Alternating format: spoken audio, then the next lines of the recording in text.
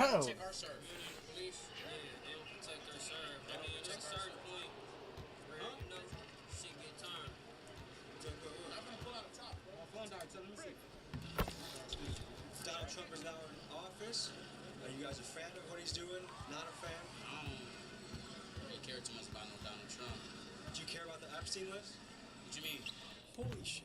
It just occurred to me that these guys may not know what Epstein Island is, which to me is almost inconceivable. It's like not being aware of who the president is or not knowing that there's 12 months in a year. But to me, I feel like this highlights a phenomenon where it's almost like the hood exists in a sealed off pocket of the world where some information just doesn't seem to flow in. So as someone who is passionate about exposing the truth of the Epstein list and will be investigating this story later in Washington, D.C., I felt it was my patriotic duty to give my fellow American brethren the very basics of Epstein. I feel like all them people should die. Yeah, everybody that's doing weird shit like that should die. Hey, we talk about people in the alley and fucking kids. You ever heard of Epstein list? Yeah, I heard some shit like that. I know nothing about no kids. I heard about Diddy though. Diddy, you Diddy.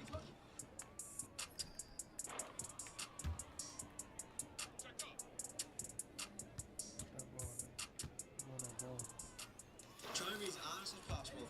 Who is the strongest prison gang in California? Neighbors, hood. Who's Neighbors? Neighbors, the neighbors. All of us, hood, neighbors. Is that like all the Crips United? All the Crips, yeah, the Rollins, the East Coasters. So in prison you guys do unite, right? Yeah, hell yeah. Okay, but what about the Serenos? They're pretty tough, aren't they? Fuck with our Mexicans, though. Hell yeah. We used to beef with the Mexicans, but they cool with us. Like, you know, they good peoples. What about the Aryan Brotherhood? They cool. They do tattoos and shit sometimes, so we be in there with them. Can each you, one at a time, walk me through some of your tattoos you got? Okay, so EC, that's East Coast. The BK, no, slide nigga, he just did this. Like Tony the Tiger. BK too, dead homies. That means East Side. Okay. No. You know how someone's like, everyone already know what the fuck I'm talking about. What Come on! There's someone out there that doesn't. Yo, I'm about to get off this. How they always got niggas missing dumb shit? Y'all punish niggas for shooting a fucking ball. Like, y'all always punish niggas for shooting bottle and shit. But like, a nigga making a fucking contested shit, bro. Oh my god. You gotta bump your head a couple times just to feel it, because if you don't bump your head, you just gonna think you just like, alright. But once you start bumping your head, then you gonna start valuing shit way more and doing certain things. Yeah, once you don't, if you don't got it, if a nigga don't got no mistakes, then who can he learn from? Why do you guys call yourself East Coast? We're on the east side of South Central though. So if you go on the other side of that freeway, you're on the west side now. So what neighborhood are we in right now? Now we in the East Coast, we in the 6-6s right now. But this hood right here, from Florence all the way to Slauson, is all called the 6-pack. It's all one hood. I'll ask you guys this. Who do you guys think is the most successful race in America? By money per capita, which race in America makes the most money? Asian, Chinese. I ain't gonna lie. The hood, you can say Mexicans, because as far as what they got going, you know, borders and shit. Build everything. The richest people ain't the white people. Can I tell you who makes the most in America?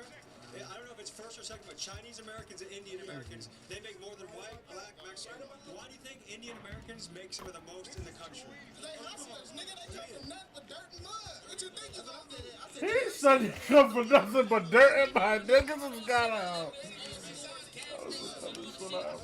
That was a good answer though.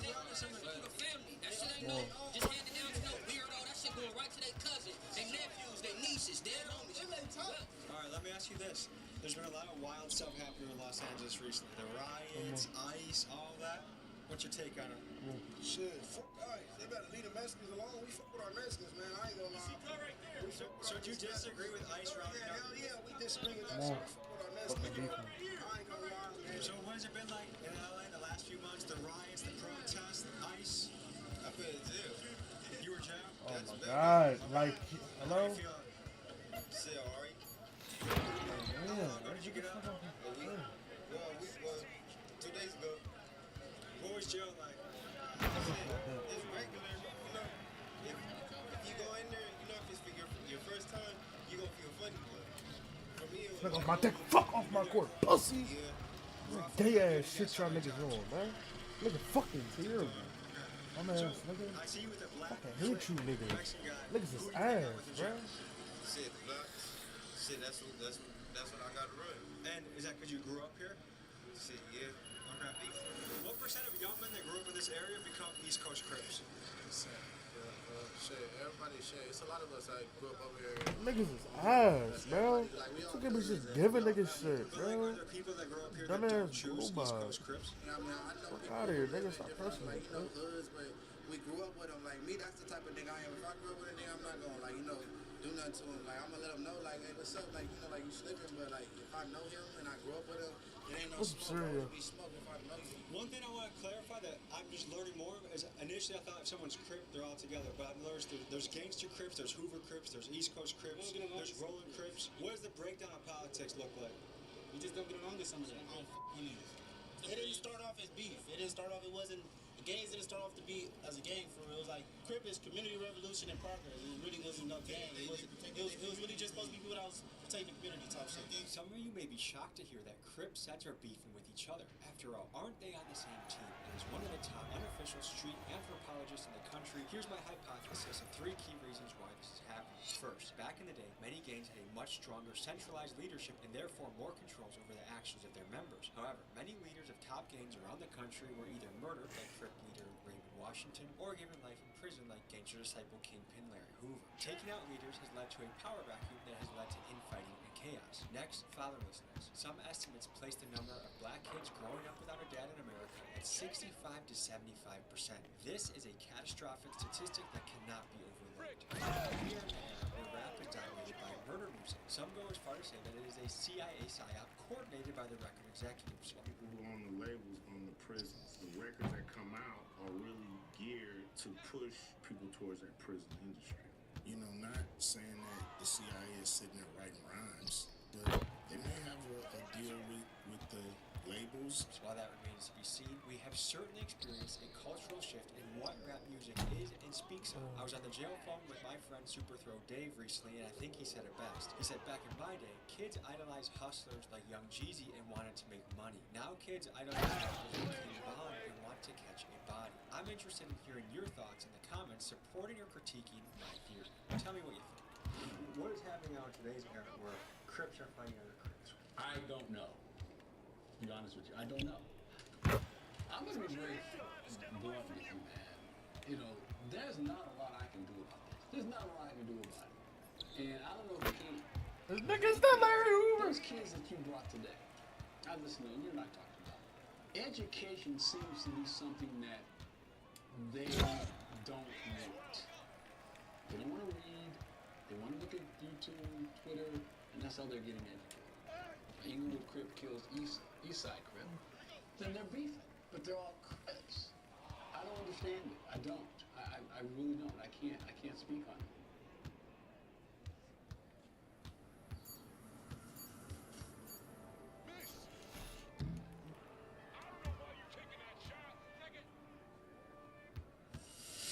So tell me a little bit of history out here. How have you grown up here all your life? Nah, I ain't grew up here all my life. When my brother died, that's when I got put on. I'm gonna do this shit for good. I'm gonna turn it up for good. I'm gonna really, So that was a big changing factor in your life. I wouldn't even say that because I done been through shit before that on games or something. What I've noticed is people that see stuff from a really young age, they see violence, they see really traumatic experiences, it desensitizes them, it kind of makes them a little colder to the world. Yeah, that's true. Yeah, I feel it. Would you say you're optimistic? Come for the future? on, nah. I can upgrade my fucking layup, bro. I can't keep So messing how layup, far do bro. you map out something? Like, do you think about what you're doing next month at all?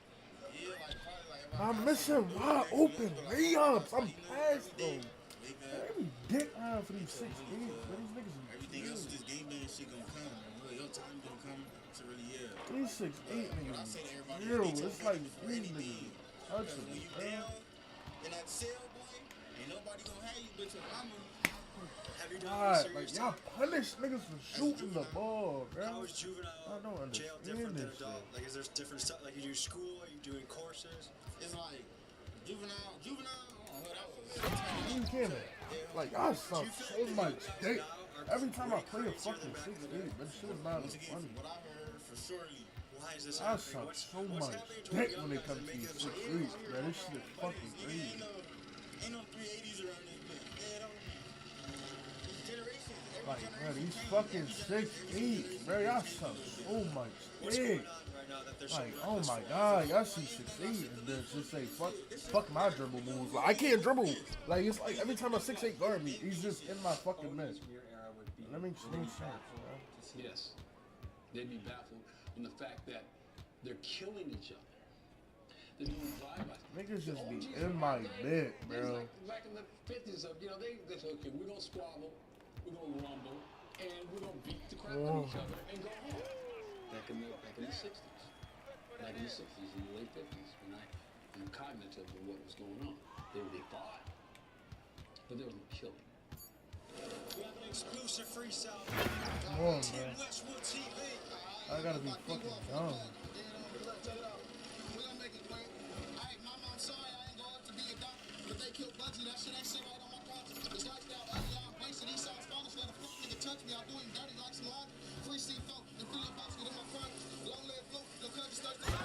Oh, I suck so much dick.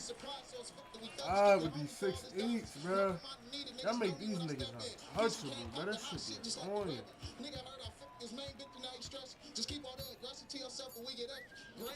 Y'all suck so much dick for these things. My God, bro, why do y'all suck so much dick? Every time I play a 6'8", it don't matter. These niggas is the worst. Y'all suck dick. Y'all like, oh my fucking God. Y'all suck dick so much. Niggas can't dribble. A 6'8" hop on the fucking court. I can't dribble no more. I can't fucking dunk no more. The niggas just glide right past. Y'all suck so much dick for tall builds. It's actually fucking insane. It's actually insane. It's every time I play a 6'8", it's such. Nigga, my defense goes out the window. Like, bro, it's like I literally can't touch them. Like, they're untouchable. Like, the fuck, okay, bro, damn. I'm tired of dealing with this shit, man. I suck a dick every time a 6'8" nigga get on the fucking court. It's a problem. It's a problem. Like, I've like, the nigga just bumps me. He get a bump, it's over. Like, nigga touches me, it's over. Like, what the fuck? I'm dumb shit. Like, bro, y'all niggas be dick riding. That shit is annoying. Shit be annoying, That bro. helicopter is still circling. That's a lot of resources. To keep that bird in the sky is a lot of taxpayer money. Would you ever do this in a police copter?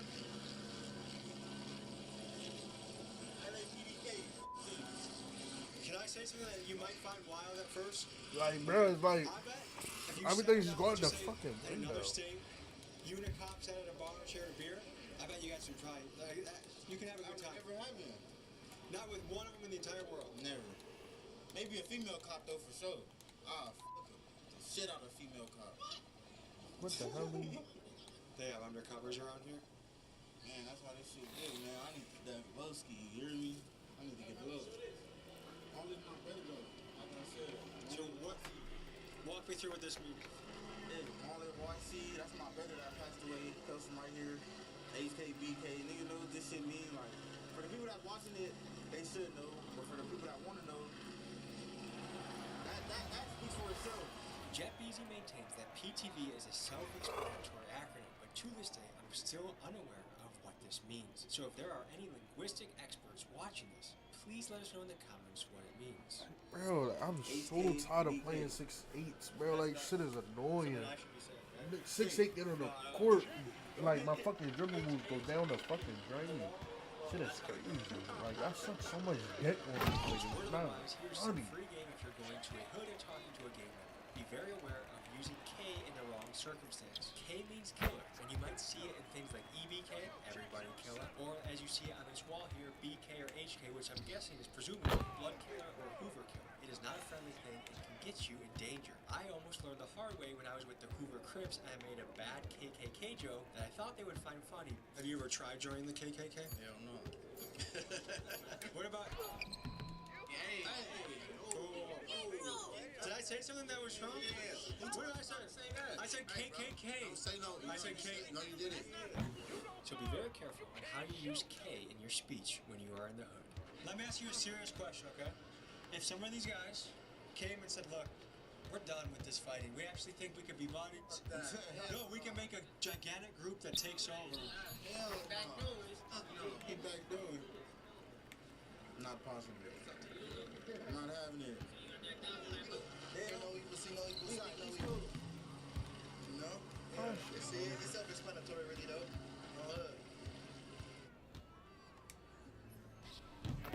Oh.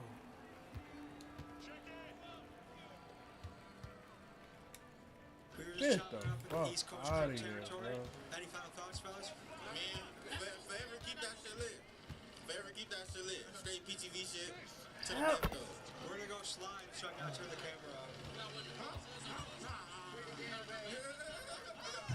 Ladies and gentlemen, JetBeezy just dropped a music video today. I linked it in the description. Please go over there, show him some love. As you know, a lot of these guys are relying on rap to make it out, and I think art is a great way to express yourself. So comment Big Dog's Gotta Eat, blow his music video up. I appreciate you guys. I'll see you next week. Fuck no.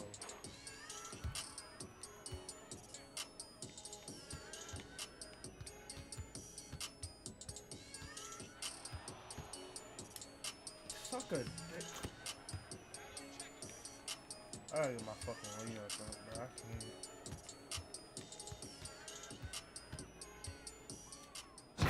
Folks, hope you enjoyed this episode. You want to watch another? Here. You want to subscribe? I need a new monitor. Over I here. need another monitor. See you next week. 2K, what? Oh my god. Yo, I gotta upgrade my layup. Like, hell, I keep missing. I'm wide open. Dallas police need your help right now. They're trying to find a 17-year-old who they say is wanted in connection to 2 homicides. I'm wide open.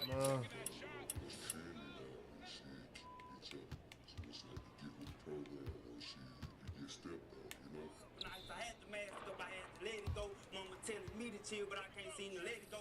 Every hood in Dallas, bro, it's probably like 5 young niggas that's really finna go do that for that sex like that. We gonna really do shit like that cheap too. If I want to knock someone off, how much does it cost me? Businesses in Northwest Dallas have been pleading with police to address the alarming number of prostitutes in the area along the stretch of road near Harry Hines Boulevard and Walnut Hills. Outside an adult video store where they walk up to cars in an area known for illegal solicitation. Man. So we're gonna send him in with spy glasses and see how far he can get.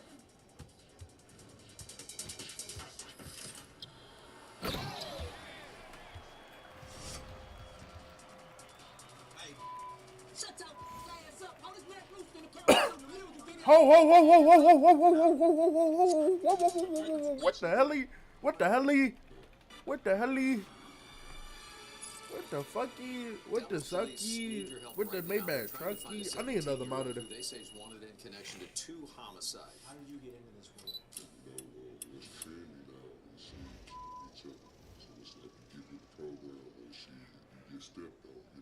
If I had the mask up, I had to let it go. Mama telling me to chill, but I can't seem to let it go. Every hood in Dallas, bro, it's probably like 5 young niggas that's really finna go do that for that sex like that. We gonna really do shit like that. I need to get cheap the too. lab. If I want to knock someone off, how much does it cost me? Businesses in Northwest Dallas have been pleading with police to address the alarming number of prostitutes in the area along the stretch of road near Harry Hines Boulevard and Walnut Hills. Outside an adult video store where they walk up to cars in an area known for illegal solicitation.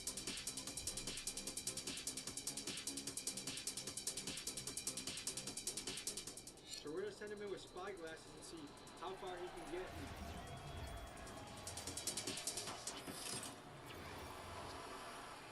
But like,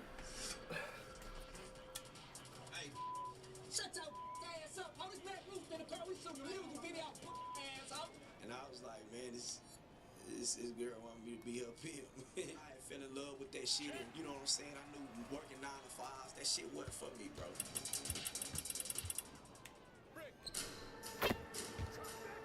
Does selling guns fund your entire life? What about a 12-year-old if they ask you for a gun? How much you got, nigga? I mean, I don't give a fuck if a 12-year-old want a gun, nigga. How much you got, Labata? How much you got, Labata? Oh, you need to pay more. Here, skyscrapers dominate the skyline, and You need to pay more because you eat. And you don't got an ID. There's another economy altogether, one that does not operate on Wall Street. I'm talking about a booming underground economy that pumps out millions of dollars a year. Hitmen, gun dealers, pimps, and people that will sell anything for a buck. And as we speak Sell anything for a we buck. will ask these questions. What's the price of a human life? What's the cost of selling your body? And where do you draw the line between good and evil? This is the side of Dallas you aren't meant to see. This, folks, is the world of sex, money, and murder. Sex, money, and murder, nigga. That's everywhere. How you doing? Good to meet you. Sex is a place you can kind of be openly a pimp. Shit, everybody open to be a pimp. You know what I'm saying? Pimping ain't illegal. Mispimping is illegal. And how close are we to the stroll? Harry Hines younger. While in here, go all the way up and then meet Harry Hines and meet up to Harry Hines right there. How would you describe yourself? Around here, they call me a baboon pimp. You said baboon A baboon pimp. I can do some baboon pimping on that motherfucking ass every night. This ain't you get what I'm talking about. See, I've been making all my motherfucking life. Don't do no smoking or no drinking. I stay sharp as a knife. Like a nigga that really don't tolerate no mess, no playing at the same time. I'm a good guy. Stand on business. You know what I'm saying? I give a fuck about my hoes. You know what I'm saying? I give a fuck about their well-being and shit like that, dude. Imagine. Imagine. At what point in your life did you decide pimping is my career? I've always had women do for me. I always was a man prostitutes when I didn't even know that they were prostitutes. You know, were interacting with me. They was hitting me up, and I wouldn't even know that the was trying to turn me up into some pimping. It just clicked one day, and I was like, man, this girl want me to be her pimp. I fell in love with that shit. Oh yeah, he was a light skin. I see why. He was a light skinned baby with curly hair. He a light skin. Like a nigga that really don't tolerate no mess, no playing at the same time. I'm a good guy. Stand on business. You know what I'm saying? I give a fuck about my hoes. You know what I'm saying? I give a fuck about their well-being and shit like that, dude.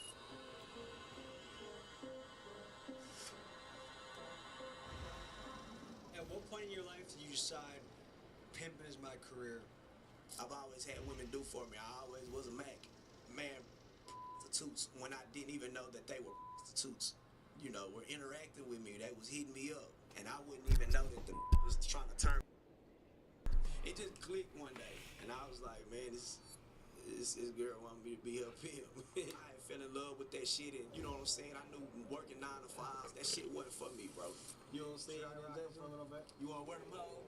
Shit, I'll let you wear Tommy G around this motherfucker. Inner pimp mind state, you know what I mean? Tommy G on this motherfucking Harry, y'all. You know what I'm saying? Finding a woman and just being like, listen, baby, what you're gonna do, you're gonna sell your body, I'm gonna get the money for it, and you're just gonna get trains running all day, all night. I'm gonna profit. That's either gonna be a hard thing to convince Because they don't go like that. How does it go? Shit, like I said, you know, I'm famous for the line for pose and get chose. You know what I'm saying? So it really go to be like that when it come to me, man. Like, Really? Look, Daddy, I want you to pimp on me like a mother. You know what I'm saying? They just don't want to work. And she's struggling and running into trials and tribulations and shit, and just can't hold it together. You know what I'm saying? That's what's gonna cause her to run the door. She ain't got nowhere, nothing else to do. I'm not on nobody else's time. I'm not waking up to no alarm clock because I've done that. I've had the alarm clock set at 5 o'clock. I've had the alarm clock set at 4:30. Man, 4:30 in the morning, I'm outside. Now, doing what the I want to do. You know, you go home for Thanksgiving, you say, Mom, this will wrap it up too lately. Guess what? I'm a pimp. Like, how does that go over at the dinner table? Guess what I come to the Thanksgiving table with, though? I come with the table, you know what I'm saying? That's what this shit provides for me, you know what I'm saying? My mama not gonna knock me for a hustle. A lot of us come from, you know, nothing. It was born in us to hustle, but the hustle that we got was way more special than a lot of this dope dealing and gangster shit and shit like that. We got it off the hoe, you know what I'm saying? people don't understand that this is a game that is by choice, not by force. The major percentage of people in this lifestyle are women that are willingly participating in this lifestyle, right? And that you have actual gentlemen, men of real standards and integrity. So by improving your life, there's like, go for 20 different people tonight and go make money? Right, for sure. The difference is their profession is just something that the average society doesn't understand. A lot of women may have never even owned a vehicle until they got around me. A lot of these women never even knew how to drive a car until they got with me. Most of the women in my life never had a bank account until they got with me. So you helped me establish your bank account? Oh, Sure, yeah. definitely. You're kind of saying that the pimp genuinely raises the game. Yeah, for sure. And helps her. Yeah, when it's done the right way. Yeah, when it's done the right way. On 2K. Oh my god. Oh my god. Oh my god. They about to blow my shit. Are those twins?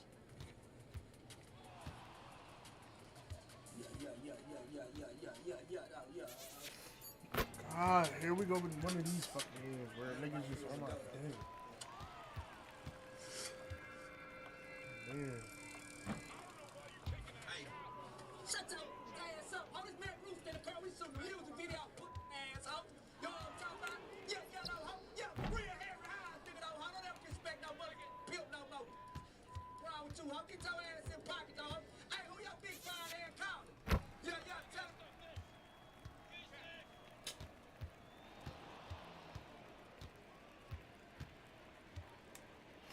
No way. Oh.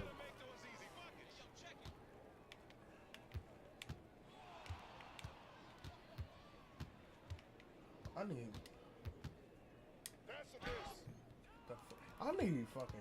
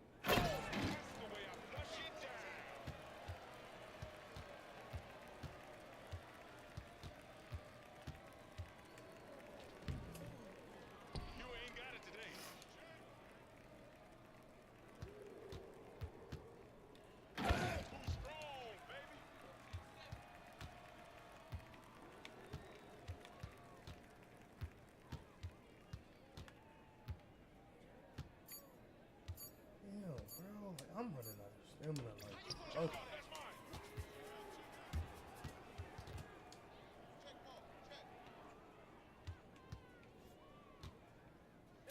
And then he's just shoot. Oh, y'all got it.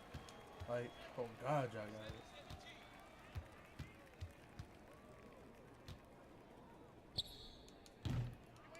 He's just shooting in my fucking face, man.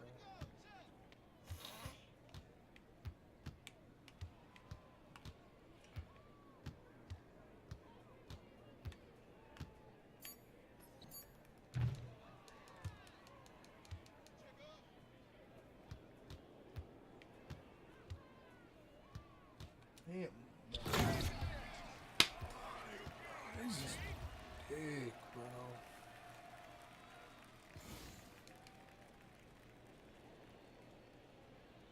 Niggas be dead fucking ass, bro. He's just on my dick, like just letting niggas shoot in my face, man. To this person.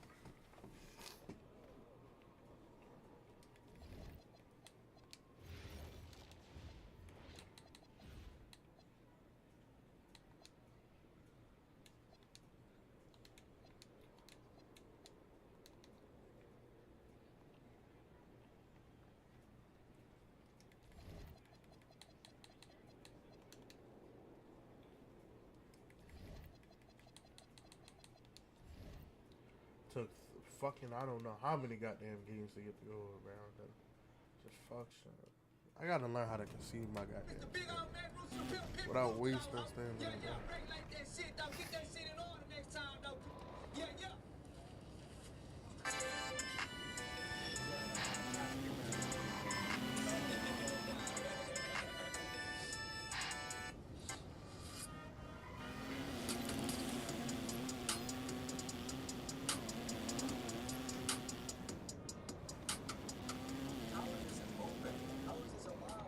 There's literally a line of automobiles. We got a brand new dribble move for y'all today, man.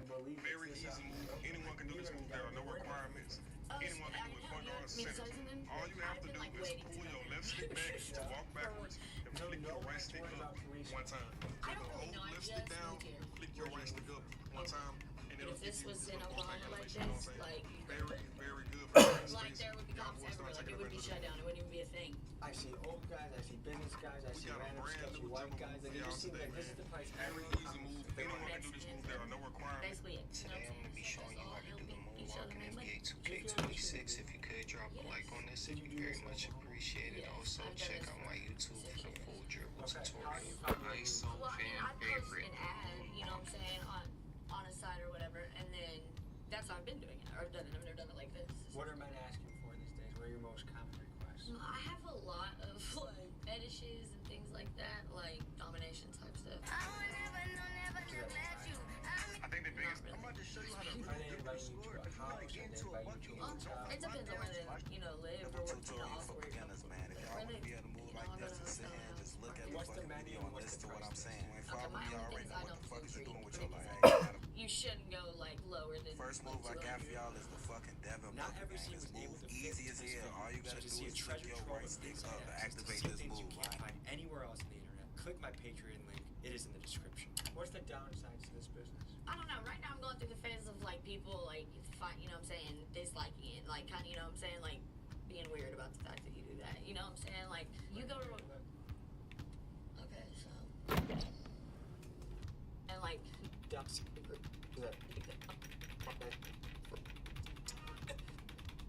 Yo, shut up. Nothing right here doesn't go though.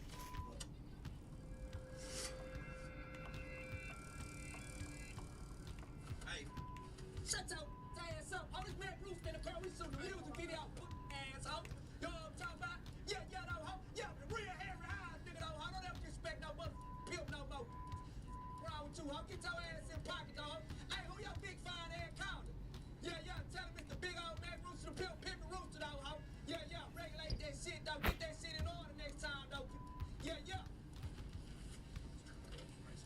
Is that tactic at bad boom pimping?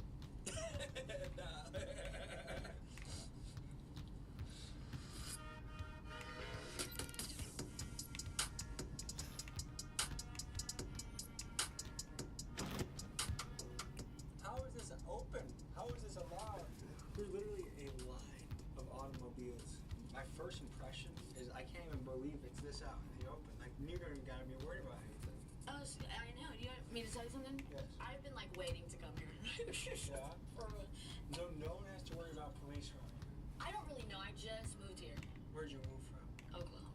And if this was in Oklahoma like this, like you go to jail immediately. I mean, Like there would be cops everywhere. Like it would be shut down. It wouldn't even be a thing. I see old guys, I see business guys, I see random sketchy white guys. Like, it just seems like this is the place everyone comes if they Right, want. Mexicans, everywhere. Basically, you know what I'm saying? It's like us all helping each other make money. Do you feel like this should be legal? Yes. Did you do this in Oklahoma? Yes. I've done this for 6 years.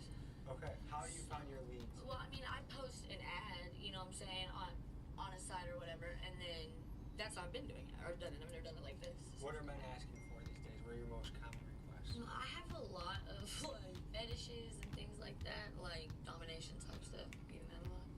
Does that surprise you? Not really. Are they inviting you to a house? Are they inviting you to a hotel? It depends on where they, live or where, also where you're comfortable with. But where they, I'll go to a hotel, a house, park there. What's the menu and what's the price list? Okay, my only thing is I don't do Greek. Greek is it. You shouldn't go like lower than like 200.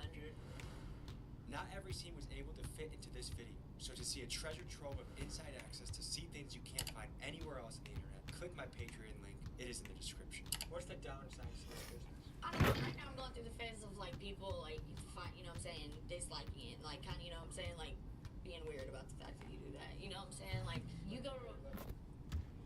Okay, so. So what does that mean? They're just driving through, but maybe you could. I'm not getting out the car right now. I don't think they're. Can you turn this light off right here above us? Sorry. So are you nervous at this point? Yeah. Should we just go interview them? Get out of the car. You get out of the car. You go that way. We go interview them. That's your getaway call, and that's our. Yeah. Can I get out the car after you start walking that way? Sure. You think that's a good move? We out. Okay, we're going. We out.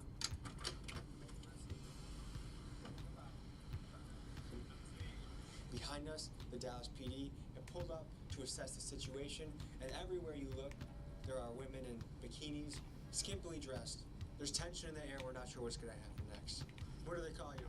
You're saying one part pretty loudly in close proximity to police. Is that even a good idea? No, I don't give a Should you though? Mac Rooster, the motherfucking PI, man. You know what I'm talking about? Mac Rooster, the motherfucking pimp, man. Yeah. And why are you comfortable saying that right by law enforcement? Shit, they know who I was. They pop out, tell me who I am. Whether you take me or not, I don't give a f. They didn't come with the shit.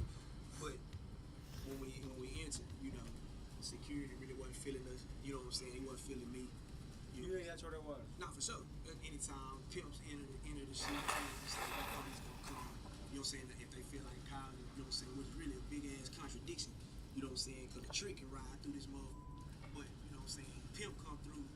It's our hell. I mean, we saw businessmen, we saw people of all races and classes pulling up. Good, how are you, man? So, manager, you know, I'm trying to record me right now. Man, like, are you so committed to this lifestyle that you're willing to face decades? Yeah, I mean, it's like this. I don't have no problem with that being on the line because I know the way that I move. I don't deal with kids, for one. You know what I'm saying? And I'm not saying that a grown woman can't tell on you. She can. When you have a certain relationship with somebody, you're risking it, period. You can be a married man and catch you a domestic violence case. I guess I'm curious, what actually was it that made a call happen? And who would call the police if they saw what they thought was a pimp approaching? Like, what benefit does that have to the rest of the prostitutes and the customers out there?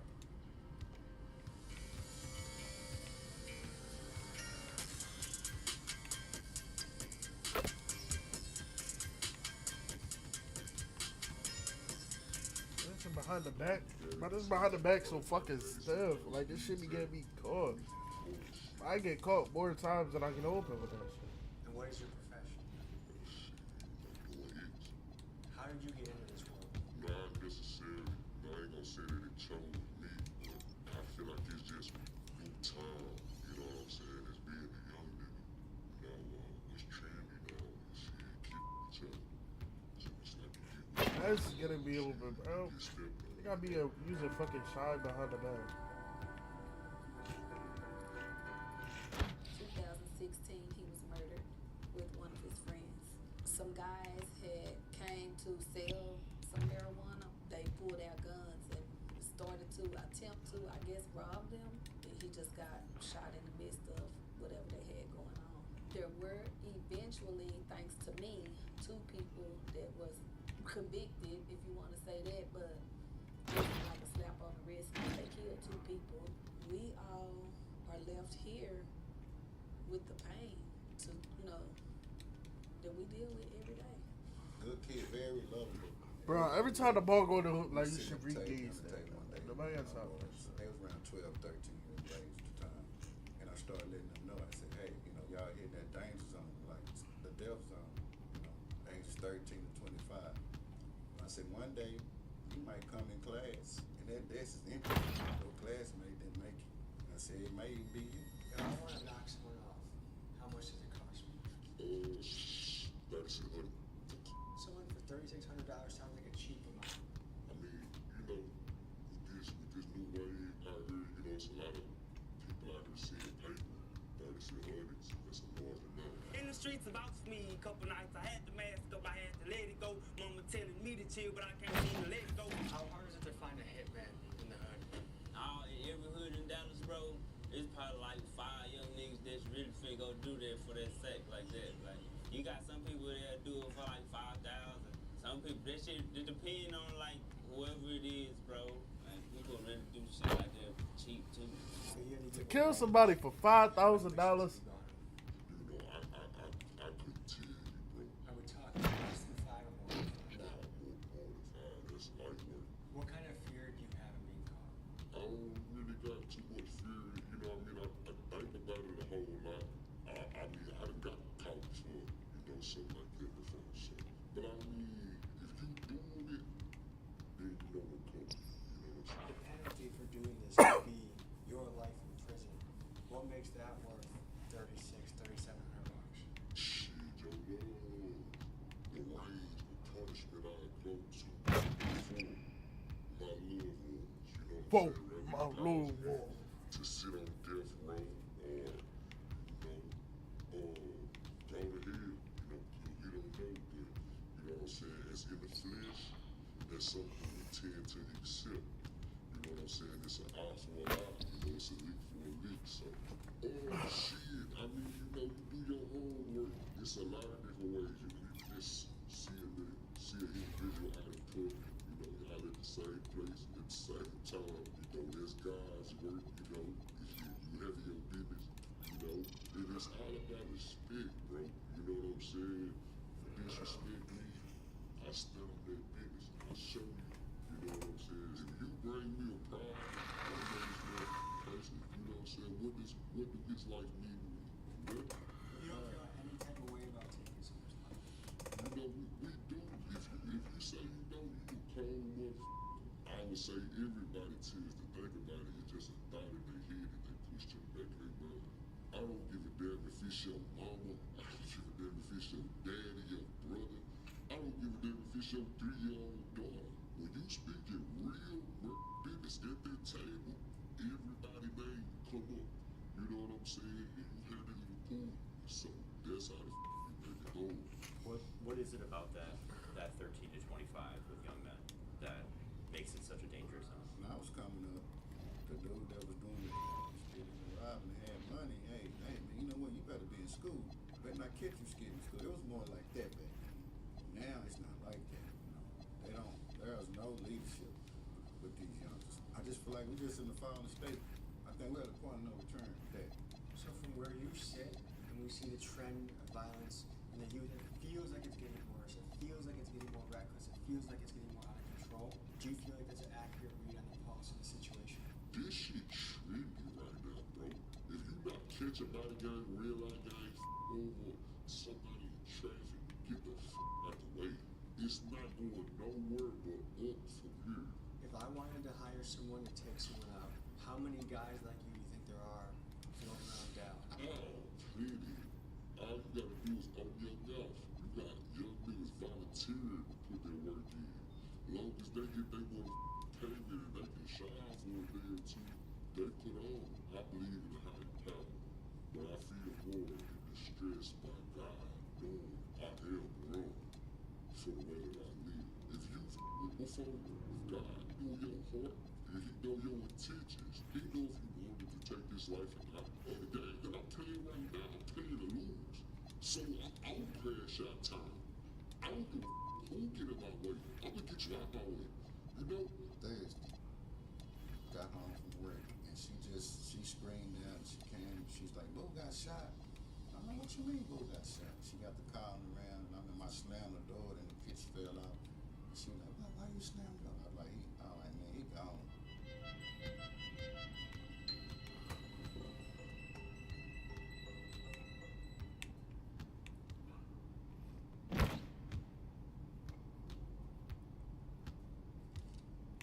A big story impacted your life recently.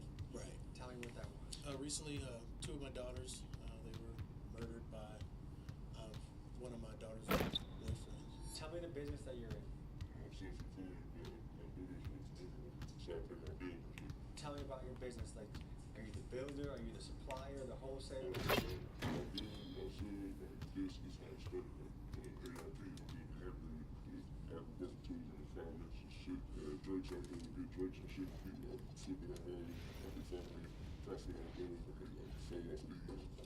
The night it happened, Okay. tell me how you heard the news and what you were doing at that time. Saturday morning, about 7 a.m., I got a call from their mother asking had I talked to them, and she was like, "Well, somebody called her and said that my other." Well, somebody had called her, and then I was said, saying something about something happened at the apartment, and we need to go check and see what's going on. About 10 minutes later, the mom called me like hysterical. And I couldn't hardly understand what she was saying, but she was just like, "You need to get here like now." So I drove over there as quickly as possible, and I met up with the detectives, and he was like, "We came to the apartment, and we found your daughters both deceased in the apartment." Yeah, it still didn't process in my head. My other daughter's boyfriend was there also. He was shot. He survived, and he, was able to tell police everything they needed to know. For hours, I was just kind of sitting there like, wait a minute now, because I, just so used to seeing them all the time. How old were you when you jumped off the porch? 15, 16. Does selling guns fund your entire in an average week? Not your biggest week, not your smallest week. In an average week, how many pieces can you sell? That goes gonna be like 30.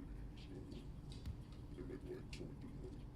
Mark Real Drake's like one of these hoes for like 780. I sell these for 1300. PSA dagger, had to order this one. Well, you can get these at the gun show for cheap too. I'll get these for like 200. I sell those for 4. So do you feel any moral obligation to filter who you sell to? So everybody, what you look like, big mama, I got so that's just good. What about a 12-year-old if they ask you for a gun? I sell to 20 guys, I sell to probably the first sell to like 8 years old. Do you ever feel like maybe I should draw a line in the sand of who I sell to so I can keep city a little safer? Not really, just about the money, you don't even think about it. I mean, where would you draw the line for money?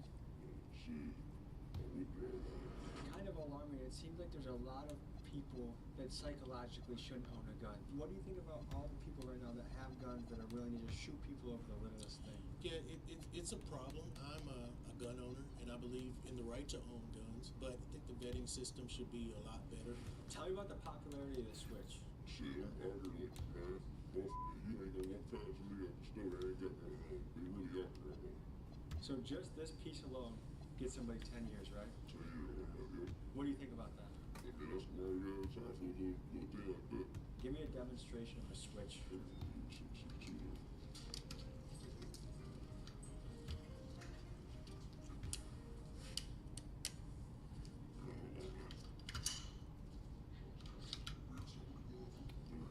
why we keep something on the ground and shit, keep something on the side in case police do pull over. We got something, extra back for like this to do it like that. Ah, so it's almost like a fake license plate but for a gun.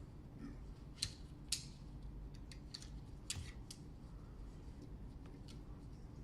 But everybody can't take all that punch off this other and put it back together, piece by piece. Why are killers getting so much respect in this crash out era? Shit, man.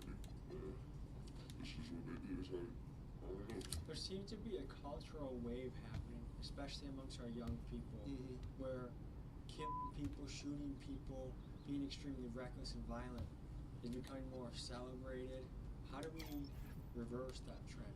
I'm not sure. I think it's a lot of exposure to culture, certain things we see, how things are portrayed as far as in songs and movies, and it's like they live in a fantasy world. Do you think drill music is contributing to the cycle of violence? Can we actually blame drill music for all the violence we're seeing? Drill music, this is what kids want to hear. They want to hear drill music. So that's what they want. Whatever they ever talk about, that's what they're going to try to do. How do we steer more kids into other professions? Kid ain't just their dad for shit. Dad can sit down and have a damn conversation with his motherfucking son. Or shit, mama let dad come around. Shit, kids will probably do what they need to do. How far do you want to take this? Where do you want to go with this career? I'm really trying to get more legal, trying to get my LLC, get my business going. So I really didn't want to do it illegally for too long. For real. It's just because, it costs a lot to get the business started and shit. I really want to get do this. Holy cannoli. We got to get it done for some movie, ImDavisss. 75% of kids their age would choose street money over paper money, either a real job, I guess I could say, a 9 to 5. You're a man working for the city, working hard. How do we get more young people to follow in your shoes? It starts at home. We need to teach them, you know, there's more value in doing what's right instead of doing what's wrong. We need to just be better people. What the hell? That shit still fucking me up. Alright, folks, with a big friend of the channel, Cheddar, he runs the page. Gang violence. One of those popular Instagram pages in Texas, so go follow that. But he's been on some of the wildest missions in channel history. We got raided by Mexican police, and we're here back on the Blade. So we're gonna send him in with spyglass. Violence. How far he can get to this world.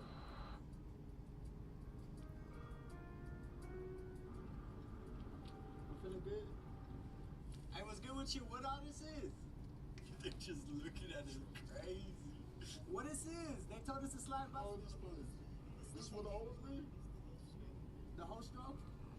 Where y'all slide to? Like, let's say like somebody pulls up like, hey yo, what's up? Like, I'm down. Like, where do you slide to? You go in that place right there?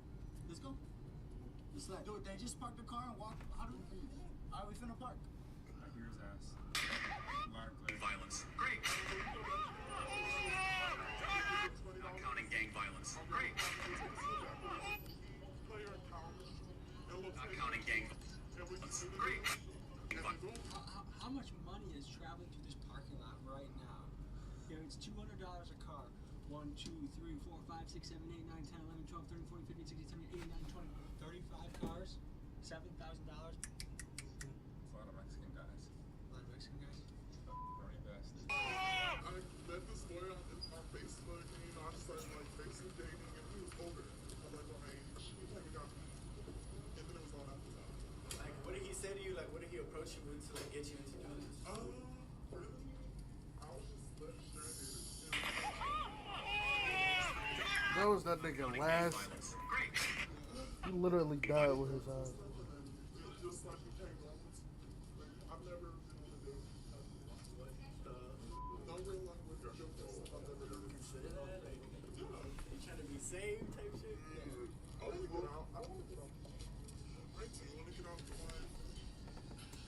It's just like, back in June, I got put in coma by one night. You beat you? You give him Are your profits and your money? You're lying. You give him all your money? Every girl turns every girl turns they tell you they get a percentage of their money. That's crazy.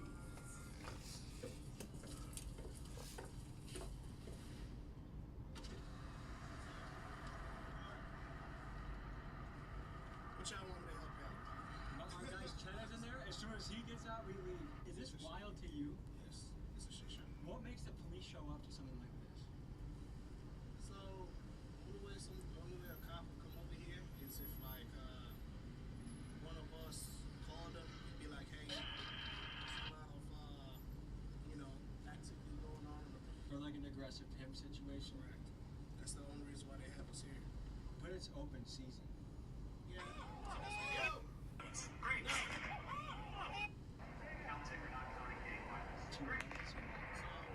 So you know how many transgender Americans have been mass shooters over the last 10 years? There have been in America over the last 10 years.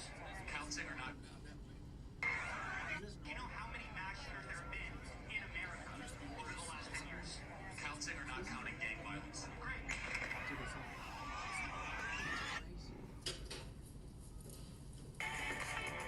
Do people actually rent these? Or do you ever feel like if your customers, like the weirdest guys are the ones that come here? Like, don't you feel like they're the So weirdest? do you know how many transgender Americans have been mass shooters over the last 10 years? Too many. In America over the last 10 years. Counting or not counting gang violence? Great. In America over the last 10 years. Counting or not counting gang violence? Great. Yo, that black nigga, that nigga in that black shirt probably scarred for life, bro. On some real shit. He like, oh hell no, fuck this. Sure. Up to there, I know that nigga was like, oh, fuck this. Like some shit from like it isn't even like modern, it's like some 90s ass. Go in there, okay. I know, bro. That black nigga was like, They give the girl condom and like 2 little packets. We go in there all the way. A security guard walks us in there, and I asked her the question, what you asked her, and I was like, okay, so good. I have a question, like, what percentage of your money, like, why would you give that man any of your money, like, in the first place? How does he protect you? And she's like, honestly, you kind of just want someone to and she said she gives 100% of her profits to the pimp. You know what I mean? 100%. She's like, girls that say they give their pimp a half percentage, they're lying. We give them everything. These girls are fiercely aggressive. Every day they have random strangers pulling them into their car or their room to do something, and sometimes it goes wrong. They have aggressive pimps. So just to survive, just like a chihuahua needs to be aggressive to survive, they have to do the same thing. She said that she she was like, oh, I like rough sex and like kind of seemed like happy with it. Like, and I asked her, like, do you ever want to be saved? Like, do you ever want to be saved? Like, do you just want somebody to just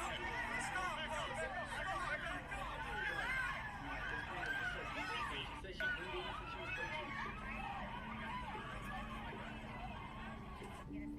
They just let everybody in there. So there was no police, because the nigga's not the president. That's why there were no police.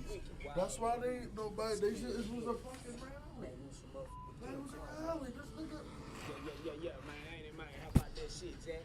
Now, yeah, man, we had a razzle-dazzle last night with them motherfucking Jakes, man, with them lives. You know what I'm saying, man? Shit, come on, shoot the motherfuckers up, though.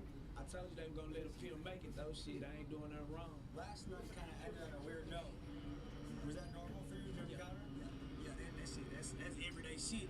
If I put myself in the mix, I know I'm not liked over there. You know what I'm saying? I'm not gonna stick around where I'm not wanted. You dig what I'm saying? So it's a few hoes in there that show Meg Rooster love, and there's a few hoes over there that can't stand to see Meg Rooster coming. You was with me last night, you know what I'm saying, when I had to come out the window when the bitch she disrespected bro camera. She had like she was gonna mace the camera. So I had to let the hoe know. You play like you finna do something to this camera, do something to one of these motherfuckers in this car. How, you know what I'm saying, your ass will get, you know what I'm saying, your ass gonna deal with a motherfucking pimp. How is a pimp supposed to protect his hoe if you guys are nowhere near the situation? Well, the hoe is giving directions. So, you know what I'm saying, it's a saying that pimps got directions start at home. And you know, I base everything in my program, I base it like football, bro. What did you want to be when you grew up? I wanted to go to the NFL. Other than that, I wanted to be a gangster. It was just from just watching my daddy. You know, my daddy kept his partners around. My daddy, he was a street nigga, you know what I'm saying? But that's how my daddy took care of him. My daddy was a hustler. And I went to see my daddy, and he told me, you better start thinking about what you want to do. He flat out told me, he said, you ain't going to the NFL, you ain't going to play college ball, you're not gonna do none of that. You 5'7", you probably 140 pounds. And right then and there, you know what I'm saying, I knew I wasn't even finna finish high school, because I ain't give a damn about nothing but football. Now, I can give you these plays and shit, but I can't get on the field with you. You know what I'm saying? I can't come past that white line on the sideline. I can do all the coaching that I want, you know what I'm saying? I can do all the coaching from the sideline. But as directions start at home, I give the bitch some knowledge to where when she gets herself in a certain situation, she knows how to get out of it. Word on the street is you're a pretty good pimp, but you could be making more money, but you're too nice with your host. Who said that? I don't want to say. That's probably like a pimp. I don't know if I'll use the word generous. That's probably a pimp biting that man rooster. Is it bad to treat them nice? Nah. I've never seen a woman love me like a prostitute has loved me. Man, a squirt bitch can tell me she love me, bro. I don't believe that shit. But when that prostitute tell me she love me, I believe that bitch. Cause the shit that she put herself through, the shit that she go through for me, and the shit that she does, that hoe love me. How much money do you think you can make in a month from this profession? Shit, one hoe, 30 days, 30 bands. That's what a lot of niggas believe. Off one hoe. If it's that kind of hoe. If she's shaking shit up like she's supposed to, you know what I'm saying? Top-notch hoe. Because some rappers will say, like, we'll just talk about rappers. Some rappers will say enormous numbers, but I'm like, I know you're not really making that. You know what I mean? Yeah. What is a decent pimp? Because my question, if someone is so rich, why are they hanging out in a gas station parking lot all day?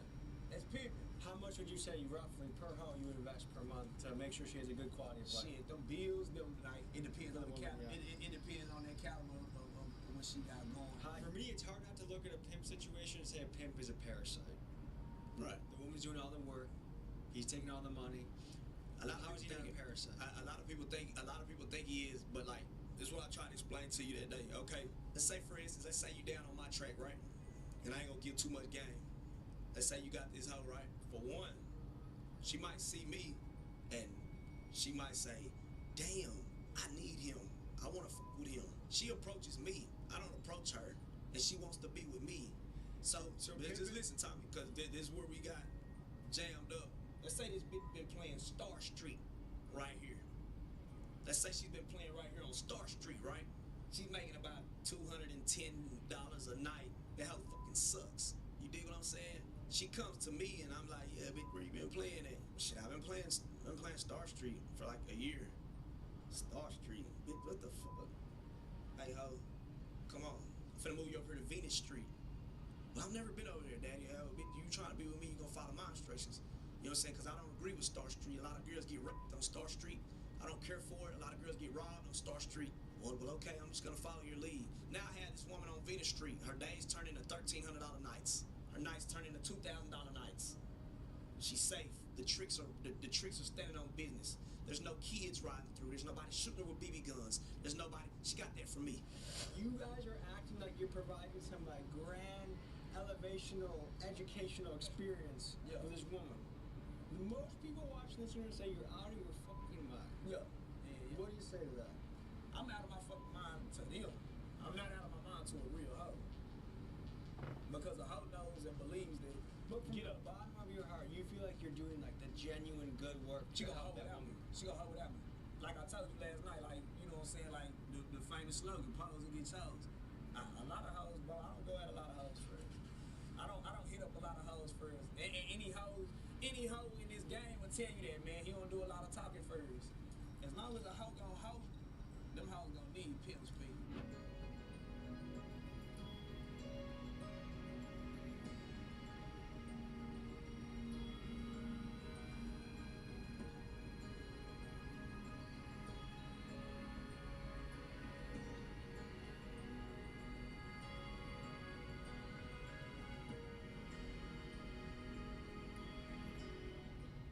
Folks, hope you enjoyed this episode. You want to watch another? Here. You want to subscribe? Over here. See you next week.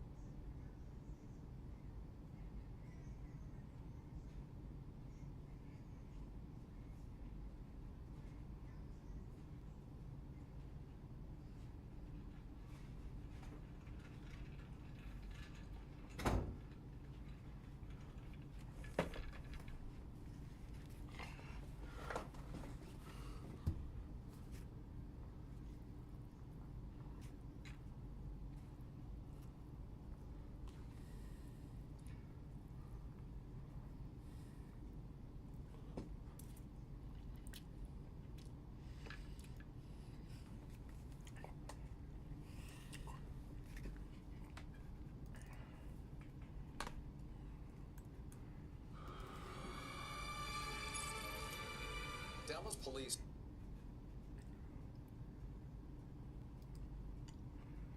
Ooh.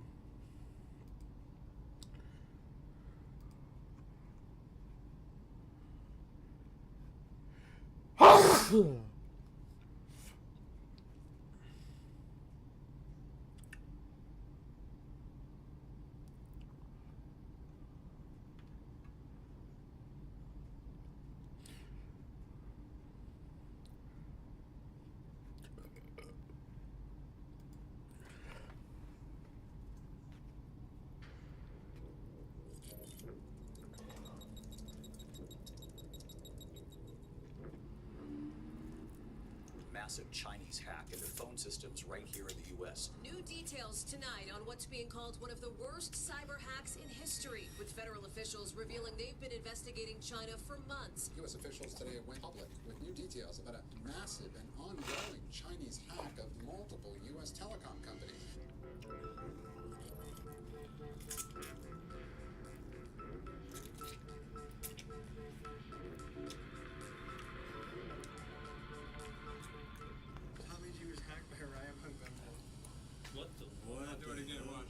email you use to sign up for the most things? Whoa! Yeah, we're not showing that one. Yeah. I mean, essentially, yeah. I got this text message from my friend's wife. It was a website that was on the clear web, and it was talking about people that were, you know, really interested in children in a horrible way. So I started to take things into my own hands. Hackers are these sort of cyber gangsters out there, armed not with a Glock, but with a computer. And with just a keyboard, they have the power to do things like take your social security number, crash the websites of major companies, leak state secrets, and spy on you. When hackers engage in cyber warfare, that is, when one nation's hackers attack an enemy government, the damage can be catastrophic. For example, in 2023, it was revealed in a secret White House meeting that Chinese hackers had gained the ability to shut down dozens of U.S. ports, power grids, and other infrastructure targets. With that type of power, hackers might be the single greatest threat to our national security. Today, we sit down with America's top hacker, Ryan Montgomery, a man you may have seen on podcasts like The Sean Ryan Show or ValueTainment. He's ranked #1 on hacker leaderboard TryHackMe, and he uses his skills to ethically hack and help bust international sex trafficking rings. Today, he shows us his powers in action. Let's get right into it.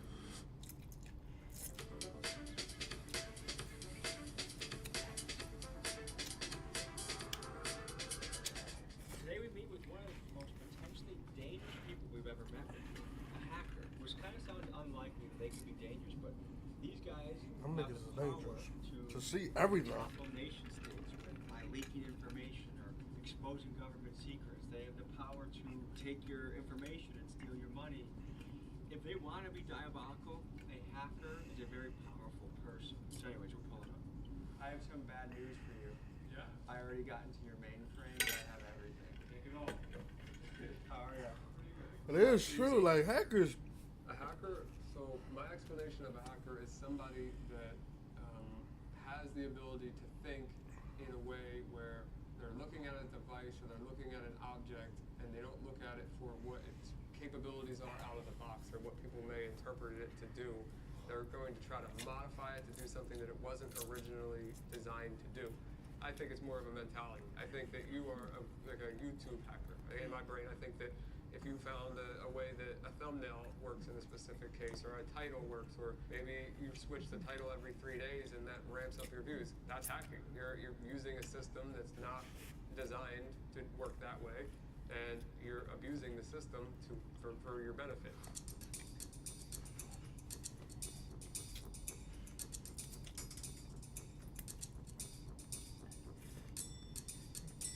This thing is pretty dope right here.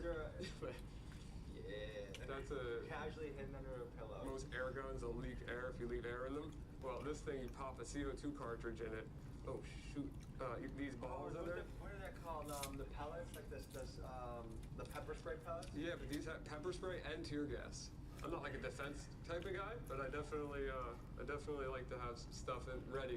So you being publicly known as a hacker, did you ever get targeted yourself by other hackers? forums? Yes. So basically, I became the administrator of a forum called Digital Gangster, and a guy didn't like that. His name was Xyrix. He didn't like that I became the administrator, and he used an IP relay service to reach out to my local police department when I lived in Pennsylvania. Said that I had bombs strapped to the windows, I had people tied up in chairs, I had people dead, all kinds of horrible things. I remember the exact number. 86 police officers showed up at my house, SWAT teams, everybody was there. And so I was at serious risk of being shot or someone in my family being shot. And one of the cops there knew me. So he ran into the house first and was like, Ryan, is everything okay? And I'm like, yeah, everything's good. What do you mean? Because I didn't know this was coming. I had no idea. They did catch the one guy after one dude was murdered. I could bring him up. He was calling in bomb threats and SWAT, and he was doing it as a service for people that he didn't know. But you want to see his face? A serial swatter, Tyler Barris, sentenced to 20 years for death of Kansas man shot by police. That's a SWAT face if I've ever seen one.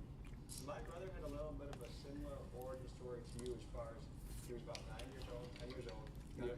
He would just be in his room, like taking it apart, fixing it. Yeah. Then he started doing low-level hacks. Like I would just go into his room and he'd be like looking through security cameras of different, I don't even know where, like just finding ways into that. He was an early adopter of the Silk Road. Oh, really? For those of you that don't know, you'd be amazed at what people are selling on the online black markets. Organs, drugs, weapons, and more. One of the early and most famous online black markets was called the Silk Road. It started in 2011 by a man named Ross Albrecht, and he created the site on the premise of individual freedom and voluntary exchange. About 70% of what was sold on the site were drugs like mushrooms, DMT, and marijuana, but the Silk Road also offered things like fake IDs and forged artwork. I myself partook in the herbs shipped to my house that a family member purchased on the site using Bitcoin. Eventually, Ross was caught by the FBI and handed a controversial sentence of double life plus 40 years, a sentence typically reserved for a serial killer or a mafia boss. Additionally, the Fed seized over $1 billion of Bitcoin. Libertarians and other advocates of individual freedom hope Trump will pardon Ross during his second term. But as it stands now, he spent nearly 10 years in the United States Penitentiary in Tucson, Arizona. He told me about Bitcoin when it was like $12 a coin. Okay, alright, so 2015. I remember him Yeah. because he made a website and it did too much. And then they like tried to book him for all that shit. He didn't even want that to happen.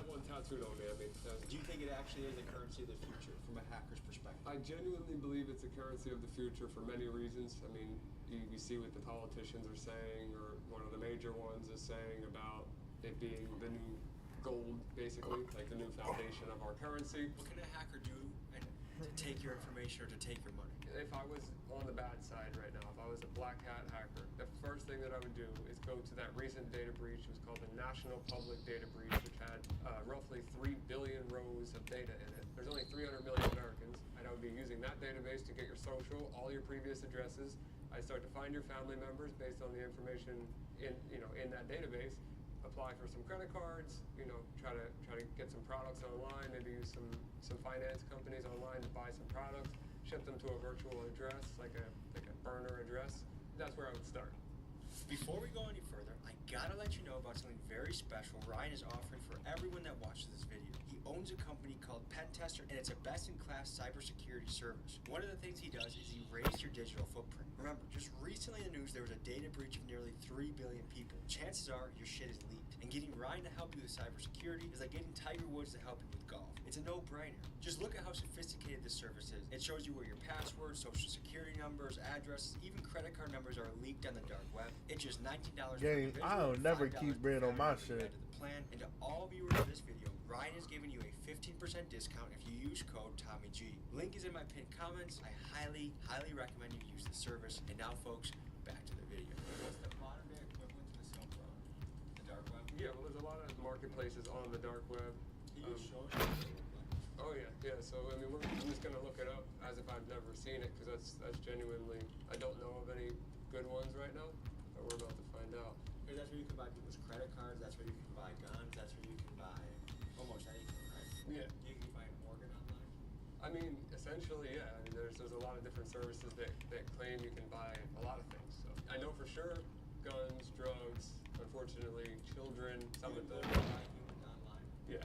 Yeah. I mean, it's pretty bad. So you fight child trafficking. How do you go about doing it? I got this text message from my friend's wife. It was a website that was on the clear web, and it was talking about people that were, you know, really interested in children in a horrible way, which is like the nicest way I can put that. A goal was to just DDoS their website, which is a very simple, basic attack to just hold their server down. And I knew I could pull that off bare minimum. And basically crashes. yeah, I was able to exfiltrate all of their users and their entire database. Then digging deeper into that database, I found there were 4 other databases that they had backed up from previous websites. The first user in the database was an administrator, and he was a politician that ran for Congress twice in Virginia named Nathan Larson. One of the first guys that Ryan busted was a wannabe politician named Nathan Larson. The repulsive things this man did are too vile to describe on YouTube, but let's just say he was a PDF file advocate and ran a website that catered to other sick adults like himself. Ryan eventually got enough evidence of Nathan's actions that even O.J. Simpson wouldn't have been able to beat the case, but for some reason both law enforcement and media decided to ignore it. Thankfully, karma found Nathan and he later perished in prison. Furthermore, this incident opened Ryan's eyes to the evil things happening online. He realized there were kids out there that needed protection, and this launched Ryan onto a path that would lead to many, many PDF files being brought to justice. I talked to 11 different reporters. They all were very excited to run this story. They had it in detail. All 11 of them came back to me individually and told me that their legal team was not willing to run it in various ways. And then 6 months later, he got arrested in Denver, Colorado with a 12-year-old girl. You know, that broke my heart. It really genuinely did, because I felt like something could have been done about that until I started catching them locally around here with a friend, a professional MMA fighter, Dustin Scrappy Lampros. It worked out, and it got the word out there to people that this is a real issue. Should we be concerned about the power of the Chinese and the infiltration they have in this country? I think that it's a legitimate concern, yeah. Cyber attacks, I think it's going to be, if not already, the modern warfare. China has some seriously crazy hackers, and they're very powerful. As we were in the middle of editing this video, a cyber attack occurred. In what's being called a major breach, Chinese state-sponsored hackers were apparently able to infiltrate the U.S. Treasury cloud storage and steal documents at will. The Chinese have, of course, denied the allegations, but between Chinese cyber attacks and the unusual drone and weather balloon activities, it seems like the Chinese are testing us, leading me to wonder, when it comes to the world of cyber warfare, who has the upper hand, us or them? Most people will recognize this as a garage door opener. It's pretty straightforward, opens and closes a garage. And my garage door is a rolling code system, so every time you hit the button, it sends a different code. Like the old school ones had these things called dip switches, and that would be a static code that always stayed the same, and if you captured that signal, it would always work. So I'm gonna take the rolling code from this garage door clicker, which is gonna put it out of sync, and I'm gonna have forever access to my garage door by just clicking this button. So if I hit frequency analyzer, I figure out what frequency this is. It says 390, right? Bring it to 390, and then I'm gonna hit it again. And you see how it just says security plus here? So if I save this, well, I'll just keep it up for now. So hold this so you know I'm not using anything. I hit send, garage is closing, hit it again, opening, hit it again. So now, every single time I have forever access to this garage, but now, Tommy, you hit the button and show that it's not gonna work. It's the left button. You have to click it as many times as I click this to get it back in sync. There you go. So now it's back in sync with this. So that is a rolling code that changes every time, but now the flipper is in sync with the garage. Everybody's got a garage door with an entrance to their house, and how many of you keep that door locked? I'm sure not many. To see if his tactics really work, we took him to the Pompano Beach Hood to see him in action at a barbershop off of MLK Drive. Is this your first time hacking in the hood? No, I grew up around the hood, but I mean, it'd be my first time around a bunch of random people just trying to show them things. I don't know. We'll see. Sir, do you want to see what this guy has in his backpack? He's got some This thing right here looks like a radio, right? I can find airplanes with that. I can open a car with that. I can open You guys a garage. want to see some wild shit? What's up, brother? So he's one of the top computer hackers in the country. What's up, brother? So he's got some shit. Yeah, I'm Ryan. Nice to meet you. I can grab a credit card through a wallet. I can show that too. Yeah, so you know, I don't know if that's RFID blocking or not, but let's say it wasn't. So you would just go up to somebody, and then boom, there's his whole credit card number. Oh, that. Nah. We'll blur that. We'll blur that. Yeah. Just so we can get both sides of the story. Yeah. Why are you a good hacker when there's more money and you feel me, non-ethical hacking, whatever. So that's a good question. I did both sides. I was on both sides, and I found out that being on the right side, I do make a lot more money. So honestly, owning a cybersecurity company, doing things like I'm able to hack banks, I'm able to hack governments, I'm able to hack, Walmart, NASA, Amazon, Google. They're gonna pay way bigger. To clarify, what Ryan is referring to is called white hat hacking. These are good hackers that companies can hire to test their cybersecurity so they can expose the openings in their system and make their security tighter. So yes, you can get paid to ethically hack major companies. So, what the hell is this? This is called a hack RF. These things are wild. It's like a radio. Obviously the best way I can explain it is it's a radio that has a range from like really, really low to really, really high. So whatever he was saying to his baby mom in the car, you heard it? I mean, it depends on how they were talking. So let's look. So right here we can look at airplanes. I see one over there. Yeah, I'll pull a lot more than one. So you see we got all these different planes. These are their call signs. That's what the airplane is. Like the one that these are planes in the sky right there. Holy shit, bro. So if I Y'all seen this, bro? So if I click one of these, it tells me, look, that's a JetBlue flight. We're seeing its actual altitude and its exact position on the GPS moving right now. Their speed, and we can click and watch it on the map. But like, what's something bad you could do with this? All right, so let's do. You got a key fob on you? Shit. Like car keys? Yeah, that's fine. Hit the lock button on there. You see that pop up? What the hell? You click it again, you'll see it pop up again. So it's like a signal? Yeah, so I'm capturing that signal. I don't know if it's on exactly the right frequency, but every time you click it, you'll see that line pop up. And I could be saving that, and as long as you're far enough away from your car, that code will work in the future, and I can go unlock. You can unlock my car. Exactly. And steal it. Yeah, exactly. So for example, if I get out the car right here, say for example I'm going into this house. Yep. And I go lock my car like everybody else does, you know, before they leave their car somewhere. All you have to do is be standing right here and capture that signal, and as soon as I walk in that door, you can drive off with my shit. Not drive off, but definitely open your doors. Okay. I mean, you want to see it? One more thing. All right, What's this look like? A charger. Yeah, feel it. Tell me this is no different than. I put this orange thing on there just so I know. That's how good it is. This looks like my speaker charger that I used to that. Yeah, but I'll tell you that is very dangerous what you have in your hand right there. So our government, the NSA, had a version of that. It was $20,000 for one cable. 20,000? Yep. And I have a friend that started making these cables, and they have computers. There's an entire computer in there. And when I plug it in, if you want to use your phone, I'll do it. But I can do my own phone, and I can make it type at 800 characters per second. Let's do it for the content. All right. You have to look into my baby's eyes and promise not to take his social security number. I won't take it. So now, if I go to Wi-Fi here, OMG now comes up. So now it's your phone with power in that cord. So this right here is the actual network that's coming from the cable. And then now I'm waiting for it to assign an IP address, which you'll see that happen. It'll be .1.4 when it does. Just give it a second. I'm just gonna hit this button. Oh, you got. And then it's gonna. How many you was hacked by Ryan Montgomery? What the fuck? I'll do it again. Watch. See how fast that types? And he's doing this from. You doing this from? Yeah, I your can do it. phone? Watch. I can do it from over here. Yeah, clear it out. Make sure it's clear. Tell me when you're ready. Yeah. How are you? I'm good. Good to see you. Yeah, you know it for sure. It's your boy Jay Dirty, but I stay clean sometimes. So Jay, meet Ryan. What's up, man? Yeah, we'll do it. Have you ever met a computer hacker before? No. This guy can do some crazy shit. I guess you want to show him some gadgets and see what you can do? Yeah, so I mean, I don't know where to start. I don't want to.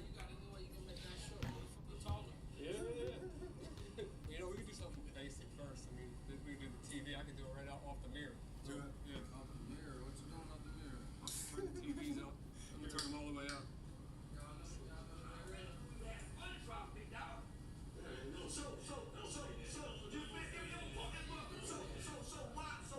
Turn it out. You turn that volume down. Yeah, let me turn it down. If he hacks you, you guys are going to call the feds, right? So yeah, this is just controlling that. Let's see if I can turn that air conditioner off. Let's see.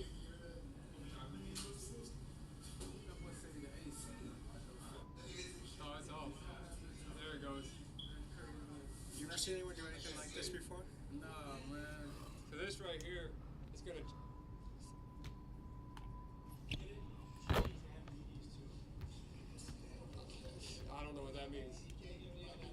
if I turn this on though.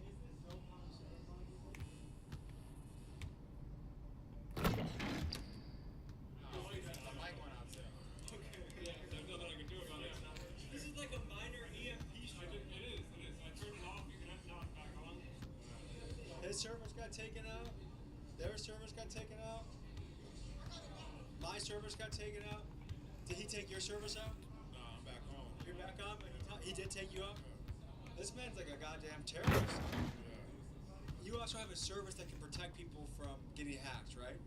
So it's preventative. So what happens is you enter your identity into the platform, like your name, your email, your phone number, your address, everything you possibly can give to us. We'll identify everything that's out there on the dark web on you and your emails and passwords, social security numbers, credit cards, everything about you. We'll show it all on your dashboard, and then we'll see where all of that data is in public record, and we'll remove it from all the public records locations possible. To all viewers of this episode, you actually get a discount to get this, to make you safe on the web. I mean, this is like, okay, if Tiger Woods was teaching golf lessons, that's the equivalent of this guy with computer security. I mean, it's a no-brainer. For one final test, I bring Ryan to my Airbnb, and he shows in a brilliant way how someone you let in your house, let's say it's a repairman or a friend of a friend, can easily start to crack your passwords or even know whether you're home or not. Here's what he did. And this is unbelievable. So there's going to be a network called Doombright. You see that? So if I click Doombright, now I'm connected to this light bulb right here. What this thing did is as soon as I screwed this in here and plugged it into power, which this could be in the bathroom, it could be in the bedroom, no one's going to detect this light bulb. It's not only connected to Wi-Fi, it's capturing all of the traffic. Well, even though it doesn't have the password from this light bulb, I can determine, let's say I know that this one right here is an iPhone. If that disappears, I know you're not home anymore. So then I can come in the house. All I need to do is get this light bulb in. What do you think about that? To me, what strikes me is just, I mean, what's amazing about a hacker is how subtle things can be. That you have no idea that anything is going on. If people want to get, like, they want to just, get inspired in the cybersecurity space, I would recommend starting with the Sean Ryan. Obviously, my Instagram and TikTok, but mostly Instagram is where I post the most. I put out little clips like this gadget does this, or be careful of this. And if I don't teach people how to do things in those videos, but I show you what the concept. And if you want to learn about it, then you're more than capable of learning on your own. But I just make a point to not teach people how to commit crimes. I just let them know that they exist. All right, folks. So that was an inside look into the world of hacking. Stay safe out there. Do yourself a favor. Click that link in the description. And make sure your footprint is scrubbed. Whether it's bad actors out there, or the government, or somewhere in between looking into Or the government. Stay clean. I'll see you guys next week. Or the Peace. government. The government. The government. The government. The government. How much money do you think that is? Let me do the cell phone thing that all the rappers do. Ready? Yeah.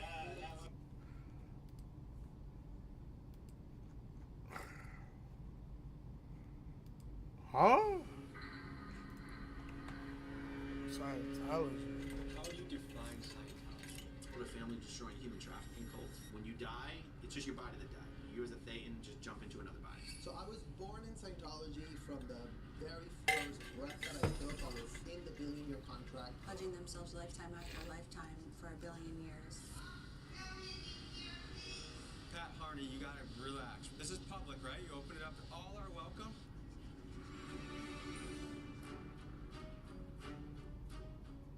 Whoa. Wait, where's the private property line? You need to leave right now. Don't It's touch private me. property. Don't touch It's me. private property. You need to leave right now. Talk this T-Bone treating you. We can help you get out if you want to. Get out. Don't You're trespassing. Where's the line? Okay. Over there. Where's the line? Now you get out or I'll film you.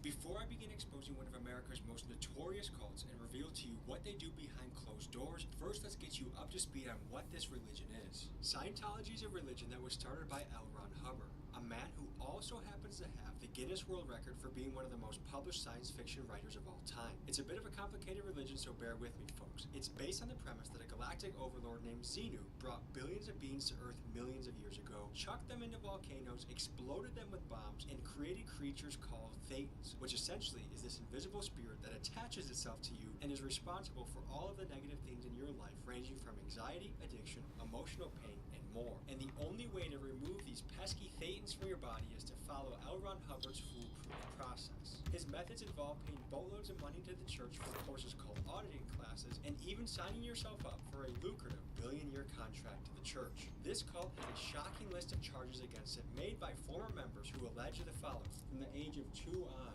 you sometimes saw your parents only once a week. I remember we had one nanny, she was like 16 years old, and she was like stuck with like infants, like. It was, that whole thought process pretty much just stopped at the point where I was like, I don't know what to do about it. In order to investigate this religion for ourselves, we head to Scientology's 2 main hubs, Clearwater, Florida, and Los Angeles, California. What we find is a world guarded by secrecy. We have numerous clashes with church security, we hear heartbreaking stories from former members who were born into the religion, and we observe how Scientology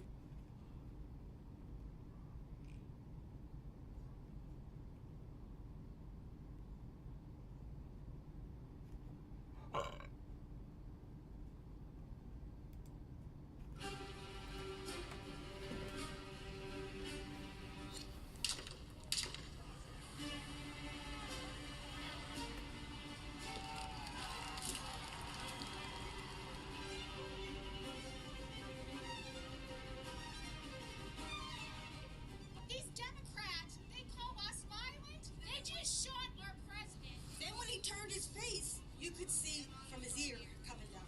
This cameraman was the intended assassin to kill Donald Trump, plain and simple. You think Thomas Cook was a decoy? I think Thomas Cook is 100% a decoy.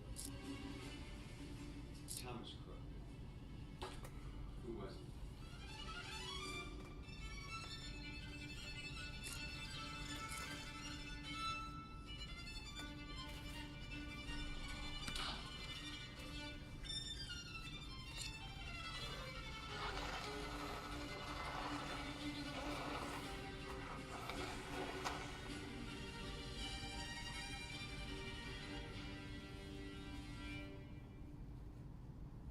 On July 13th, Thomas Crooks attempted to assassinate Donald Trump. In the immediate aftermath, our government officials have given us little to no meaningful information, and because of this, many conspiracy theories have arisen. To investigate the Trump assassination attempt properly, I assembled a dream team of experts. First up, Andrew Bustamante, an ex-CIA agent who spent 7 years in covert operations around the world. Next, Danny Hall, an elite special ops sniper who operated with the Green Berets and Delta Force and was the recipient of the prestigious Silver Star. Then we got Charlie Butt, a man who spent nearly 2 decades in the Secret Service and guarded the likes of President Clinton and both President Bushes. And finally, Senator Ron Johnson, the man who was spearheading the investigation into the Trump assassination attempt. We also talked to former classmates of Thomas Crooks and people who sat 20 feet from Donald Trump at his Butler rally. Throughout this episode, we will investigate the various conspiracies.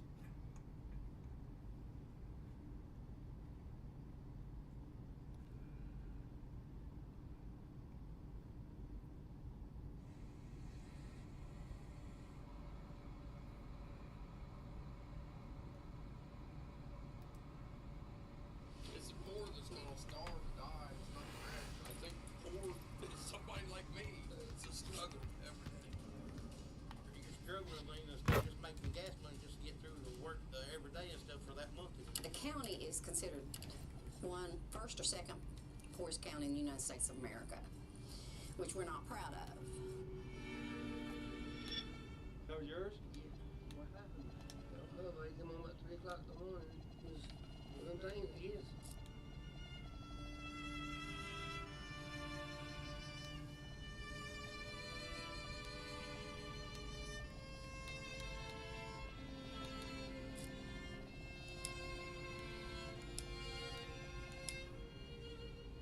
So it's poor, that's for sure. Yeah, it's poor. Each year we journey to America's poorest county to connect with locals and see the realities of everyday life. This year, our focus turns to Owsley County, Kentucky, a community that's been covered by the likes of Huffington Post and Al Jazeera. Rural Appalachia, particularly Kentucky's coal mining regions have long grappled with poverty. This region dominates the list of America's most challenging places to live, with 10 counties from this area making the top 25 in the country due to factors like life expectancy, poverty rates, and educational attainment. The question is, why does this area struggle so...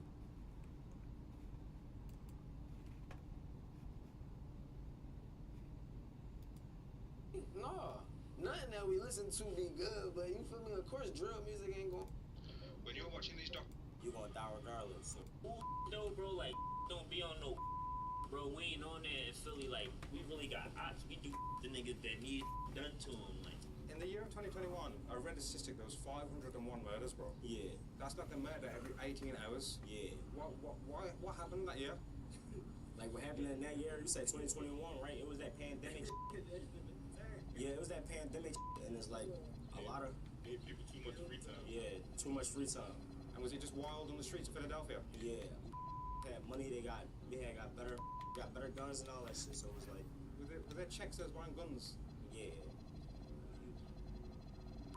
It's like, once you got money, you can buy whatever gun you want.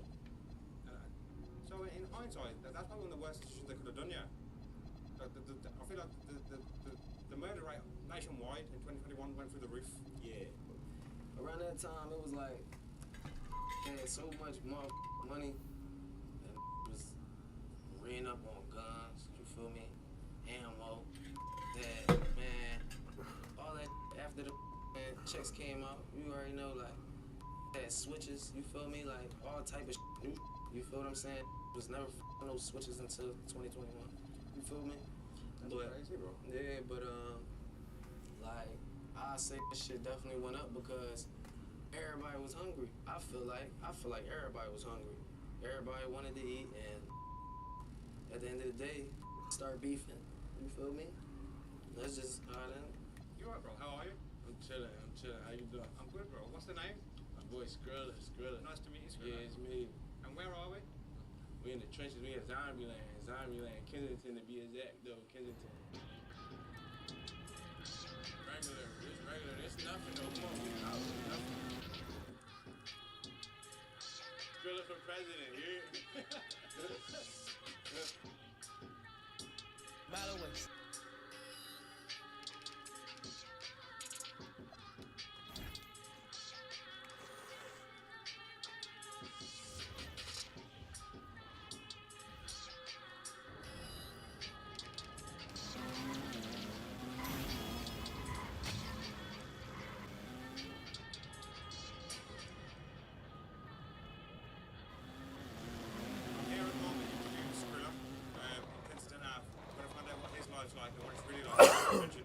At the moment in your life, do you have to constantly be looking over your shoulder at all times? Yeah, no, I'm straight over here, though. I got eyes behind me right now, though. I'm straight. When I'm down this, though, I'm straight, though. I got eyes all around out this.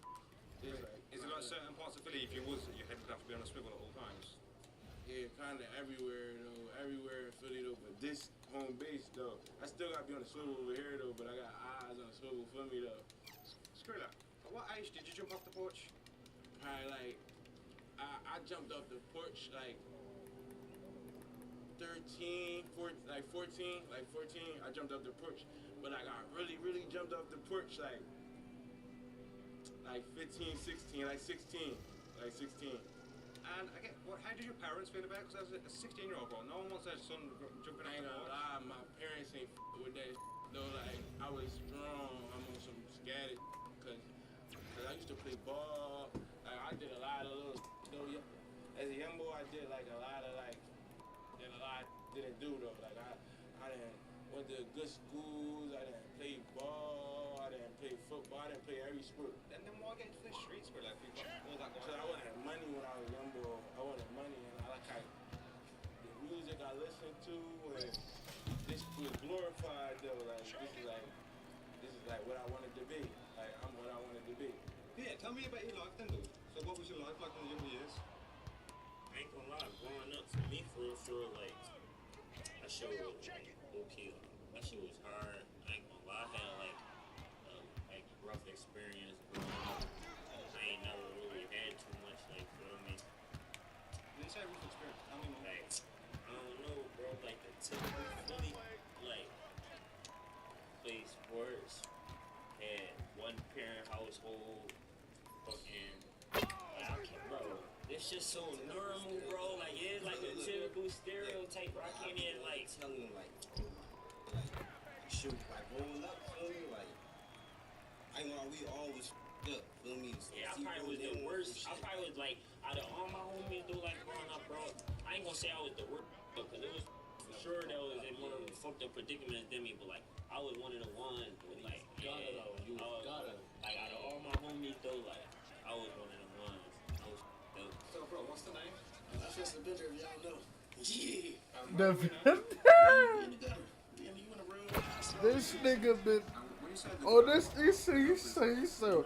What he said, bitch, I swapped the Johnny, and then he said, you caught your first body, then catch your second body. You take the second, then you swap the Johnny. He said, we not gay, but we be raping niggas. He said, Quad did rape the nigga. We not gay, but we be raping niggas. I felt like people didn't deserve that they had, and that's not my place to get people out. So I used to feel like I'm gonna take that shit because I feel like I deserve it. What he said? He said you catch your first body, then catch your second body. You take a member to celebrate, then you swap the Johnny. I thought Bender. Because it was kind of like, people was telling me the right way to go, what I should do, but I kept going against it. I kept touching the fire and burning my hand because I wanted to see if it was really hot. So He said you catch your first body, then catch your second body. You take a second to. I just had to sit back and learn. He said you take a second to celebrate, then you swap the Johnny. Nothing is given to you. You gotta go work for it. I'm in the trenches out here with the killers. You can catch the He said you take a second to celebrate, then you swap the Johnny. Then you swap the Johnny.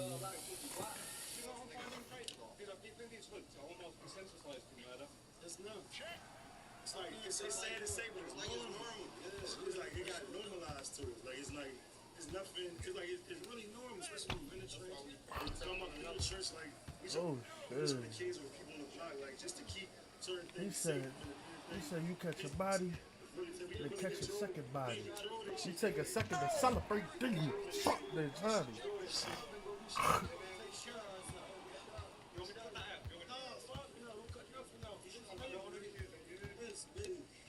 It's so up and used to murder, so it's like it was something, but now it's nothing. It's like now everybody knows like you gonna die regardless. So it's like murder is just like that natural. I hear murder spoken about in this environment. Bro, come on with these slow ass layups. Damn. I'm out the fuck open. Right now, somebody dying right I'm now. getting these slow ass layups, bro. What the fuck? Right now, it's summertime. And you have to look over your shoulder wherever you go. These slow ass fucking layups. Like I'm going for a fucking dunk shit. Give me a damn slow As ass. a normal person, you protect yourself anyway. You should be on alert. You should never not be aware of your surroundings, even as a normal person. Get the fuck out of here, bro. Damn. I need to start dunk meter.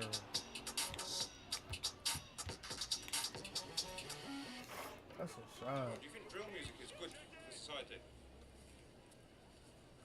You catch your It got first its pros and body. its cons, though. It got its pros and its And how the cons. fuck It's he good get for take? if How? Some people make it out with this, though. How Like, the a lot of fuck people did he make it get out, teaked so like, a lot of people make themselves something like a job, and like they get themselves something.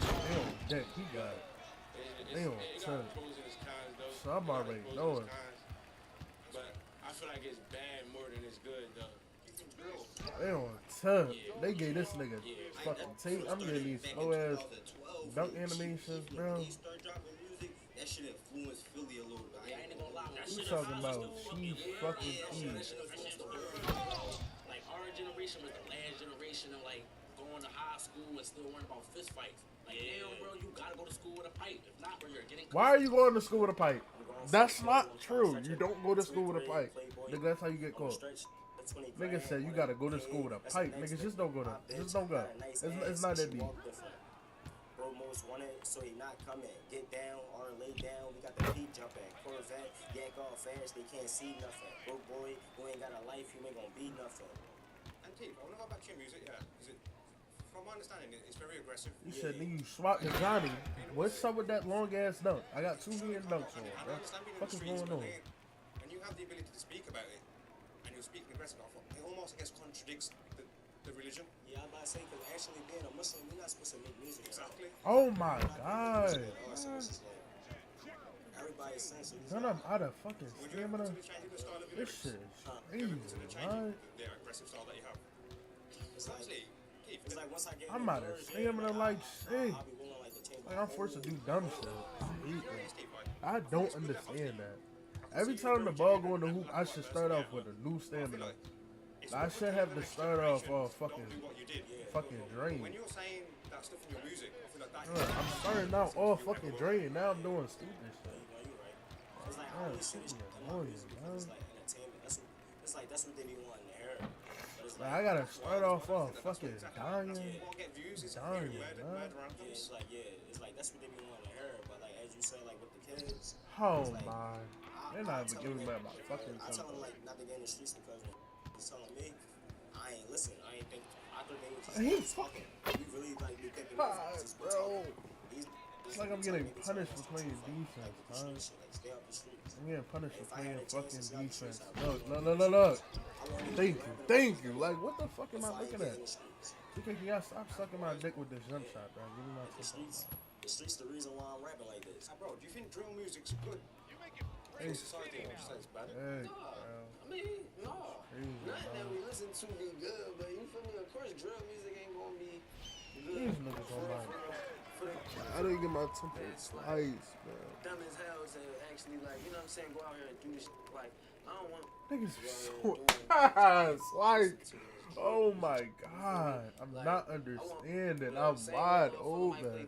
Not getting my tempo. I don't understand that shit. I don't understand it. But do get influenced by the music. You feel me?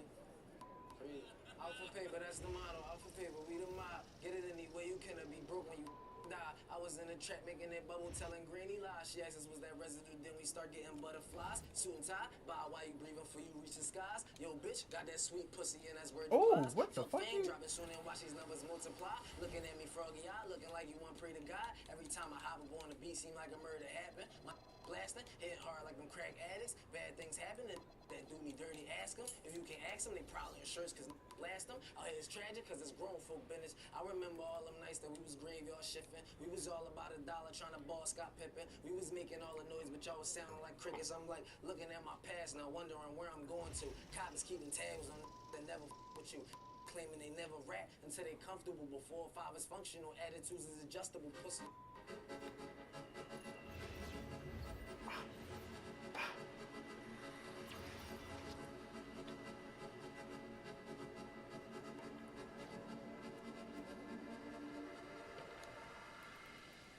If you saw a loved one get shot and murdered, and the police said to you, and you've witnessed it happen, and the police said, if you tell us who did it, they'll go to prison forever. Shit, like, don't even ask me that question. That shit out. It's out. No go. But you know what? I asked that, bro, because I think civilians find that mind-blowing. Like, everyone, 95% of people, when they hear me ask that question, I often get that response. Yeah. And people are mind-blown, bro. Can you see why they would be? Kinda, yeah, nah. Because if someone shot my mum, bro, like, I guess I'd want justice. And in my eyes, justice would be that the fact that he never goes home again. That's not weird. That's not justice to us, though. Like, we don't want that, though. We want that. We want, yeah, though. Like, we want blood for real. We want blood. Running. That shit crazy that you say that, because it's like, did that person think about, and they took my folks' life, they think about what the consequences going to be? And then they ain't letting it talk. These cops are taking our lives, you feel me? Bro, listen, I ain't gonna lie to you. You walk in with us, bro, you would never had nothing to worry about. Never. Like, I'm talking about never. If these cops really are killing anybody, any and everybody, and you're not taking that, you're standing on business as a family, as a whole. Bro, I got a situation that happened to me. That situation, I done walked up and seen that's my homie. Never ever would I ever to the law, bro. Never. What is that gonna do, bro? Bro, and they keep giving me this dumb ass animation. Like, if I'm gonna block the dunk, let me block. Stop giving me that dumb ass fucking animation. It's to the point where, like, bro, on some real shit, bro, if something like that happens, bro, we kill you, right? Exactly. And if we don't get you before the cops get you, bro, when you in jail, bro, it's gonna get you in jail. This shit don't stop, bro. You feel me? This shit don't stop. Like, the world ain't end. Like, this shit still to, like, while we out here having our freedom, it's in jail right now, bro. I'm about to show you, bro. This shit is real, bro. I can show you right now, bro. No, bro, this shit just happened 3 hours ago, bro. No, bro, stabbing him in front of the guards and everything. He's stopping him. Yes. It's right now, bro. It's Philly, bro. This shit don't stop. That shit, yeah, Pokemon. They call that shit the Pokemon City. We got court in the streets. Oh, fuck off my court, pussy. That's what should have happened the first time. And I didn't even realize score was that close. I didn't even realize the game was damn near over. I was on ready, nigga. I was ready to keep moving. And you knew it was? Yes, turn me down every time. Shit.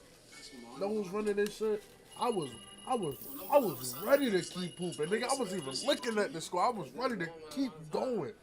Nigga, I wasn't even looking at the score. I was ready to keep going. I was not letting up. Nigga, I was ready.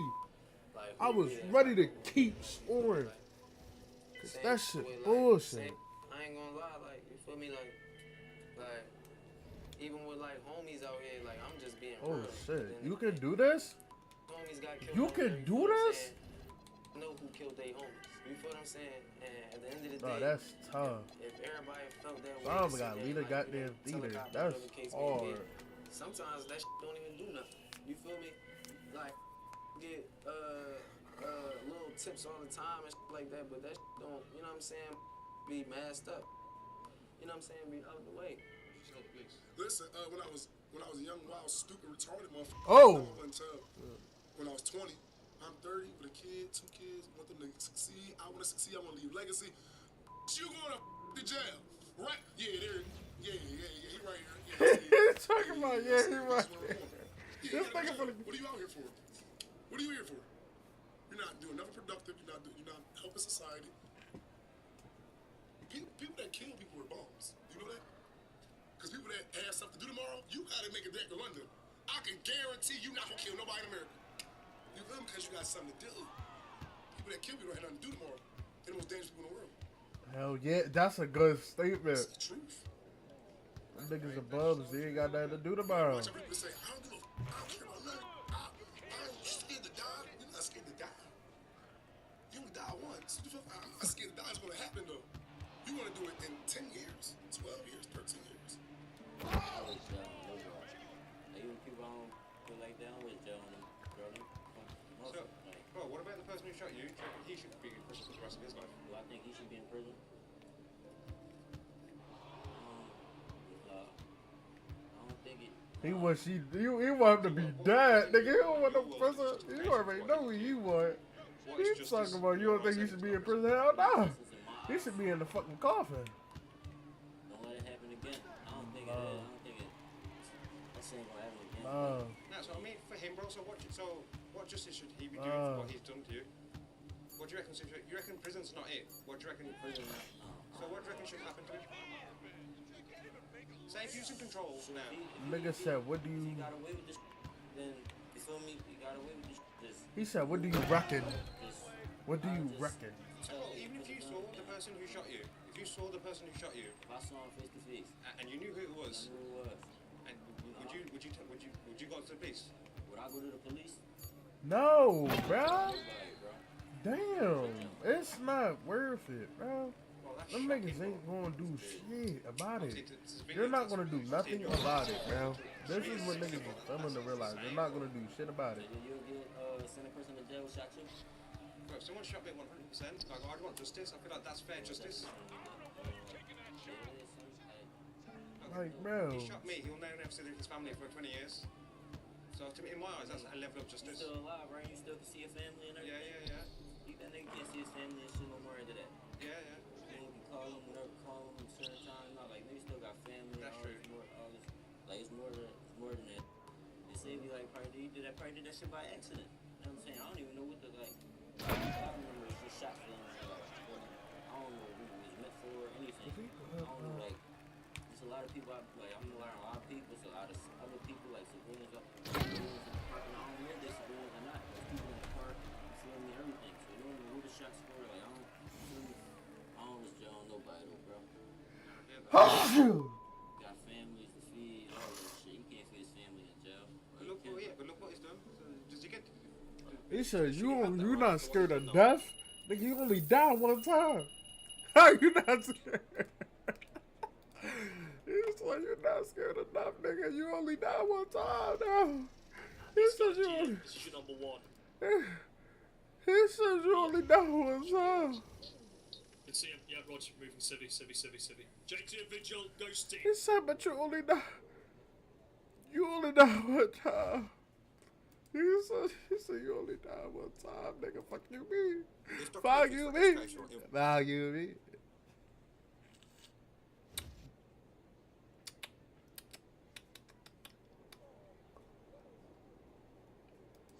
Neo-Nazis? Nigga, what?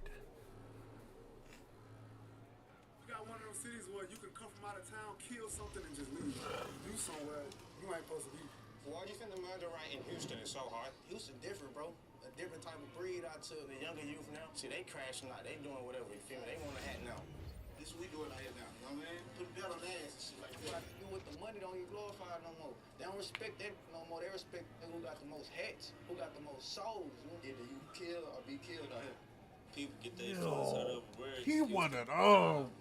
Oh my God, why's my gold game always one of them niggas? He one of them. Ew.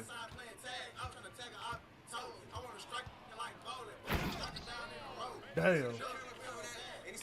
He one of them niggas. Because you're on live getting a lot of views. Them views would be the death of you.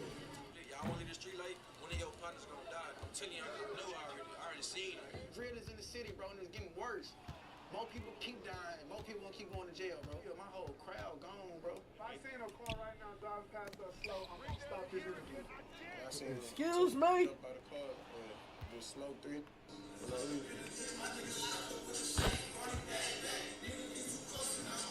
When you in this shit, there ain't no getting out this shit. A lot of us born in this shit. But when you hungry, man, ain't no food in the highs.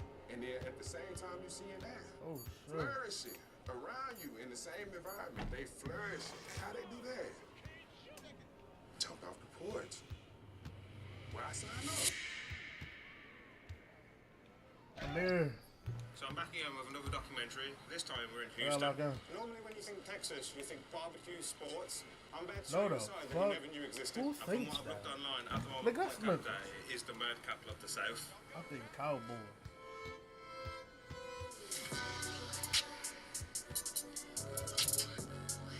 There.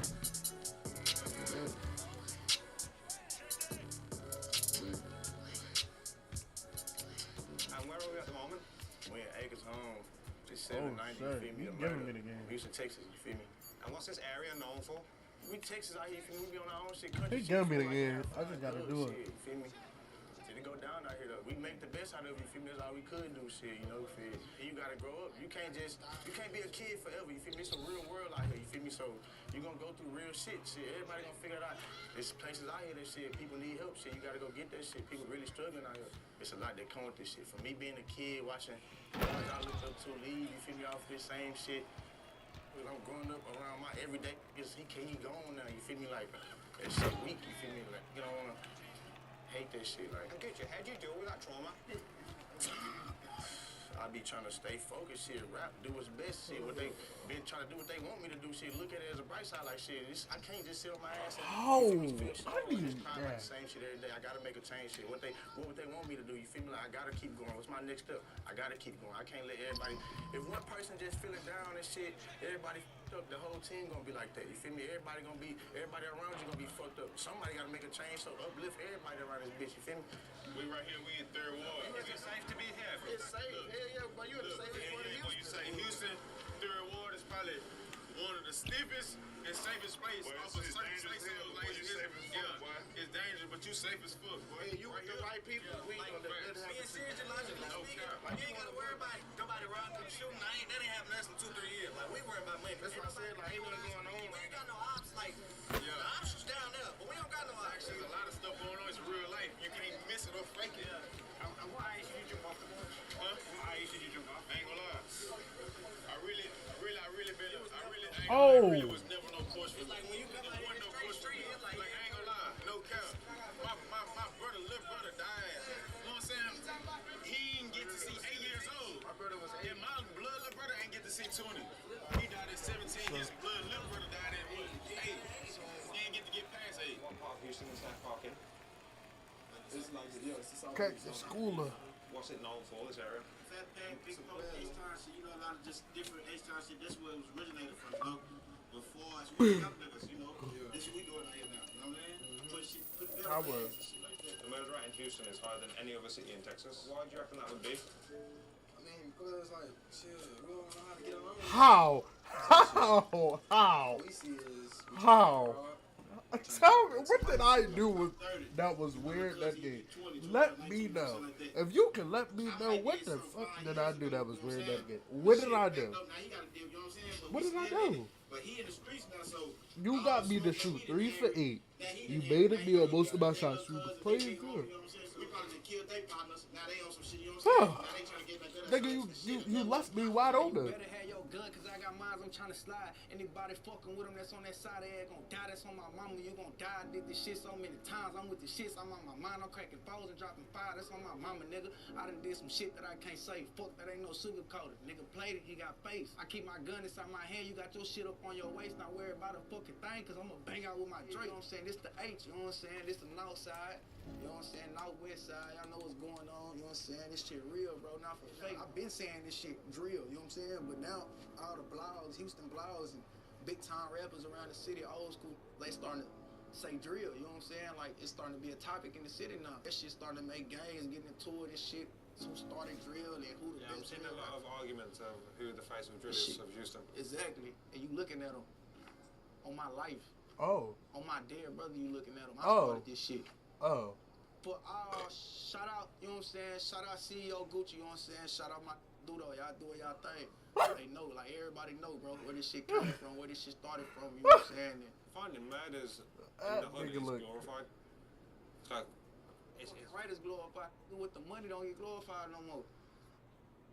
With the this shit like cool, don't, you know what I'm saying? Nobody want to be the cool no more with the hoes, you know what I'm saying, with the money and shit. They don't respect that no more. They respect who got the most hats, who got the most souls, you know what I'm saying, who killed the most people. This ain't no safe shit. This ain't no safe shit. You safe because you with us, though. I got a book. You say because you with us now. I appreciate that. Let's Maxo Kim say it. Say it again, Maxo.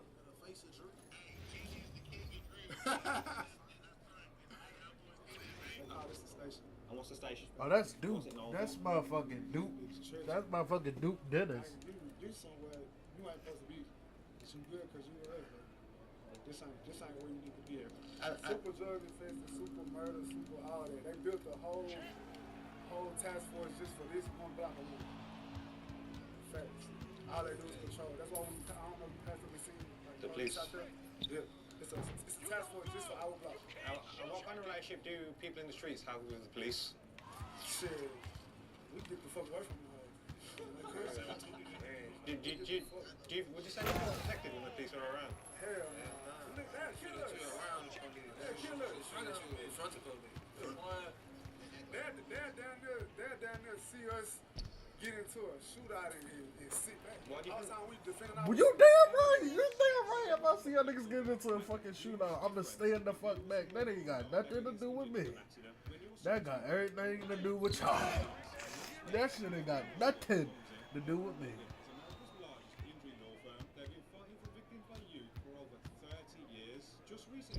That shit ain't got nothing to do with me. You damn right I'm the fuck. I ain't even going to do shit. I'll be there after.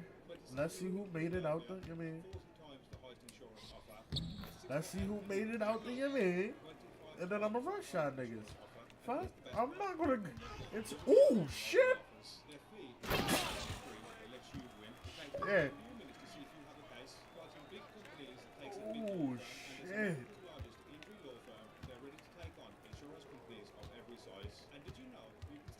That nigga done busted his ass.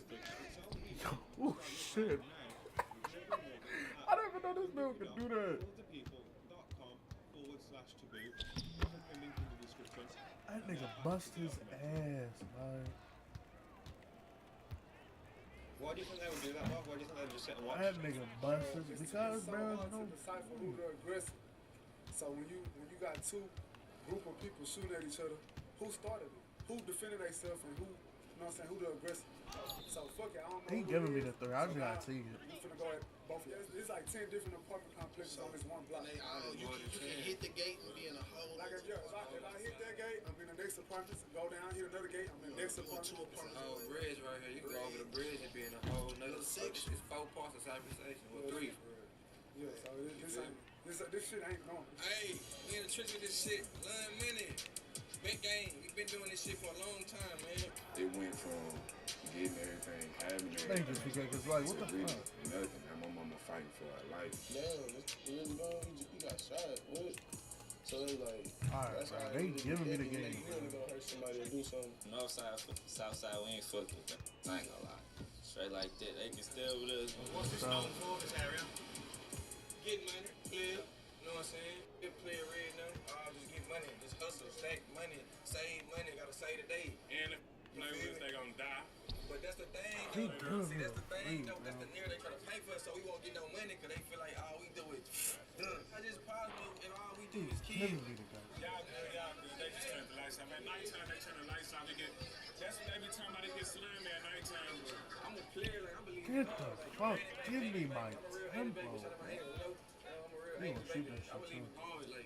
But they ain't gonna never tell y'all that. All they gonna show y'all the trenches. Show y'all the dirty mud. They ain't gonna show y'all get money and be praying when they need it and you know trying to make it good out here. They ain't gonna tell y'all that.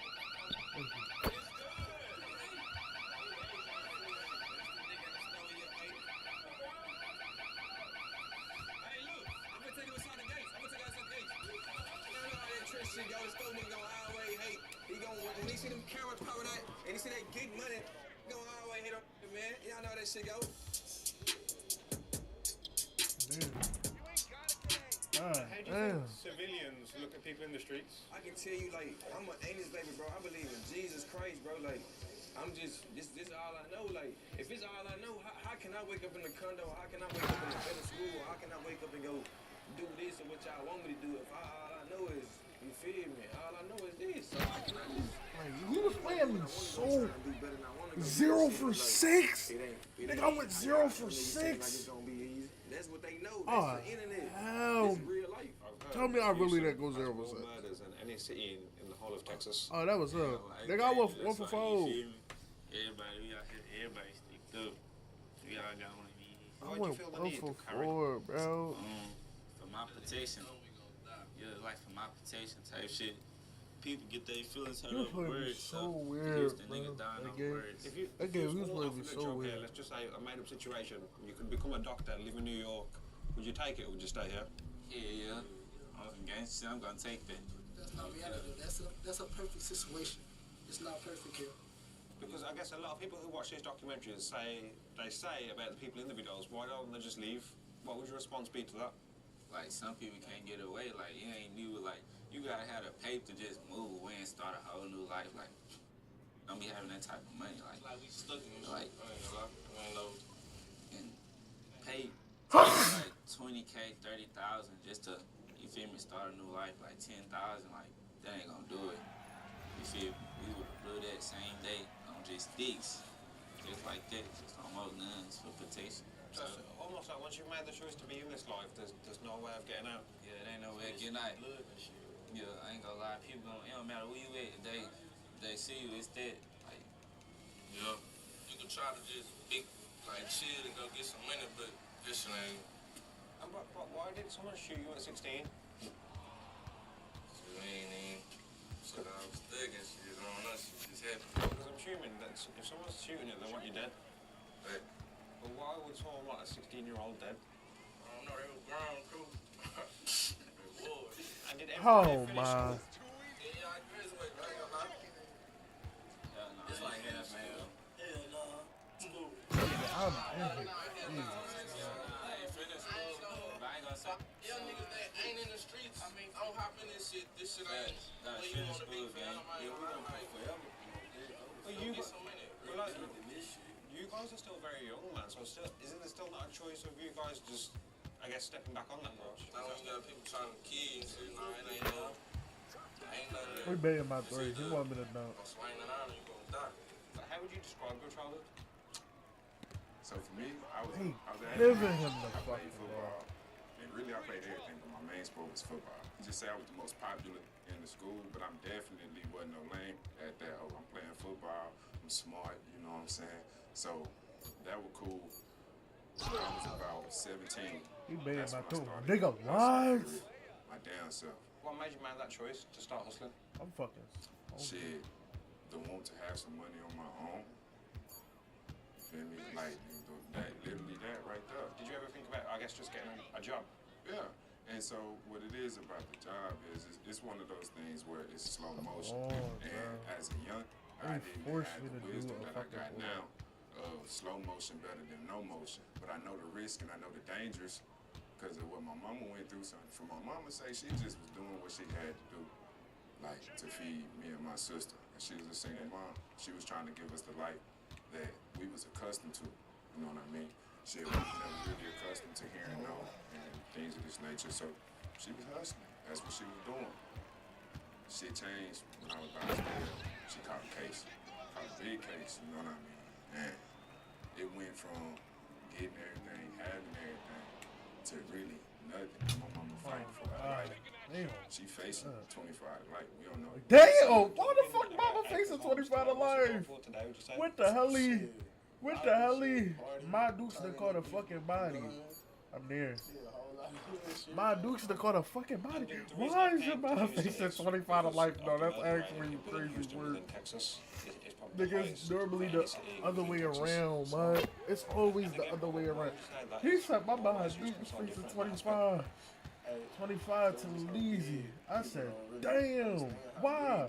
What the hell? How the hell your mom fixing 25? Fuck that one. No, that's actually crazy words, man. Oh my god, of course they make me mad. I gotta stop. It's a hood right there. When you go over, it's a nice house. Then you go down the street, it's another hood right there. You feel me? I can't wait for these same shit happen in every other hood. Near. How old was you, bro, when you made the choice to jump off? I ain't gonna say I'm just out the pool doing shit like that, but that should have been a still. In the streets doing shit since I was probably like shit 12, 11. Wow. Actually like venturing out doing shit in the hood and shit like that. And bro, would you say that's a decision you regret or not? Shit, it was like when I was a young kid, you feel me? That's what we did back in the day. We bored, then you go out the house, man. We already up inside, you want to get out. As soon as you see the daylight, man, you want to go outside, play. You feel me? So you going to meet other people, meet different kind of kids. He giving me the story. Shit going to happen. And what would you say the worst memory you have since you have jumped off? The worst memory? I ain't going to lie. I done seen some, I can't really say what's the worst because that shit be normal to me when some shit happen now. But I can say when I was a kid, shit. I gave you I seen two jump out of the car and just slow through for no reason. You feel me? How old was you when you saw that? Probably about like 9, 10. Oh, and they get. I guess we can start with the woman. Hey, why do y'all move me up? Like, this nigga is terrible. They move. Look, bro, they made my fucking player move up. Nigga, I did not go up. They. Oh my god, why do they do that shit? When you hold down on the left right stick, they fucking force you to play up. They fucking suck you up.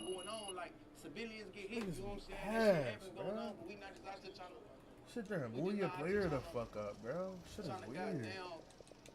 We just not out there trying to goddamn. See, they just be spinning this bitch fast, you know what I'm saying? Like, you don't know what a nigga ain't be on around this whole boy. It's gonna get real.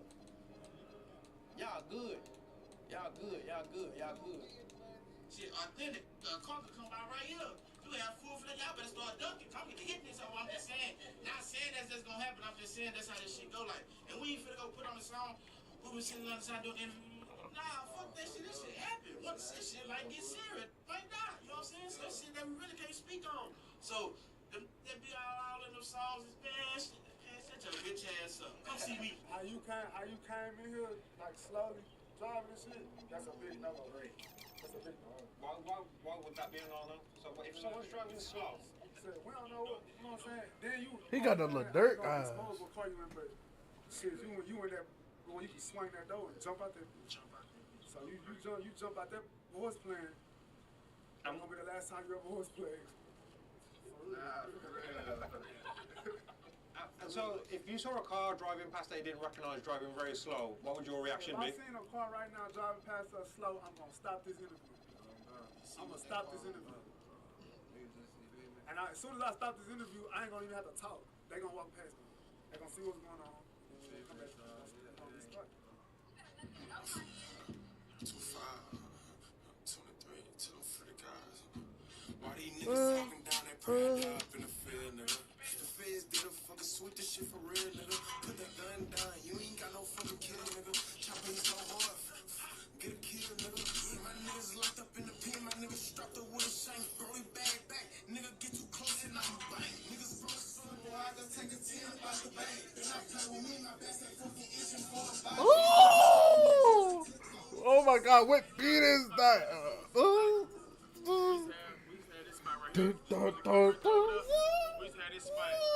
hold on, what beat is that? $1 million spot. Crazy. What they say? Look, my man's look. Dun dun dun dun dun. Dun dun dun dun dun. No.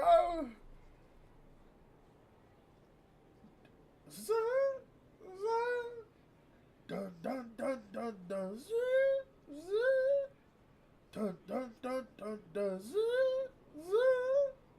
Dun dun dun dun. Oh my God. How was that so? Why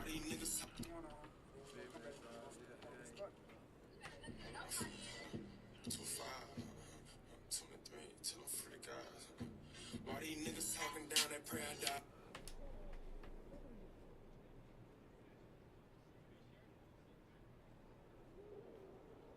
Oh my God, what song is that?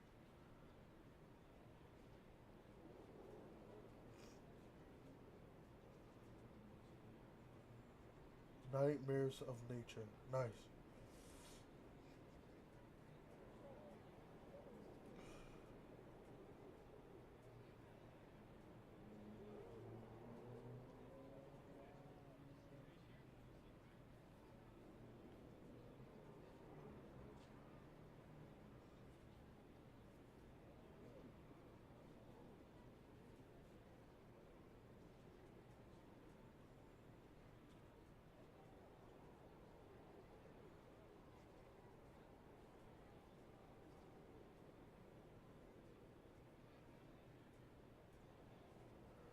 Oh my gosh, what is that song, man? Do, do, do, do, do, do. It says, wait a... Oh shit.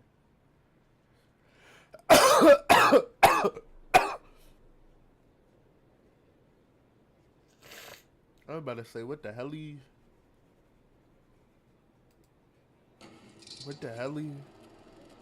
What the hell? My spaghetti, diamonds on spaghetti. Come outside with that sauce spaghetti. Mello's in that telly. What the hell? Mello get that Becky. So how long have you been a registered photographer? Years. What had happened? I exposed myself. Okay, who'd you expose yourself to? Young kids.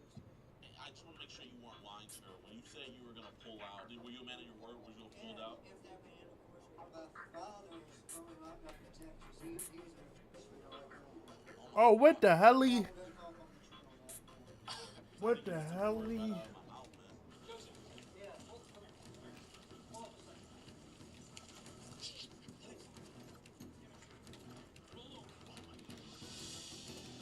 Oh, some real shit. I don't get takeover accelerated.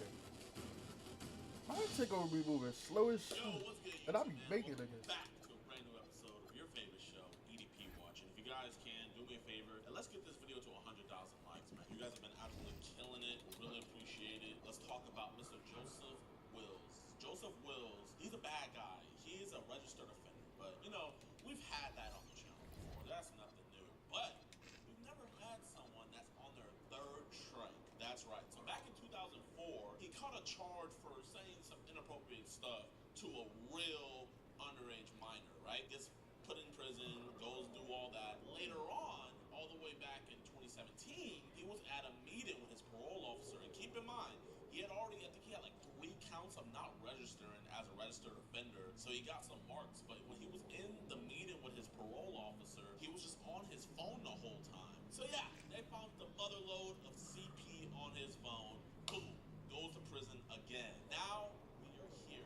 This man is like the SpongeBob meme. When are you gonna learn, old man? This dude is a menace to society, and I'm hoping that Virginia Beach does something and puts this dude away for, I think, for the rest of his life. I mean, first time, okay, man, it happens to the best of us. Second time, it would probably happen to me too. I get it. Third time, no. This is gonna be his third strike. We're hoping that we get an arrest here. Alex had a little bit of problems with a catch here not too long ago, but he did an order 66 and ended up arresting the dude. And I think they learned their lesson from that one. So Virginia Beach, I'm counting on you guys to do the right thing here today. He thinks he's coming here to beat a 14-year-old girl. We're gonna catch his ass. Let's get this straight. Uber.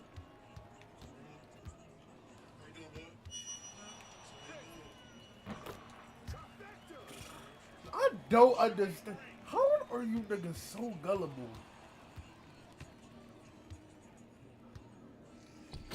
I don't understand. How are you niggas so gullible to let the nigga, like the minor you're talking to, get you a goddamn Uber ride? Like, how is that even like, I really don't understand that shit. Y'all really be like so gullible.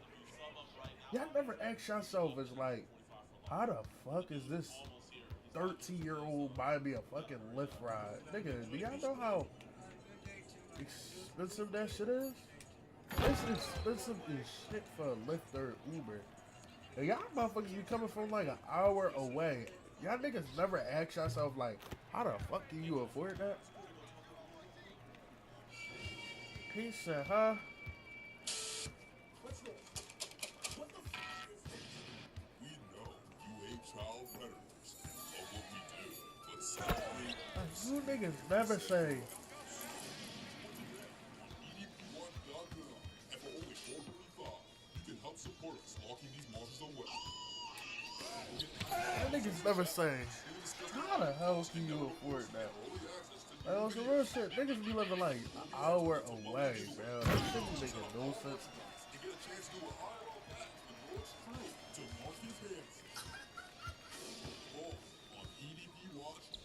That niggas be like, yeah, I'ma let this 13-year-old buy me like a $200 Uber and not think nothing of it. Because I'm just so riled up. Like, nigga, y'all niggas don't think. Oh, shit.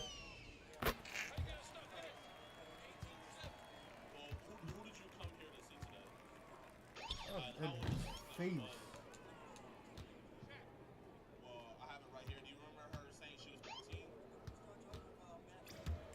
Oh, thank you for following me. I probably was going to make a mistake.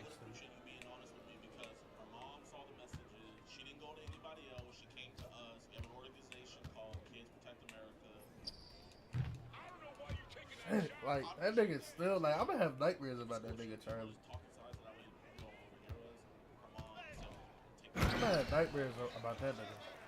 I'm gonna have nightmares, man. That shit gonna fuck me over. It's like the first time I see it go. Oh my god, stop running. Oh, man, I can't wait for this shit.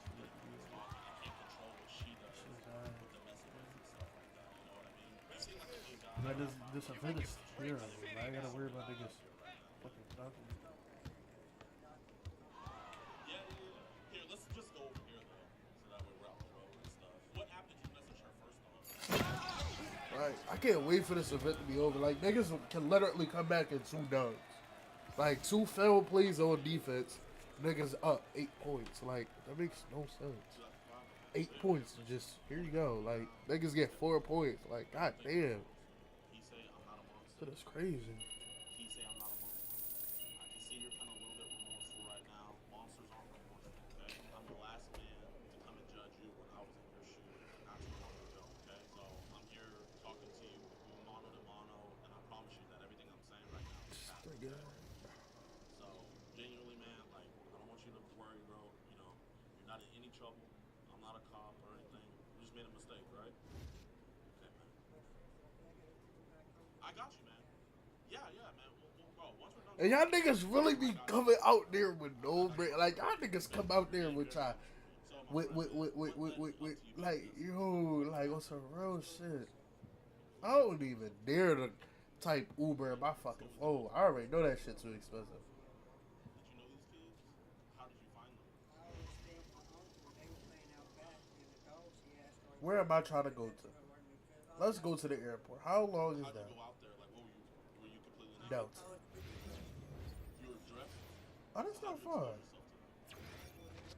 did you kind of get Oh, that's not crazy. So why'd you pull it out? I've had trouble showering. My uncle lives on my family as a kid too. That's why I was working with. Did they touch anything, or did you just expose yourself? Were you soft or hard? Soft. You were soft? No. So how many inches were you soft? 3 to 5. So when you're hard, you were 3.5? Say something you can't lie. Don't lie to me, man. Don't lie to me. So you never did the iPhone? Check it. Oh, okay. So that's what got us on this situation. Right? Can you tell me about what happened? How many images of chalk did they find? How old was the age? So people sent that stuff to you. Okay. Do you have Signal or Telegram? You don't use that no more, but you do have it though. It's on my phone, but I don't. Somebody else. Yeah, so that's what we want to talk about. You know, I kind of did a little bit of research. How many images are they putting in chalk right now? Right now, I only have no underage. I mean, if you don't mind, can I look? I have naked pictures, but I'm under the age limit. Okay. Is there any way I can look? Who's that on your? That's age.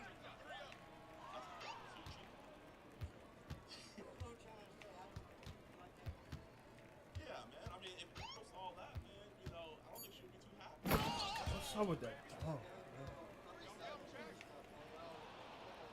If it's cool with you, if I hold it, I'll hold it right in front of you.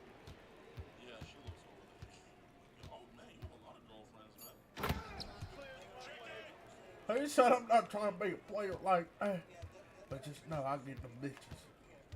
Oh, okay, so it's just her kid playing. Okay, so do you know her in real life? Like, where'd you meet her at? He said, just know I ain't trying to be a player like that. I just get the ladies. The ladies. You sign in for me? Okay, so you don't have access to that? Okay, so like, how do you think you got my phone? He said I get it up there. What do you think of my shirt? Okay, so you think you wouldn't cover on that island? I don't know about that, but I can definitely tell you what I think later. He fucking yeah. I gotta blow my nose. I didn't read all the text, so like, what were some of the things you say you So one of the things.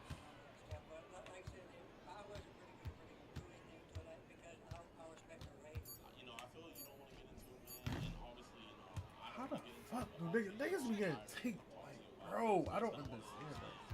Oh god. talk about it, or you can go tell her mom, hey, he didn't want to talk about it. Niggas be getting take, bro. I never get takeover, bro. I don't understand that shit. So you didn't suggest that throughout the text messages? So was she being more flirtatious, or did you? Kind of both. Okay. What's some of the more risque things you said to her? I try to stay away from it. Okay, so what?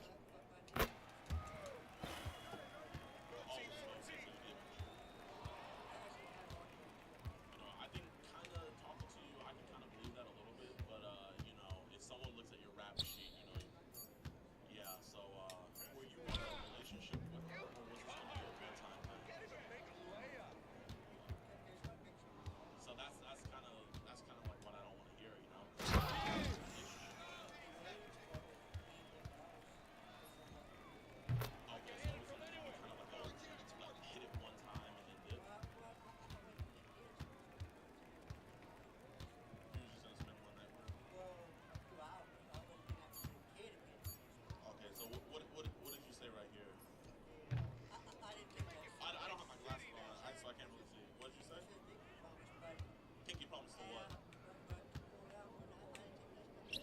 Okay, you didn't take it at heart. Like, I don't I understand think she this did. shit. You know what I mean?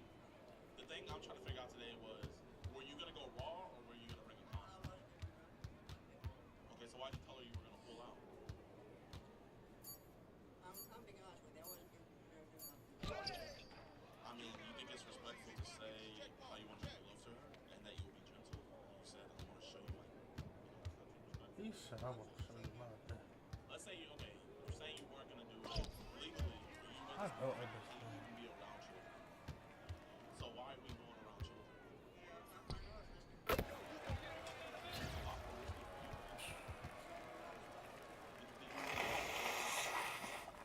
You know what? I think we should get a little bit of space. So we'll just sit right here. So how far are you supposed to be away from children? I can be around you about 6 years.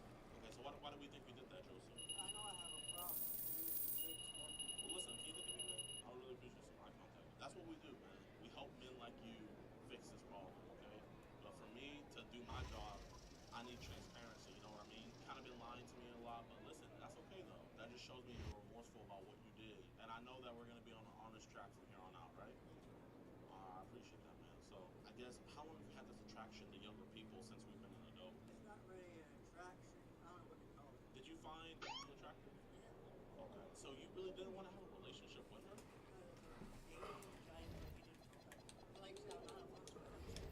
Okay. What I want to know is, would have today been consensual, or would it have been like, would you have forced it on her? Let's say she wanted to do it. Would you? Yeah, I'll had to complain. What would you have said to her? I think something like that is probably better done face to face. So what if she didn't care that you're a registered sex offender? I still want to. Why did we come here today then? And I need more than I don't know, man. I need you to be honest with me.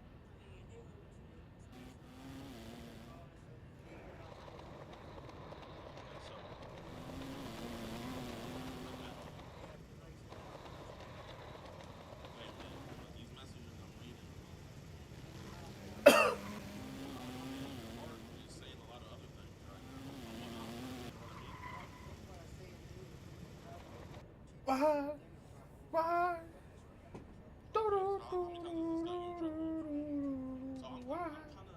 Why?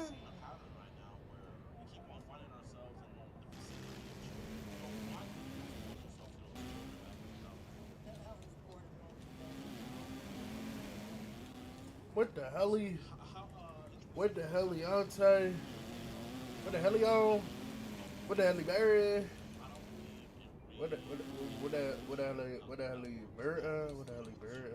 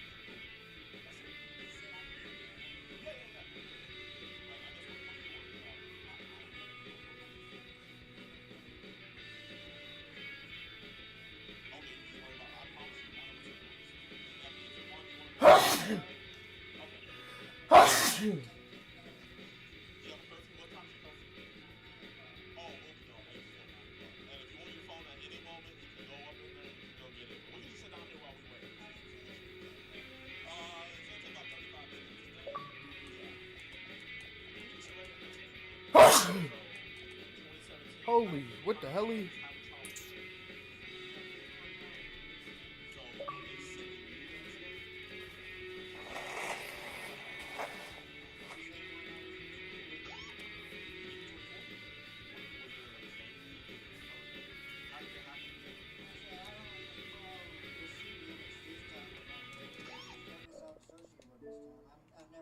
no one else under the age of 18 this time, so I don't understand how.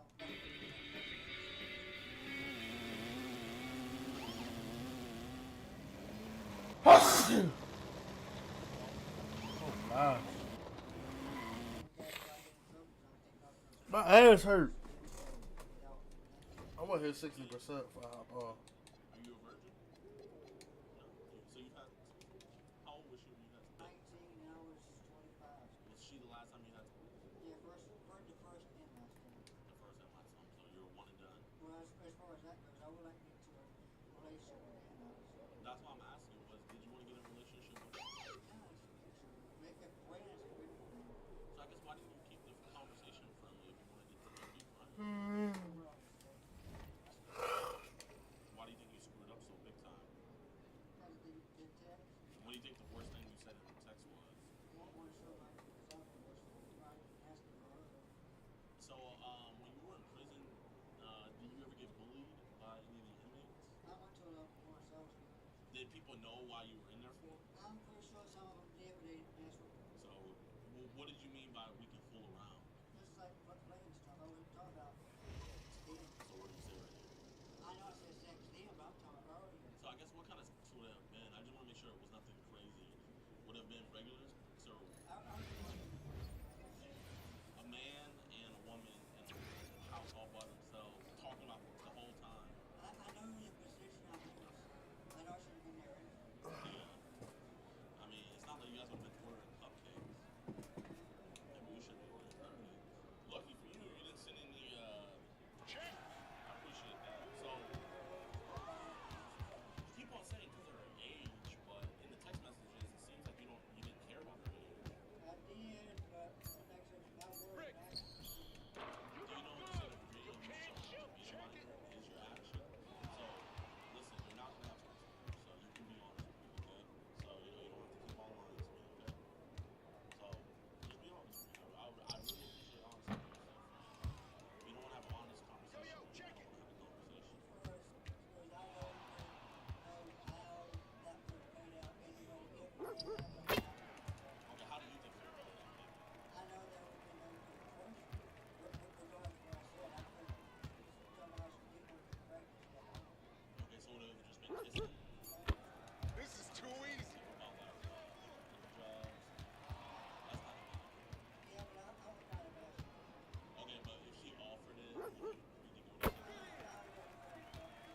0 to 6. Yeah, I mean, she never said anything so while talking to you, right? So I guess why did you initiate all the initial talking? I told you. Here, I'm gonna let you talk to one of my friends. He's very skilled in this profession. I think maybe he can give you some words of wisdom. Oh man, you want to say hi to my friend Joseph real quick? Oh, bro. So Joseph, even though he's a sex offender and been arrested 2 times for the same thing, he doesn't think the same thing would have happened to him. It's kind of hard for me to believe. So I thought maybe. Oh god. Eat this shit.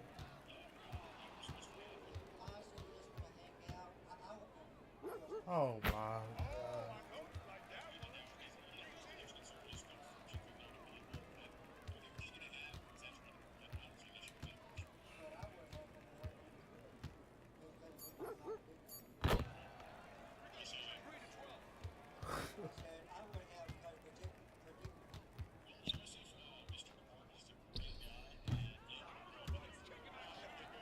Yeah, man, and good luck with your guy who can help out too. I appreciate you being honest with me. So you told him a little bit more than you told me. But I'm not getting my tempo. Yeah, I let this game. I'm not getting a fucking tempo. I appreciate that, man. I appreciate that. So I just want to make sure like nothing crazy. I love not getting my tempo. If it were to happen, what would have happened? What's the I'm a virgin, so. So would you have just done like missionary? Wide open. Too crazy. Do you think you? That's incredible. 7 to 15. I just want to make sure you weren't lying. You said you were gonna pull out.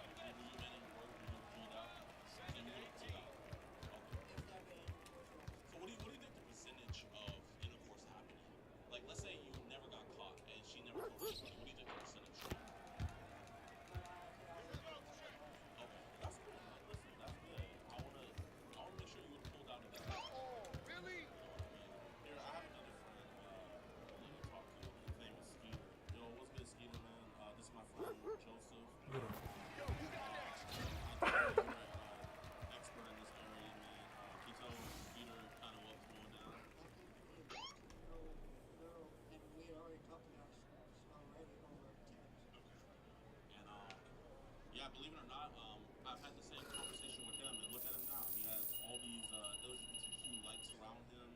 You know, he's doing well for himself. So I want you to know that, like, there is a way past this, okay?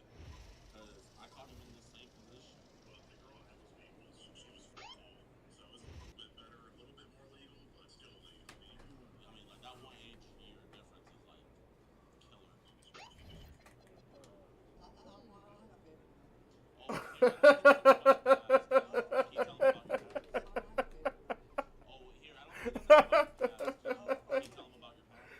Oh my god, bro. My fucking head. How many times have you been incarcerated for it?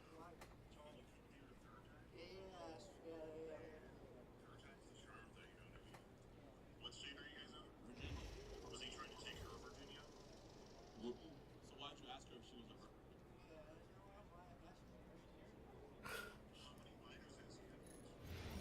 None. So you here? Tell them about Rookie the first numbers. time. The first time I just exposed myself to a couple of kids and there was the sexual. So when you say expose yourself, was it kind of like, blah? Okay, did you hit a double? Did you go, wow? Why did he put his ass in that nigga face, bro? So you just whipped it out like this. Are you sure it wasn't like this?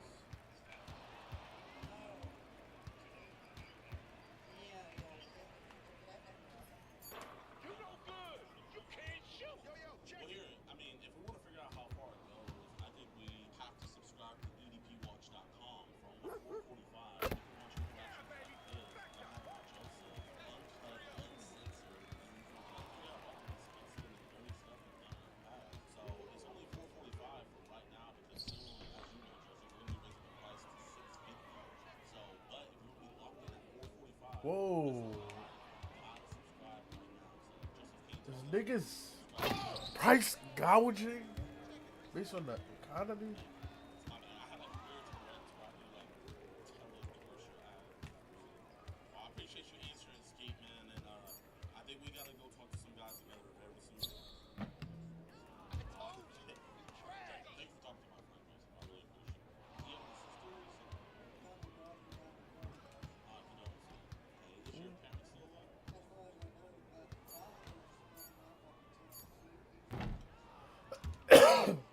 your parents still alive? I think you just took the words right out of my mouth, man. You know, I was touch you.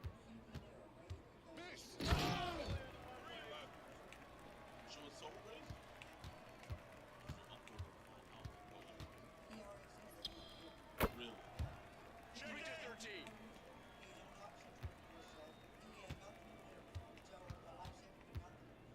you really think you would do it? Somebody hold you accountable. I'm not gonna be able to follow you around everywhere. So, like, do you think we should tell him? What's his name? Look, is that a brother? Does he have any, like, diseases or illnesses? But I thought COVID was homeless. This is too easy! What do you think about him picking up a trophy upstairs? Oh, okay. So do you think that maybe innocent? But you know he was a registered offender, you know that, right? Oh, damn. So you think That many? it's kind of like a bunch of little girls all got together and said, hey, we're being trafficked on this island. So you don't think the island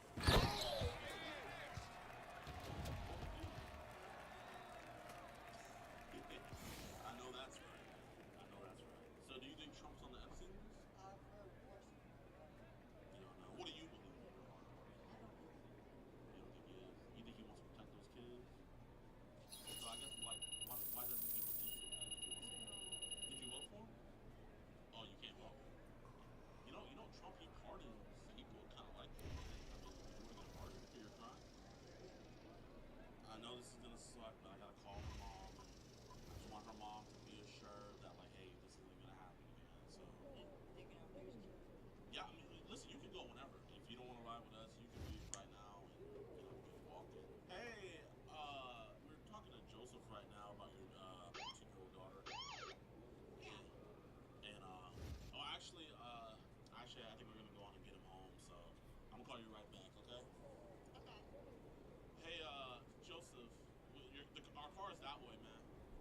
I set our cars that way.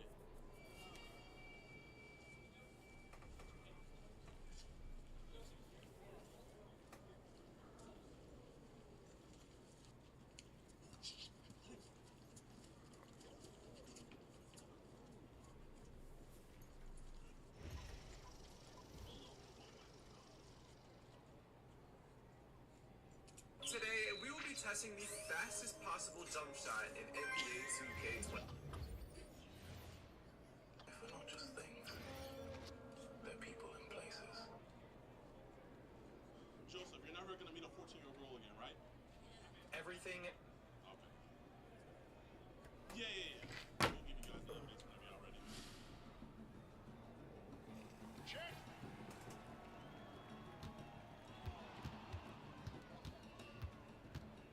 Oh my God, I can't wait for this event.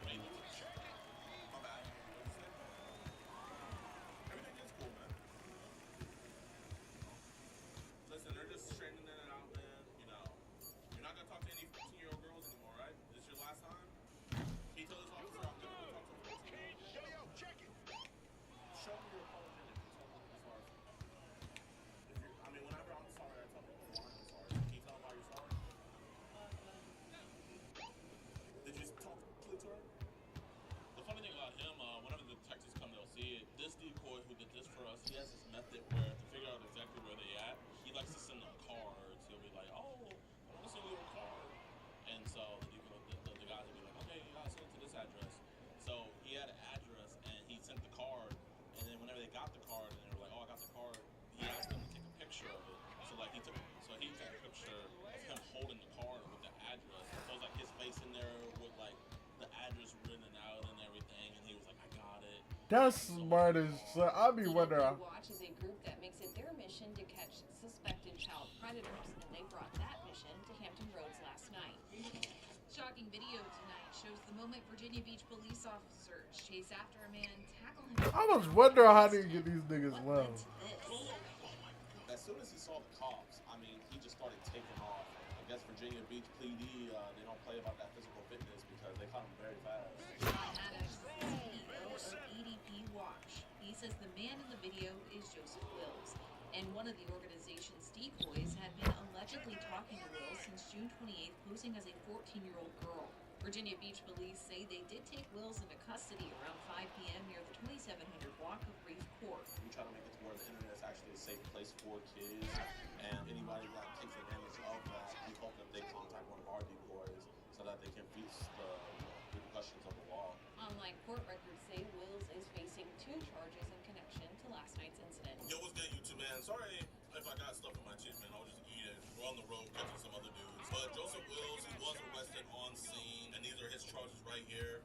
I do gotta give a huge applause to the Virginia Beach Police Department. They did a great job with this one. Hopefully the 3rd time is the charm for this dude, man. I think this dude should be castrated. I think this dude should be get life in prison. So I'm gonna keep you guys updated on what his sentence is. Yeah, whatever judge he gets or whatever, because he's not gonna take it to a jury. There's no way. And whatever judge he gets, I don't think they're gonna be lenient with his sentencing. We're just gonna have to wait and see. But man, I appreciate you guys so much for all the support you guys have been showing. Oh God. Chat logs, uncensored videos, exclusive videos, all that jazz. Go to our website, edpwatch.com. Support us over there. We greatly appreciate it. We're over 30,000. I can't wait for this shit ass event to be over. They had fucking 4 boys just cut off like that. We know you hate child predators and love what we do, but sadly, the same can't be said for others. EDPWatch.com, and for only $4.45, you can help support us locking these monsters away. You'll get access to uncensored chat logs, full disgusting audio calls, and never before seen early access to new videos. We'll be entering into monthly giveaways, get 50% off all merchandise, and get a chance to do an IRL match with yours truly, DeMarcus Hanson. All on EDPWatch.com.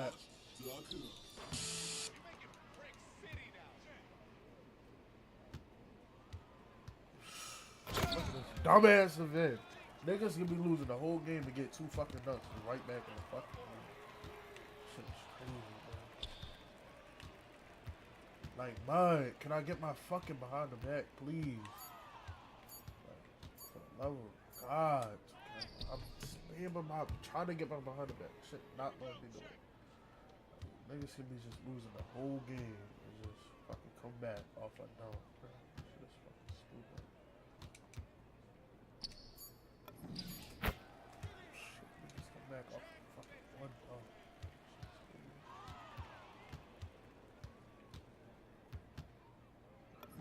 Oh, God.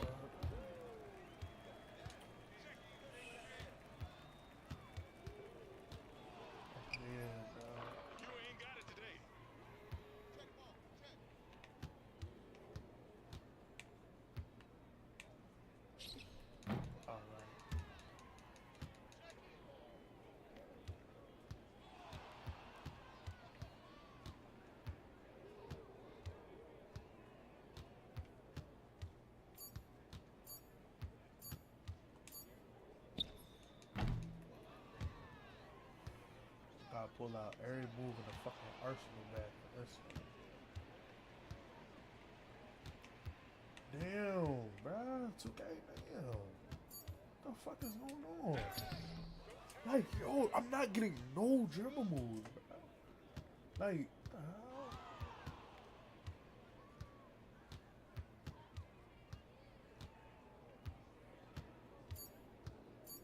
Come on, stop with that dumb shit.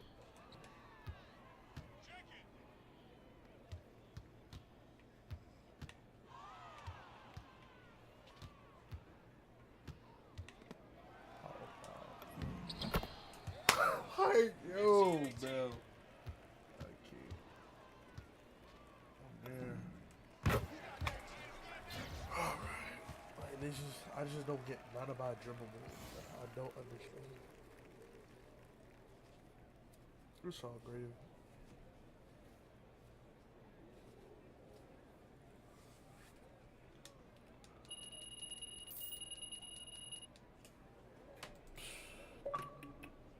Please do not text me. I'm not in the mood.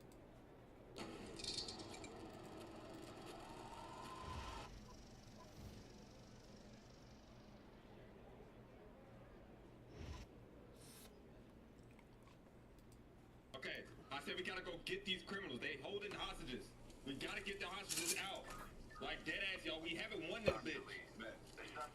We gotta.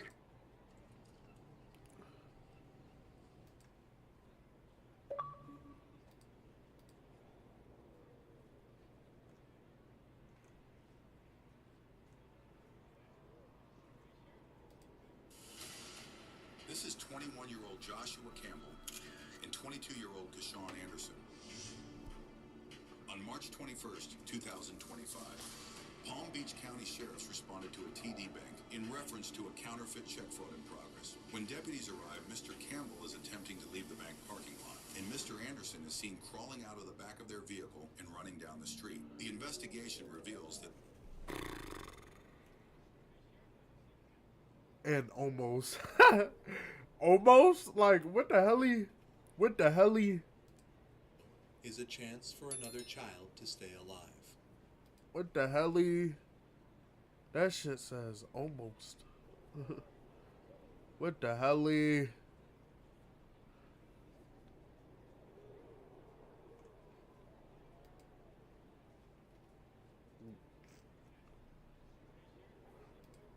Girl who fought a nightmare alone and lost to the indifference of adults who should have saved her, fallen into the drug swamp.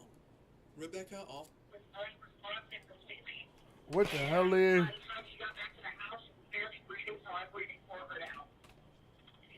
unresponsive, unconscious, unable to breathe herself.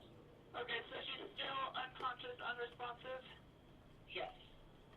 Is she breathing?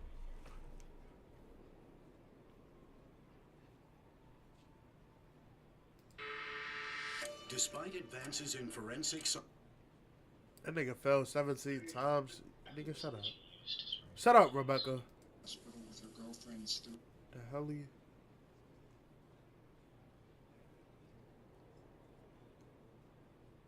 I think I seen this one. This nigga killed the baby over 2K.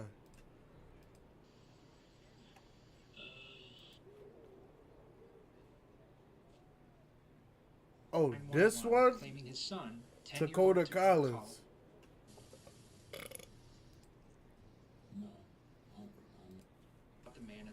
his phone, only to punch him in the face and steal.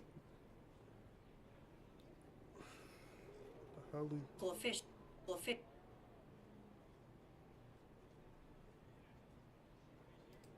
Is this Mr. Lloyd, Marquis Lloyd? All right, thank you. Let's go ahead and begin these first appearances. Sir, you're here for the charge of murder of a... Marquis Lloyd, who are you? All right, you're here for murder of a law enforcement officer, attempted murder of a law enforcement officer, carjacking with a firearm, aggravated assault May I have your name, please? with... The following interrogation has been analyzed by a qualified team consisting of 2 licensed attorneys, one being a former criminal prosecutor and an individual with a Master of Science in Clinical Psychology.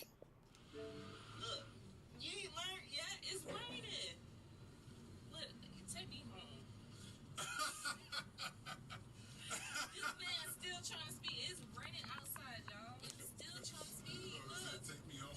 For real, you not about to kill me and the baby. This man, he has to be stopped.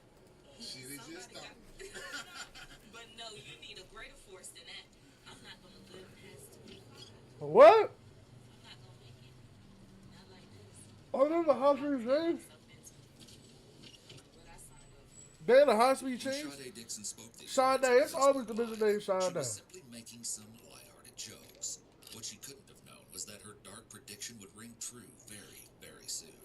And in the most tragic way. What the hell? This is Marquis Lloyd. He's 41 years old in this footage. I gotta get in the lab, bro. Person need to lab me, bro. That nigga lab me, bro. I be the best. Person the best, bro. I need to get labbed. He keeps asking for his handcuffs to be loosened, but nobody is in a hurry to help him. Multiple officers hover outside. I shot this bitch in this nigga's face. I fucked these. Oh,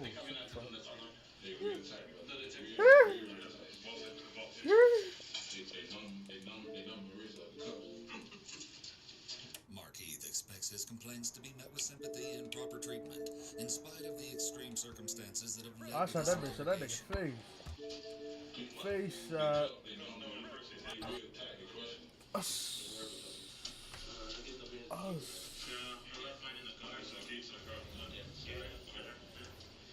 Marquis' body language indicates physical discomfort.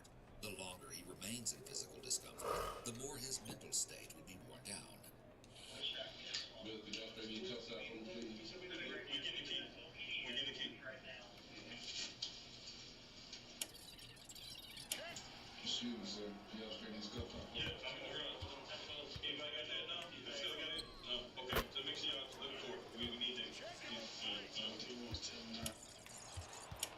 Marquis has his head down. Oh my god! Oh my god! Oh my god!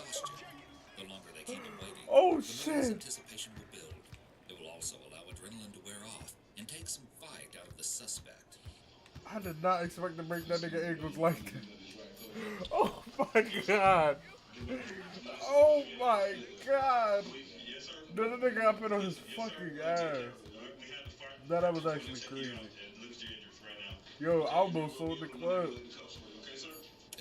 I almost sold the club. That nigga got put on his fucking ass. Oh shit. This, plus his assurances that medical help is coming, are a simple technique to earn trust from the suspect. So, we have a fire department that's going to come take care of it. I don't understand that shit. Sometimes I give it a behind the back. I gotta. As Marquis continues to wait, the door is left open and various officers and deputies come by to look at the suspect. However, treating him as an object of curiosity or scorn is likely counterproductive at this point. The animal at the zoo effect is a dehumanizing tactic, which may work counter to the purposes of the interrogation later. Shoot. Yes. You were listening to this right code? We're still looking for that key man. Yes, killed me for real. A lot of people have commented on this footage that the officers probably could have loosened the cuffs, but chose not to deliberately. For one, this could serve to establish physical and psychological dominance. But there's another, far more personal reason. You'll soon see what that is. How?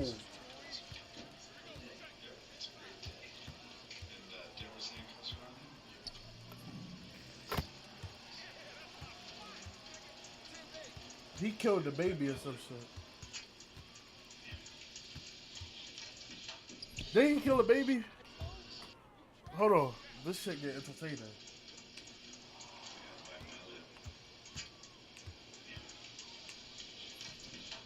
He killed the baby or some shit. I remember. This is highly unusual behavior for officers to display before questioning a suspect. Generally, they try to build rapport and create a false sense of helpfulness to the suspect to get them to be more apt to cooperate. Here it appears they have no desire to do so with him, and are intentionally trying to make this experience as unpleasant as possible for him. After a while, Markeith gets fed up with the handcuffs. None of y'all got a key to this man. This killing me. My hands swelled up. Sit down.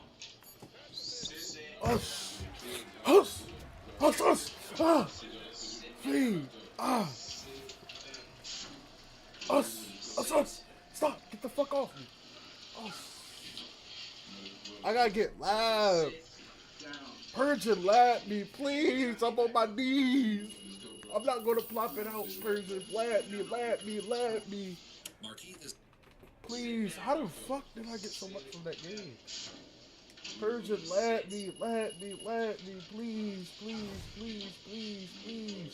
The mid-ranges get me hella rough. Oh, shit. I gotta shoot mid-ranges. That get me hella rough. Say no more. Markeith is obviously agitated enough to act out defiantly, refusing to listen to orders. Hold on. But I gotta go back, because shit get good. Physical and psychological dominance. But there's another, far more personal reason. Because, brother, he killed a baby.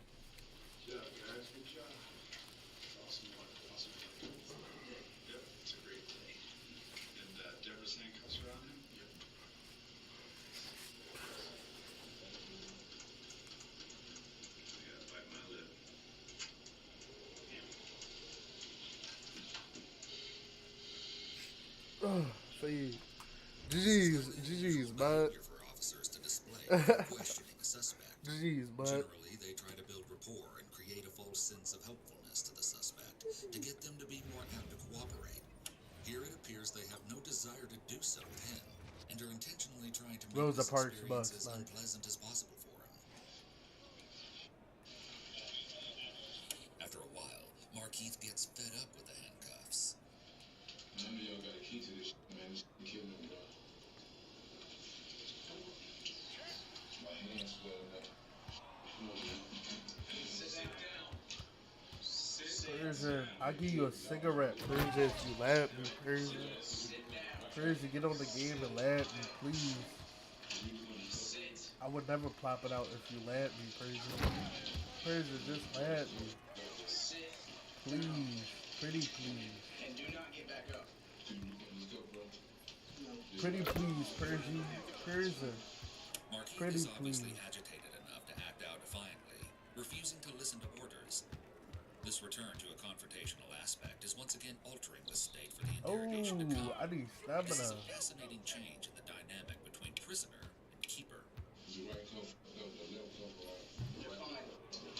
They beat his ass. Oh shit. That's so.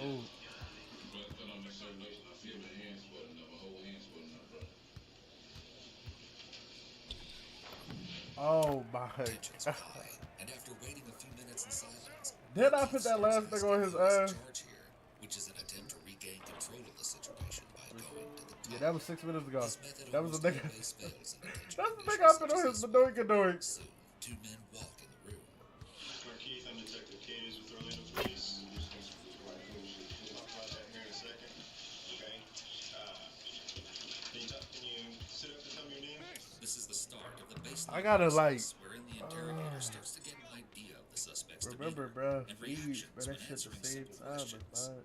This will later be used to help What the discern hell? truthful answers. What the hell? Okay.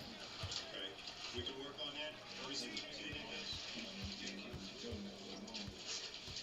The detectives finally address the suspect's handcuffs, as it seems obvious that his focus will remain on the pain he is in until it is dealt with, making the interrogation more difficult for them. They appear to loosen the handcuffs, but still don't remove them. I can see space in the handcuff. I can see space between the chain and I'm gonna open up. Listen, I'm gonna open up just a little bit. Just a little bit. You understand me? Yes, sir. This time, when Markeith brings up the cuffs, one interrogator is attentive and helpful, sending the message that he cares about Markeith's well-being. This is magnified when the cuffs are finally loosened a bit. There are upwards of 4 officers in the interrogation. The door is open and more officers are standing in view in the hallway, which is also unusual. Generally, only 1 to 2 officers are in the room for an interrogation. Leaving an interrogation door open is also rarely seen. FLUGAME shit. Oh, my FLUGAME shit. You're a pretty funky guy, so. Come on, man. Ain't nothing, bro. Don't put it in. FLUGAME shit. I'm on my FLUGAME. I'm on my FLUGAME shit. It's over, man. I'm on my FLUGAME shit, man. What the hell? I'm on my FLUGAME shit now. FLUGAME. Fuck out of here. FLUGAME shit. FLUGAME. I'm on my FLUGAME shit. I'm on my FLUGAME shit. I can't breathe through my nose.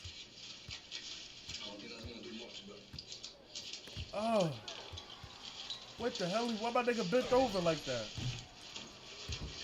I'm open. I'm here. I can't breathe. I can't breathe through my nose, but I'm on my FLUGAME shit. I'm on that FLUGAME shit. Handcuffs and injuries and blood on his face. These actions could What the also hell? be made to exert control and dominance over him. That's a bad shot. That's a terrible shot. That's bad jaw. But I'm on my FLUGAME shit now. I'm on my FLUGAME shit. He hit that shit. And that's the shit I be talking about. I'm still on my FLUGAME shit. With blood all over his face. I'm here though. I can't breathe. But first, the interrogation begins. This is Detective K's 12277. I'm on my FLUGAME shit. I'm on my FLUGAME shit. FLUGAME. You feel me? FLUGAME. Time is 19:54 hours. Markeith, give me your name and date of birth again. Okay, Markeith, listen up real quick. Right now you're under arrest, okay? Markeith is read his Miranda rights, and the interrogators confirm that he understands them before proceeding. I'm on my FLUGAME shit. This is how I get the most reps. I gotta be on my FLUGAME shit. I'm on my FLUGAME. The door is still open when the officers Mirandize him, with officers still standing watching from the hall. Generally, the door is closed to give the suspect a feeling of privacy, and so there are less distractions from the interrogation. This is Detective Danny Garcia with the Orange County Sheriff's Office Homicide Unit.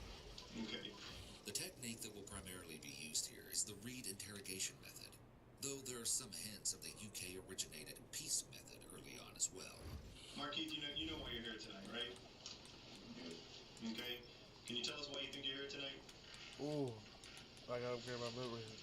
Detectives begin with the Reed technique of positive confrontation by saying, "You know why you were here tonight." This statement isn't aggressively delivered, but is presented as an assumption of guilt toward the suspect. They speak to him in a neutral, almost friendly tone, so as not to discourage him from speaking at first. If this method doesn't work, the officers will likely move on to a more confrontational demeanor. I'm on my FLUGAME. You've obviously been hiding for quite a while. You've been running from place to place. You're in custody tonight for an obviously a pretty serious offense. Can you tell us why you're in custody tonight?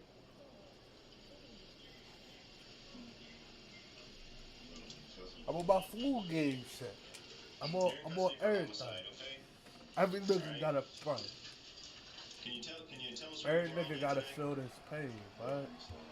We'll talk about that in a second. Can you tell us where you've been today? Were you at the house all day today?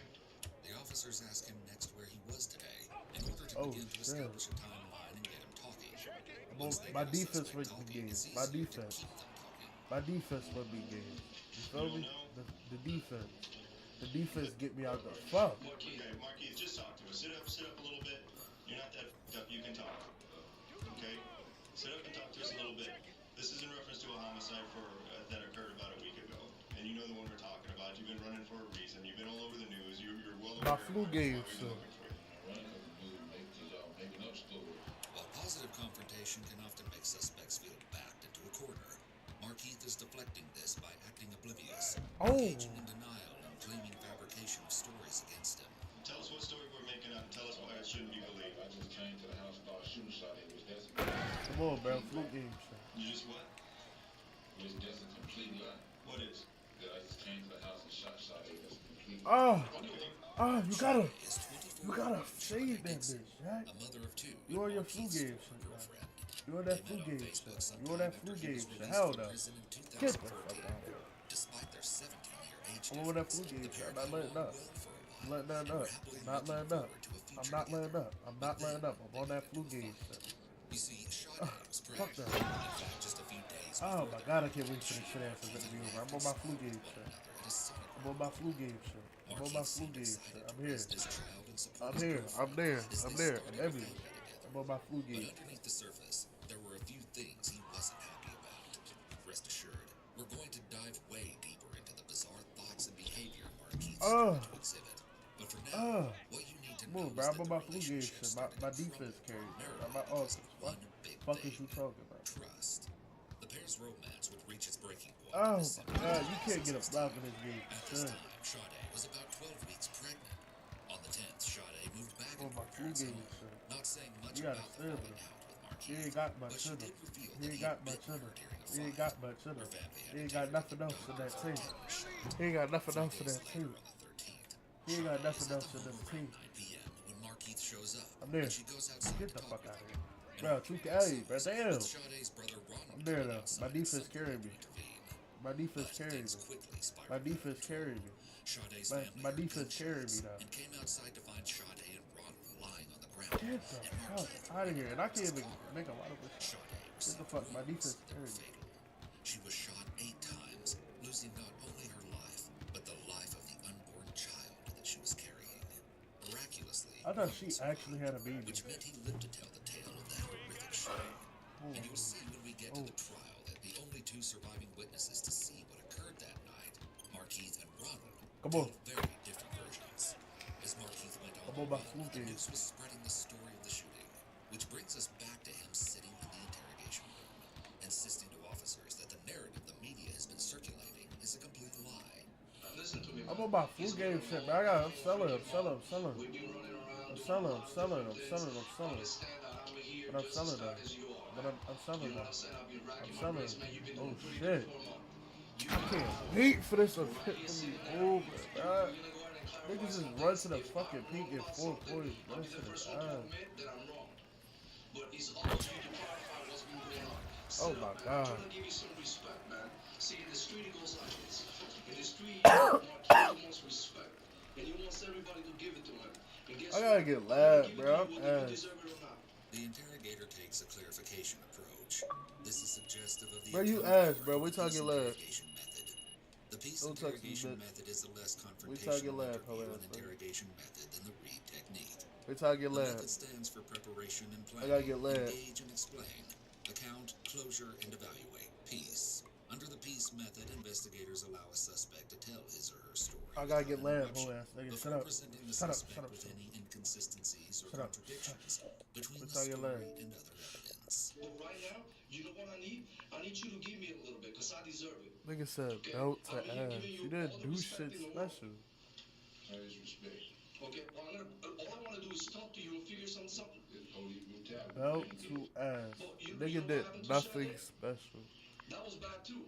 Markeith's body language Besides shoot contested like okay, but you definitely belted. by keeping his gaze on the table or the wall. He's in a defensive position. But he definitely belted me. He belted my shit, I guess. The fuck nigga talking about belt to ass. He ain't belt shit. Y'all know what happened, Shotty put a gun on me. Shit. Y'all know what happened. Y'all got it right. Who's gonna tell me The that hell he ain't belt shit. Yo, how many blocks, bro? You, Sade, Ronald, other people. But I wasn't there. Hold on. What the hell do this count only to like the part? The officer is trying to get Markeith to talk What- by presenting the conversation. What this mean? Do this mean to the part only? Or clarify the Cause I can get some block. I can get block. I want to be right. And I want to to write the story that you tell me is your story. Niggas get unlimited Gatorade? No. Weed. Persia. Persia got a bunch of that. Persia got a lab. Got a Persia, lab B.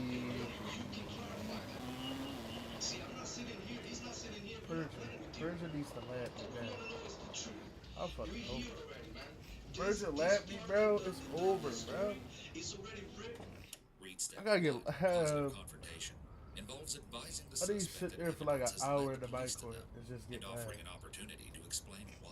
Niggas can't fuck with me if I get mad. That's what we're seeing here. I gotta get just lab. I just gotta get lab. We got 57 blocks. You can't even sit up and look at me. These steps 2 and 3 are engage and explain. Alright, let's see. Young Wayne, coming at you live from Pivot Point. This man ain't new to this. I don't know if this shit counts. Only part. The OG blacktop legend from around the way. It's Dunny Dribble. While encouraging the individual to speak up with any of their own relevant comments. The officer is trying to build rapport with Markeith by speaking slang to him and offering the idea of mutual respect, which is often a big deal on the streets. Should help. The officer is trying to get the suspect to gain his trust. Anything, nobody in this room beat your ass. This is your opportunity. This is the opportunity. What is this? A dribble drill? This is your opportunity. The detectives tell him this is his opportunity to speak, making it seem like it's in his best interest to do so. This is almost never Somebody missed their assignment. Suspects are always better off not saying anything and getting an attorney, even when innocent of any crimes. Some people think asking for an attorney makes them look guilty. A little out of your range, don't you think? Always the smartest decision. Okay, so right now I want to give you This is the triple. So why don't you talk to me and tell me what's up, man? You've been running for a little while. We've been talking to a lot of people and you know it, man. Your face has been all over the TV. Yo, I'm gonna shut up and let the shot clock do its job. I know she got your face out. She said some things to you that you didn't like. The officers now use both minimizing techniques and offer him theories of justification for his actions. This is another implementation of the read technique and makes it seem like they understand why he reacted the way he did. Because why? Because she was pregnant with your baby and you told her to stop smoking because that's bad for the baby. Yeah, so I know that. That's a bucket. So tell me what else happened. Why got to the point that you had to do what you had to do? If you had to defend yourself, then you need to tell me, man. The officer throws My man, where are you even going? To try to see if that will elicit a confession. This is the theme development step in the read method, where they begin formulating a defense or justification for the suspect, so they will more readily admit to a crime, thinking they have a defense. Oh man, smokes the layup. That's a splash. Which one, the older brother or the younger brother? Because she's got two brothers. Because the other brother, she got the barra.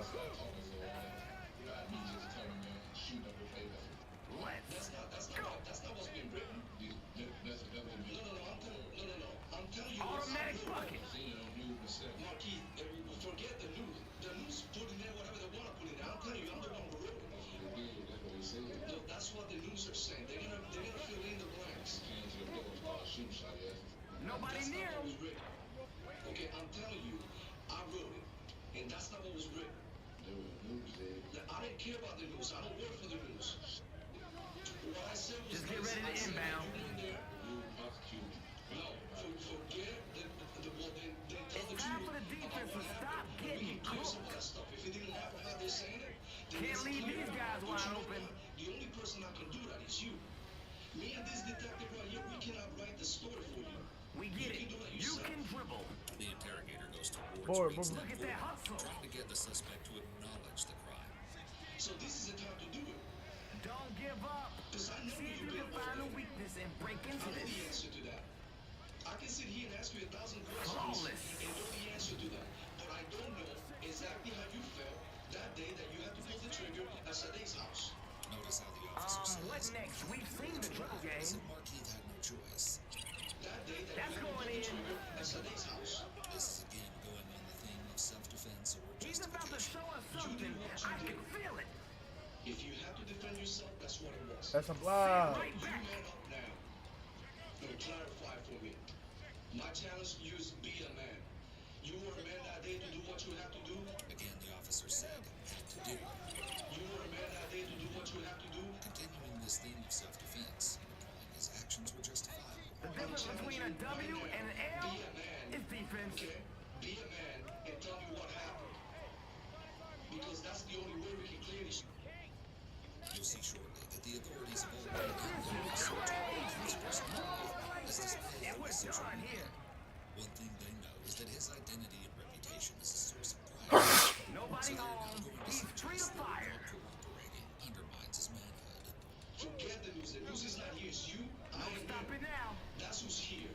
You can see the close proximity the officers are sitting to the suspect, and how they have him essentially cornered in the room by the way they're seated surrounding him. So you're gonna do that? You're gonna man up or what? For the win! Listen, bro. Okay, you pull the gun in. Shut it or what? When we're going back to this stuff, we're after the details of the account of the criminal behavior. When? When the brother came out, when? You guys were talking outside? Yeah, we were talking outside. We know the brother dropped off all that. And you went inside? I'm not shooting that. That's not how it goes. He's so stuck on this. That's how you know that's not what happened. When that, you know they're gonna tell you what happened when they constantly stuck on that one fact, and that's how you know they did it. When they're constantly stuck on that one fact, they're like, I didn't do that, I didn't do that. And you know that they felt remorse for what the fuck they did. What did you do? I just owned her. You took it from her? Yeah. And what did you do with her gun? I put it in my back pocket when my brother jumped in and his head fall out. You fall out. And when did you take your gun out? Well, me and my cousin. That the older brother, Ron, right? You know what's Ron? Okay. Who did you shoot first, him or her? This is a very loaded question. It presumes that Markeith shot both Shade and her brother, and so he needs to be very careful answering it, as it would be easy to get trapped into affirming he committed the crime. Markeith seems to catch on to this, though. Him? Because he was on you? Hey, little boy, I taught my lawyer because y'all would beat me up, but y'all would talk to me. The suspect has invoked his right to an attorney, and at this point the interview should have stopped until his lawyer arrived. Any statements he made after stating he was an attorney would potentially be inadmissible.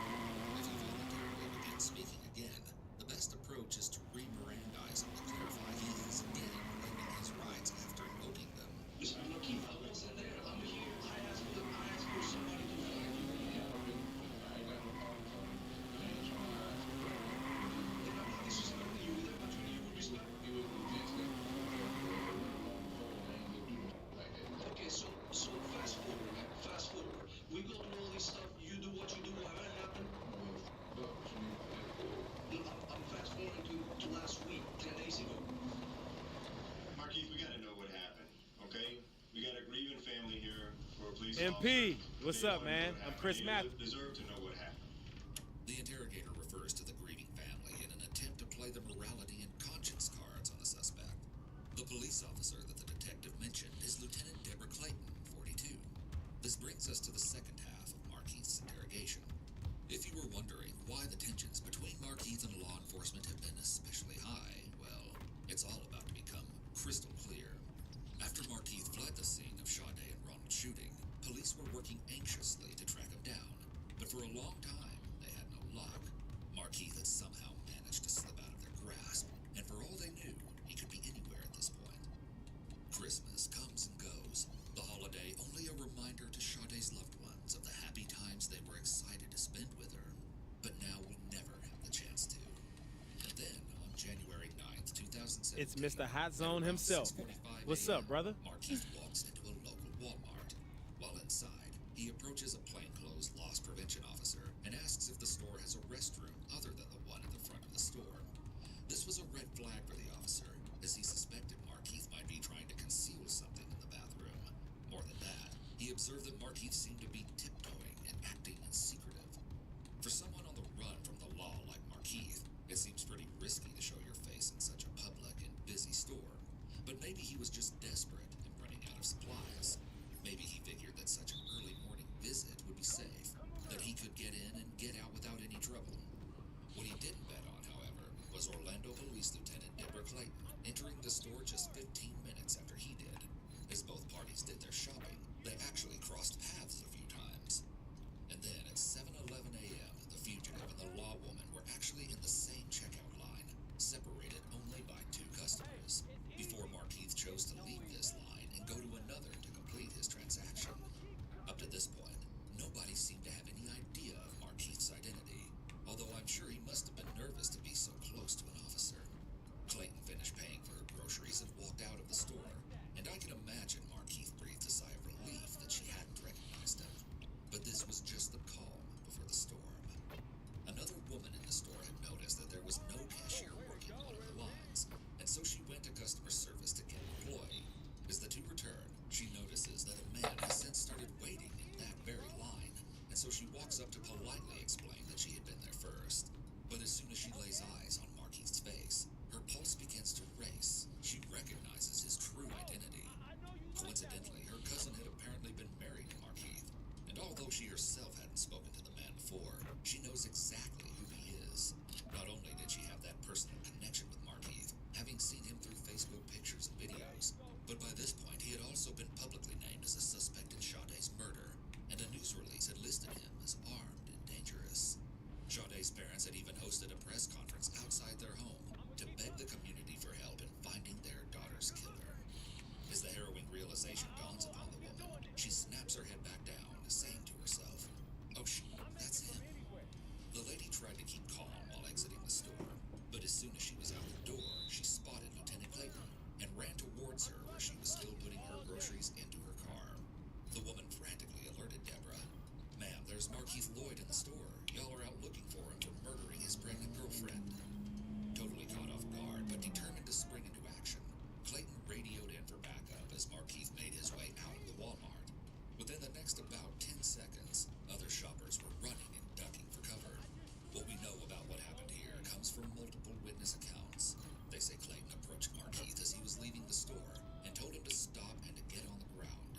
They claim that Markeith went like he was going to run, and then turned around and pulled his gun out. Clayton made one final radio transmission. Foot pursuit, and then officers on the other end heard 3 gunshots followed by complete silence.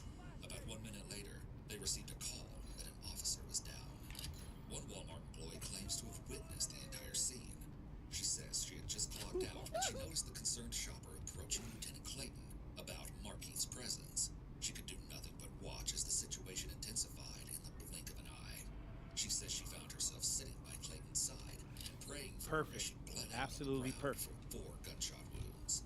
This employee alleges that Markeith walked up to Clayton after she fell and shot her some more, even though she laments he could have fled after landing a bullet in her hip. This witness later lamented, "He wanted to finish her off. He just has hatred in his heart. I'm sorry." According to this woman, Markeith calmly turned around, walked to his car, started it up, and took off as Clayton lay taking her final breaths. Additional officers arrived within 28 seconds, but it was too late. Clayton was down, and Markeith was gone. You know Sergeant Clayton was good people, okay? I don't know. You know what she is. Once it's revealed that Markeith shot and killed a fellow officer, the earlier behavior of the officers makes sense. Police form a brotherhood or sisterhood with each other, and when one of them is shot, the case is personal to them. Conversely, cop killers are often looked up to on the streets and in prison.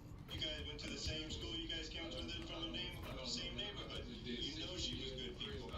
Tell us what happened with her. Did she draw down on you first? What happened? Yeah, I know she drew down on me first. The interrogator returns to trying to get Markeith's account of events as per piece step 3. No, we don't. You're the only one there. Tell us what happened. Man, y'all know Did she draw down on? Did she fire the first shot at you? The officers proposed that the sergeant drew down on him first to get him to discuss the shooting and give him a false sense of justification for his actions. Yeah, I know she draw down on me first. Why is she shooting at you? In front of everybody. That wasn't professional. If I would pull off, I would set back and got snarted, called the back up, I would wait them and fought the car. So if I got in, that's good things for everybody. Markeith is trying to shift blame from himself onto Lieutenant Clayton when he says that she should have waited for backup and that she wasn't being professional. He's failing to take responsibility for his actions. So she came at you. I mean, we don't know this. This is why we need you to tell us. Came at me. For what? What'd she do when she came at you? With a gun. Okay, we didn't notice she pulled a gun first. This is what kind of stuff we need to know. CPR was performed on the fallen officer, and she was quickly transported to the hospital. About 5 minutes later, the Orange County Sheriff's Office captain sees a vehicle matching the description of Markeith's and follows it into an apartment complex, where Markeith allegedly steps out of the dark car and fires 2 shots towards the officer's unmarked Ford Explorer. Nobody was harmed, but 3 minutes later, a man called 911 to report that a man believed to be Markeith had carjacked him at gunpoint and then driven his vehicle through a fence. 10 minutes after that call, Clayton was pronounced dead. After 17 years in service at the Orlando Police Department, her career came down to those pivotal few seconds where her life was tragically cut short far too soon. Unfortunately, before the Orlando PD had even had time to process their beloved comrade's passing, there would be yet another casualty in this hunt, when just before 10 a.m., a motorcycle deputy responding to the search for Markeith was fatally struck by a van. That morning, 17 schools in the county were placed on lockdown as the chaos unfolded. A news conference is held alerting the public of the deaths and the search for Markeith. One sheriff calls the day one of the worst in his career, and the award for information leading to Markeith's arrest is increased to $60,000. Authorities focus their search on an apartment complex called Brookside, employing a heavy force of police officers and even armed SWAT members. But eventually, they have to call it off and let residents back into their homes, as Markeith is nowhere to be found. It turns out that Markeith was very active on his internet accounts, often sharing updates of his daily life, including a Facebook Live video in November with SHlT, where the couple rubbed her pregnant belly and talked about the baby kicking. The pair posted lots of videos together, documenting trips to the mall, OBGYN visits, or home cooking sessions. But the inflammatory statuses that the detectives are most interested in include one from 2 weeks before SHlT's death, when Markeith posted, "Goes to be on America's Most Wanted." He also shared another update just a couple of days before SHlT would die at his hands. This one read, "Orlando, Florida, when you talk about street legends, mention me." The couple also broadcast at a Facebook live stream where SHlT recorded as the two were pulled over at a traffic stop. Markeith was let go with a warning, but he and SHlT went on to make jokes about killing the officer.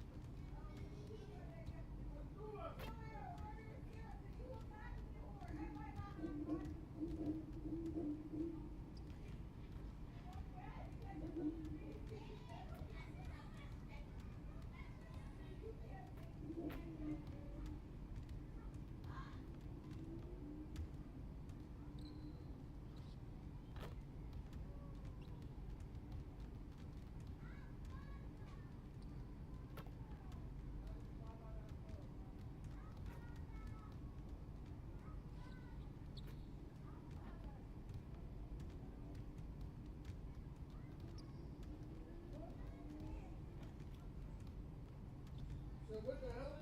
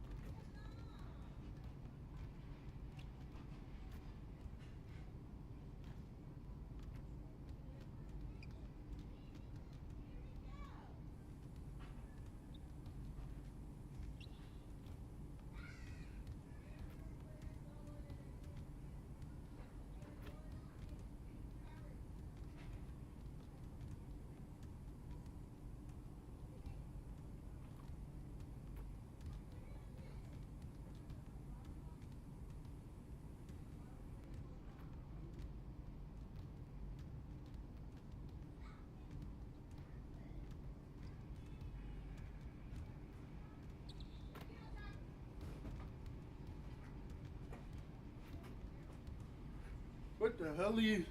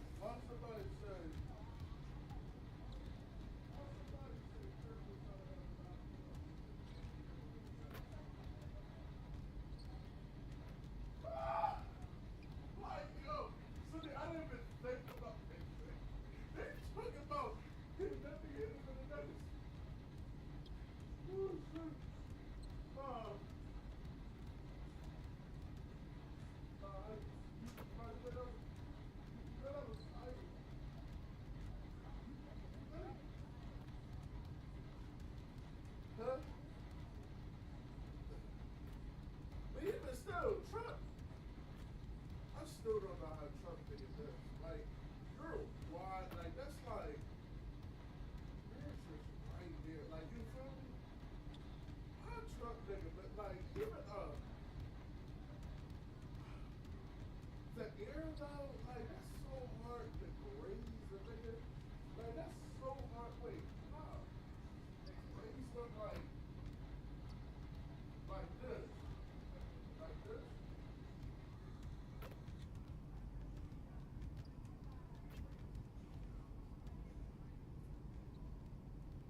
What the hell are you? Yeah, that drug.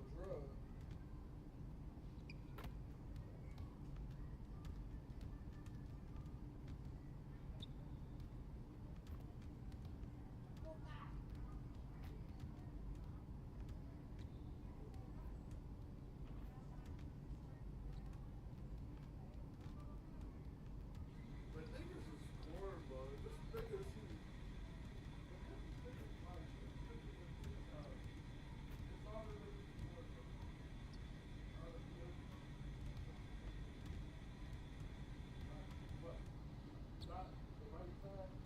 What's the side? Which one is the which one is the front?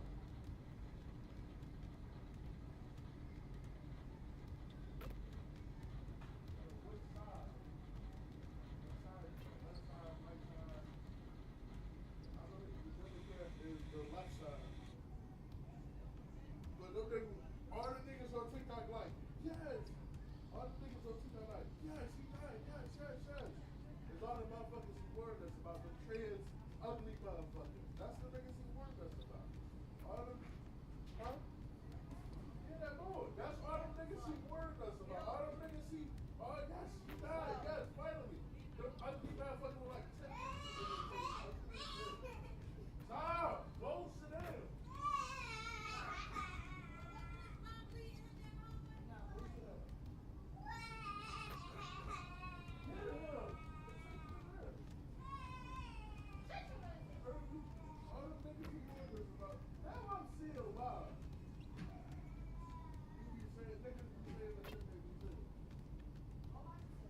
Like, how ignorant are you, right? To be sitting up here celebrating somebody that, like, that's so, listen, bro. If this nigga wasn't a damn, a truck, the nigga's only gonna let him because he's smoking something. That's how, he was racist, but he was racist, but listen, I haven't heard one black person make a, yes, he's that damn, yes. But that's the biggest he warned us about.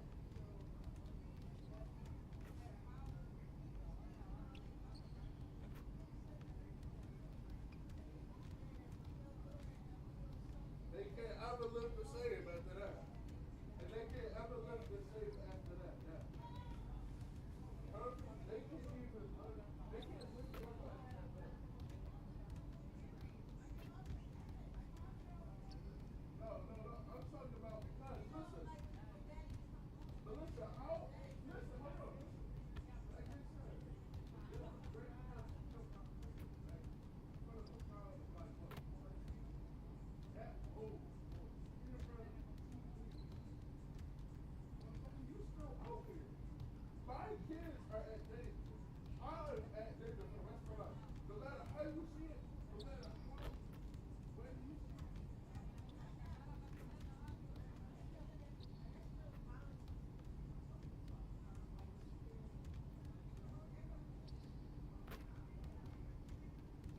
That's what I'm saying. They would never be, but those niggas would never be able to live a normal life. They would never be able to go to normal school because look, oh, you perfect. Oh, this your pop? And they can't even go to school. They probably gotta get homeschooled for the rest of their life. Like there's no way they can live globally at the yes end.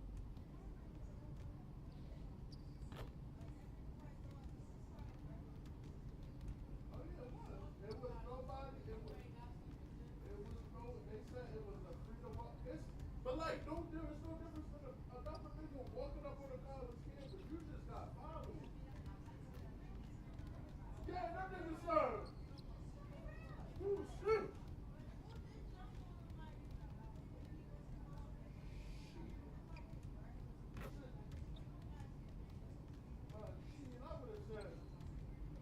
jumped the fuck out that stage. I would have jumped off that motherfucking stage.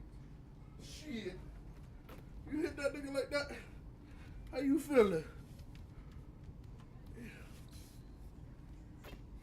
Yeah, like, yeah. Man. And then you see Truck fake ass video. You see Truck fake ass video? That fake ass AI apology. If you know anything about AI, you can tell that shit. That AI, look up on Twitter this video.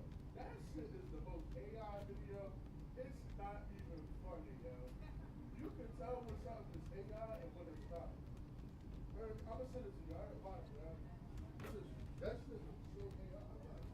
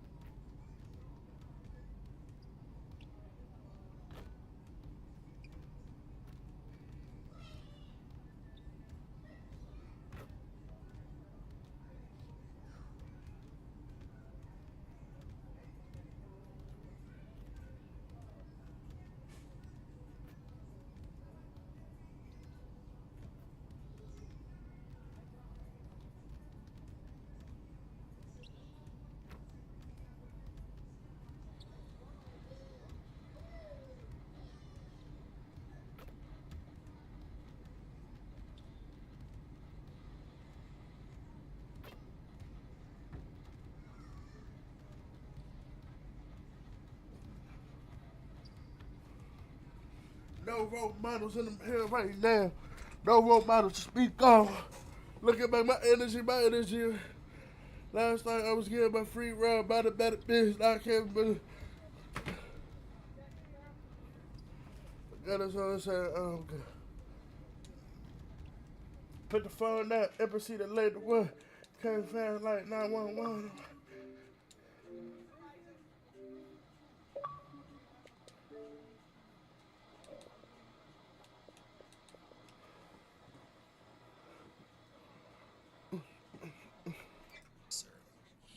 Just an interesting side note, Markeith's then 19-year-old son was actually behind bars at this time, and during a visit with his mother, he found out about his dad's situation.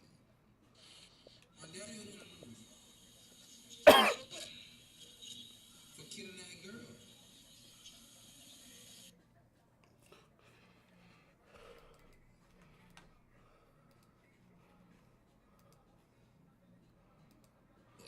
Yeah, he drunk. Just an interesting side note, Markeith's then 19-year-old son was actually behind bars at this time, and during a visit with his mother, he found out about his dad's situation. My daddy was for killing that girl. One of his girlfriends. The police too. He killed the police too? Yesterday. Yesterday? I knew he was gonna start doing that. Where? He got away? Yes. Maybe that too. You just can't kill people in some drama. You gotta do it smarter than that. Smart way to get started.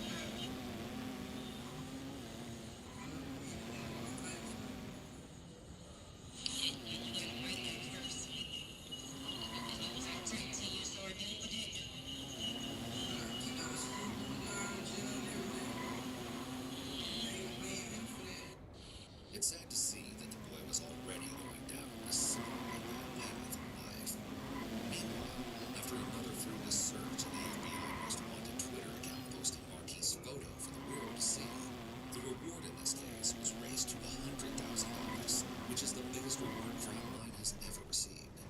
3 people were arrested in connection with the search, believed to be accomplices who helped Markeith in some way, or know information about his whereabouts. Police scoured more than 100 locations and expand the search to a neighboring county. They start receiving tips that he may have shaved his head, and so they release a digitally altered picture of him to cover all the bases. On January 17th, Markeith is added to the U.S. Marshals 15 Most Wanted list.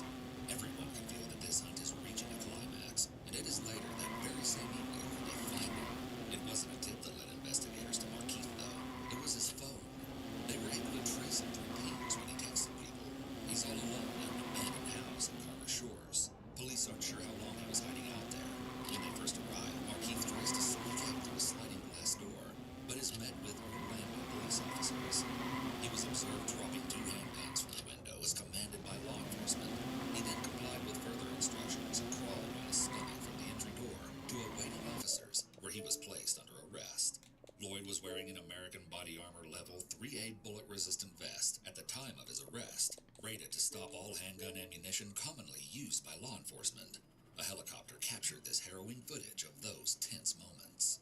Even though officers had a million things on their mind at this point, there was one specific thing they made sure to do during this long-awaited arrest. Fuck him up. Remember when the man in the interrogation footage asked if Deborah's cuffs were on Markeith? They indeed were. Orlando Police Chief John Mina explained that this is a tradition in law enforcement that goes back many years, and putting the handcuffs of a fallen officer on the criminal they were killed trying to catch is significant to the family as well as the colleagues of the deceased officer. Many people have inferred that this is one of the reasons why the officers around Markeith before and during his interrogation seemed so reluctant to loosen his cuffs, and it's not hard to see why that would be exactly the case. However, did law enforcement let their anger over Deborah's death go too far? What we'll discuss next has become one of the most controversial points of this case. Beat his Markeith ass. claims that the officers beat him up during the arrest. Hell yeah, I would beat your ass. Nigga, you killed 2 cops, man. Markeith in the head Chuka. while he's on the ground. Before Your he girlfriend, a baby. The way that Markeith may have been treated by the police when he was arrested could have contributed to his unwillingness to cooperate with the detectives, and he is being questioned. I'm gonna fuck you up too. You killed Truth. And he repeatedly brings up the fact that he doesn't want to cooperate with the police after they allegedly beat him up. She pulled a gun on you, then what? This is your opportunity. Markeith, this is your opportunity. Everyone's been saying all these things about you. This is your opportunity to set the story straight. Well, okay, well, if you ain't tripping, man, it's like this, man. Markeith, we are not the ones that messed you up, okay? We're the ones giving you the opportunity to tell the truth about what happened between you and Sergeant Clayton. No, Markeith, let me ask you this. Okay,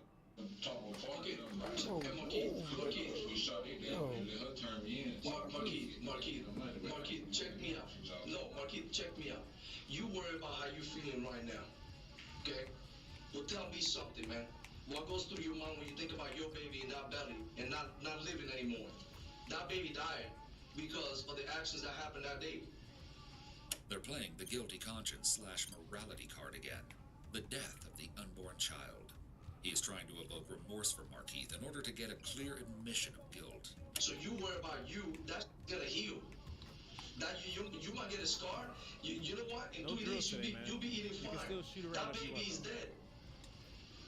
If Sade deserved it, then you tell me she deserved it. But you cannot tell me that Sergeant Clayton deserved what happened to her. You're tired, I know that. You've been running for a long time. You're not eating right, you're not sleeping right. They lock my family, my people down. Somebody helping me, nothing about trying to buy my own food by the Walmart. Well, that's what they say. Let's listen, Markeith, this is about getting the truth out right now as to what happened between you and Sergeant Clayton. Okay? We need to know if Sergeant Clayton pulled that gun on you first. We need to know if you felt threatened, if you did what you had to do. Tell us what happened. Yeah, she put a gun on. The officer again says, "We need to know if you did what you had to do," in reference to shooting the sergeant. He's trying to once again get Markeith to talk by making it seem like he had justification. In reality, even if the sergeant pulled a gun on him first or threatened him, she had cause to do so, and him shooting her in this instance has no legal defense. Florida Statute Section 776.051 provides the law relating to use of force in resisting an arrest.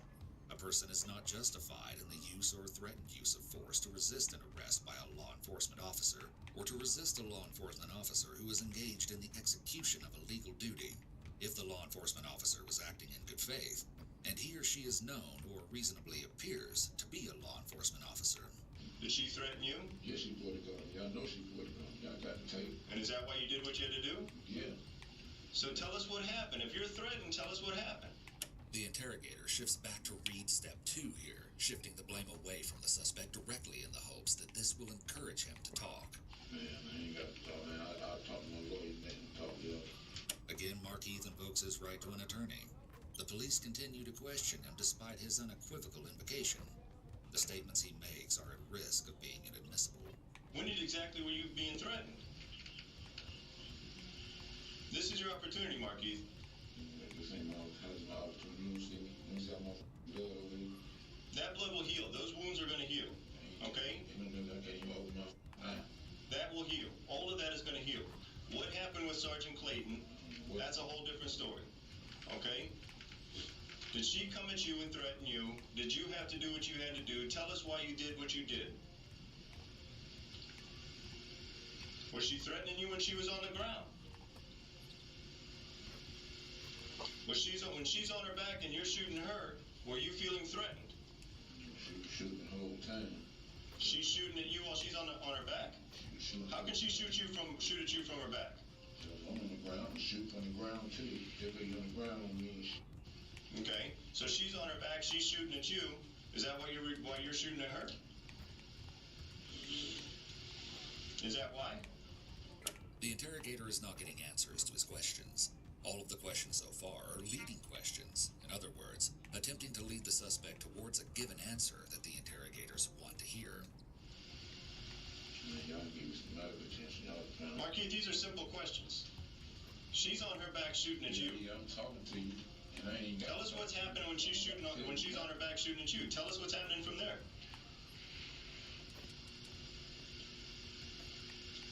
Is that why you shot at her while she's on her back?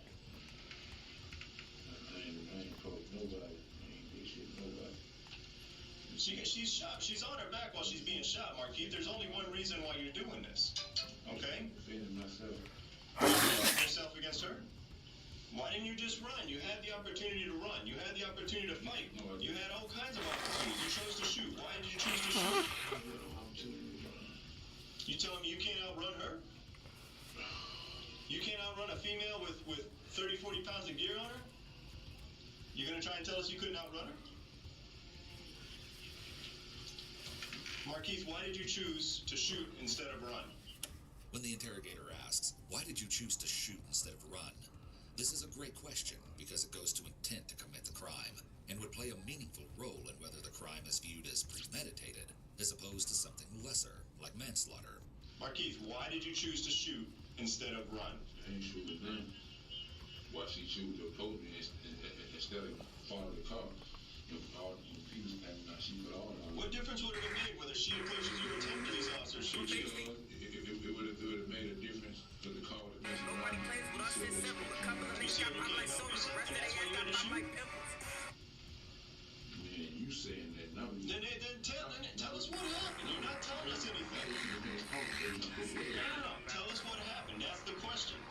The interrogator starts to put pressure on Marquis in a way that would make him feel like if he doesn't speak up for himself and tell his version of the story, then someone else will fill in the holes for him. He's still deep in the read technique. Marquis doesn't budge. Man, y'all need some... She came to talk to you. You pulled a gun. You had the opportunity. Then tell us. We don't know. Then tell us what happened. I'm trying to ask you to put your own words out there. Just like you chose to shoot, just instead of run, just like you chose to shoot instead of fight. You obviously can't run, you can't shoot, you can't fight. Then tell us what happened, Marquis. Keith, let me ask you this, man. All y'all doing is flicking y'all right stick from left to right. Very fucking simple. Alright, now the next move we got is the explosive behind the back. To activate this move, It doesn't appear that the interrogator is actually talking to any real people back there. Likely, he is just faking it to appease Marquis. Alright. But look, I be like, as soon as you went in there, hear me out. As soon as you went in there to buy your food, what happened? Tell me your story in your own words, from the beginning to the end. And then we don't have to put any words in your mouth. The officer tries once again to establish trust and a timeline here, and gives the suspect a chance to start from the beginning, to tell them what happened in his own words. Marquis, you went to Walmart. Oh, yeah, because, bro, this behind the back, bro. Look, I do the behind the back. I'm running. Tell your story then. You went to buy your own food. Y'all really went because y'all made up. Then you tell me the story. Y'all making up shit, bro. I don't have to make up anything if you tell me the story. Marquis, we either hear it from you or we hear it from the people that saw what you did. We hear it from you, or we have to just basically see what the video says. All that's saying one thing. Here's your opportunity to say what happened, where are you coming from? I need medical attention. I can't. Medical attention is coming. I can't open my eye. Ain't no medical attention coming. Y'all bullshit. Why they can't yet? The officers display their true disdain for the suspect here, and clearly aren't concerned whatsoever about his physical well-being. This is not surprising, knowing that he shot one of their own, and also because the injuries were sustained while being arrested by their colleagues. You don't need to open your eyes, Marquis. You need to open your mouth. Okay? I'm off the face going about your business. Oh. I don't need to open my eye and open my mouth. What do you think you talking to, brother? The pushy and straightforward approach got a rise out of Marquis, but will it get detectives any closer to their goal? Marquis, this is the opportunity that we're talking about. This is the interaction you obviously had with Sergeant Clayton. Sergeant Clayton attempted to do the right thing with you, and you chose to do what you did. I don't know about your business, brother. She tried to do the right thing, you did what you did. You said what you want to say. I don't know about your business, brother. Until we hear different, we gotta go with what everyone's telling us. We gotta see that basically you gunned her down for no reason. You gunned down a police officer because basically you're too scared to run. In this case, it seems that provoking Markeith has only caused him to shut down completely. The interrogator reverts back to read step 1. Until we hear different from you, I gotta find that's the only option we see out there. We see you gunning down a police officer while she's on her back. Tell us something different. Why did you shoot at the other police officer over there when you ran from your car? Markeith, man, I'm trying to give you the respect that you probably don't ever deserve. The interrogator continues to refer to treating the suspect with respect. This is a falsehood, as there is probably no medical support coming at this point. The appeal is to respect manhood, to gain the trust of the suspect. However, as you'll see, this backfires shortly. Why don't you stop me, bro? How I don't deserve him. I'm a man just like you. Well, then treat me like it, man. I'm treating you like a man, but you're not treating me like a man. You're not even looking at me, man. You can't even talk to me, bro. Talk to me, man. You know what your fellow officer did? Come on, man, get the out here. That bullshit. I don't know, I can't look at you. Give me some medical attention. It's coming, bro. I already asked for it. It's coming. Ain't came yet. It's coming. Markeith, why did you shoot at the other officer? What did he do to you to make you shoot at him? Did he come at you wrong too? I mean, you gotta tell me something, man. Man, y'all got me, I'm in pain, I'm under duress, and y'all just in here just trying to drill me. I ain't got time to tell y'all. This is what we're trying to figure out. Are these officers threatening you? Are you taking these actions because officers are threatening you? I'm under duress and I'm in pain. Y'all was gonna beat me up. I'm bleeding to death over here. I'm under duress and I'm in pain. Spit coming out my swallow, spit coming out here. Blood coming out here. Well, I'm under duress and y'all here questioning me. And I'm under duress and I'm in pain and I'm hurting. Those two things ain't gonna change, Markeith. Your pain ain't gonna change for any time soon, whether medical attention sees you or not. The duress, whatever, okay? All we hear is that these people are threatening you, and you stood up for yourself. Markeith keeps emphasizing how he is under duress. Duress is defined as the act of using forced coercion, threats, or psychological pressure to get someone to act against their wishes. Apparently, a person acting under duress is not seen as acting of their own free will, and so may be treated accordingly in court proceedings. By saying this, Markeith is trying to throw the validity of the interrogation into question. Though given the cameras recording the suspect and the interrogators, there is technically no duress here in a legal sense. This raises an interesting question, though. Watching this footage and knowing the context of what Markeith has done doesn't exactly make you sympathetic to him. But if everyone is truly innocent until proven guilty, then do you think all criminals who have been badly beaten or injured should be given medical attention before any questioning? Okay? We just want to know how a police officer on her back trying to do her job is threatening you. Why you had to take that action that you did versus all the other options that you had. You had other options. Why did you choose the option you chose? That's the simple question.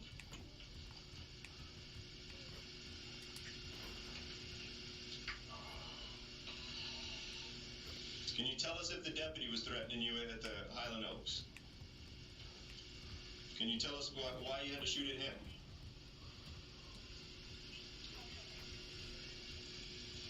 Right stick to the left and flick your left stick to the left. If the ball is in your left hand, while on RT, flick your right stick to the right and flick your left stick to the right. You running down the court, if the ball is in your left hand, flick your right stick to the right. If the ball is in your right hand, when coming down the court, flick your right stick to the left and hold RT. If you don't want to do it, you don't have to combo the moves, so just let me know. Show that you're a man. You know what's going to use your words, Markeith. I'm going to use your words. And you listen to me real carefully. You know what you said? You want to be a very close water. Leaning in towards the suspect makes the contact more intimate, unless avoidable by closing the distance. That shit gonna get you in front of niggas most of the time. Very fucking effective. I'm talking to you man to man right now. You know what a legendary does? He freaking steps on his 2 feet. That's what I did, bro. That process slow up. You want people to respect you and fear you? Activate this move. On RT, if the ball is in your right hand, flick your right stick to the left and flick your left stick to the left. If the ball is in your left hand, while holding RT, flick your right stick to the right and flick your left stick to the right.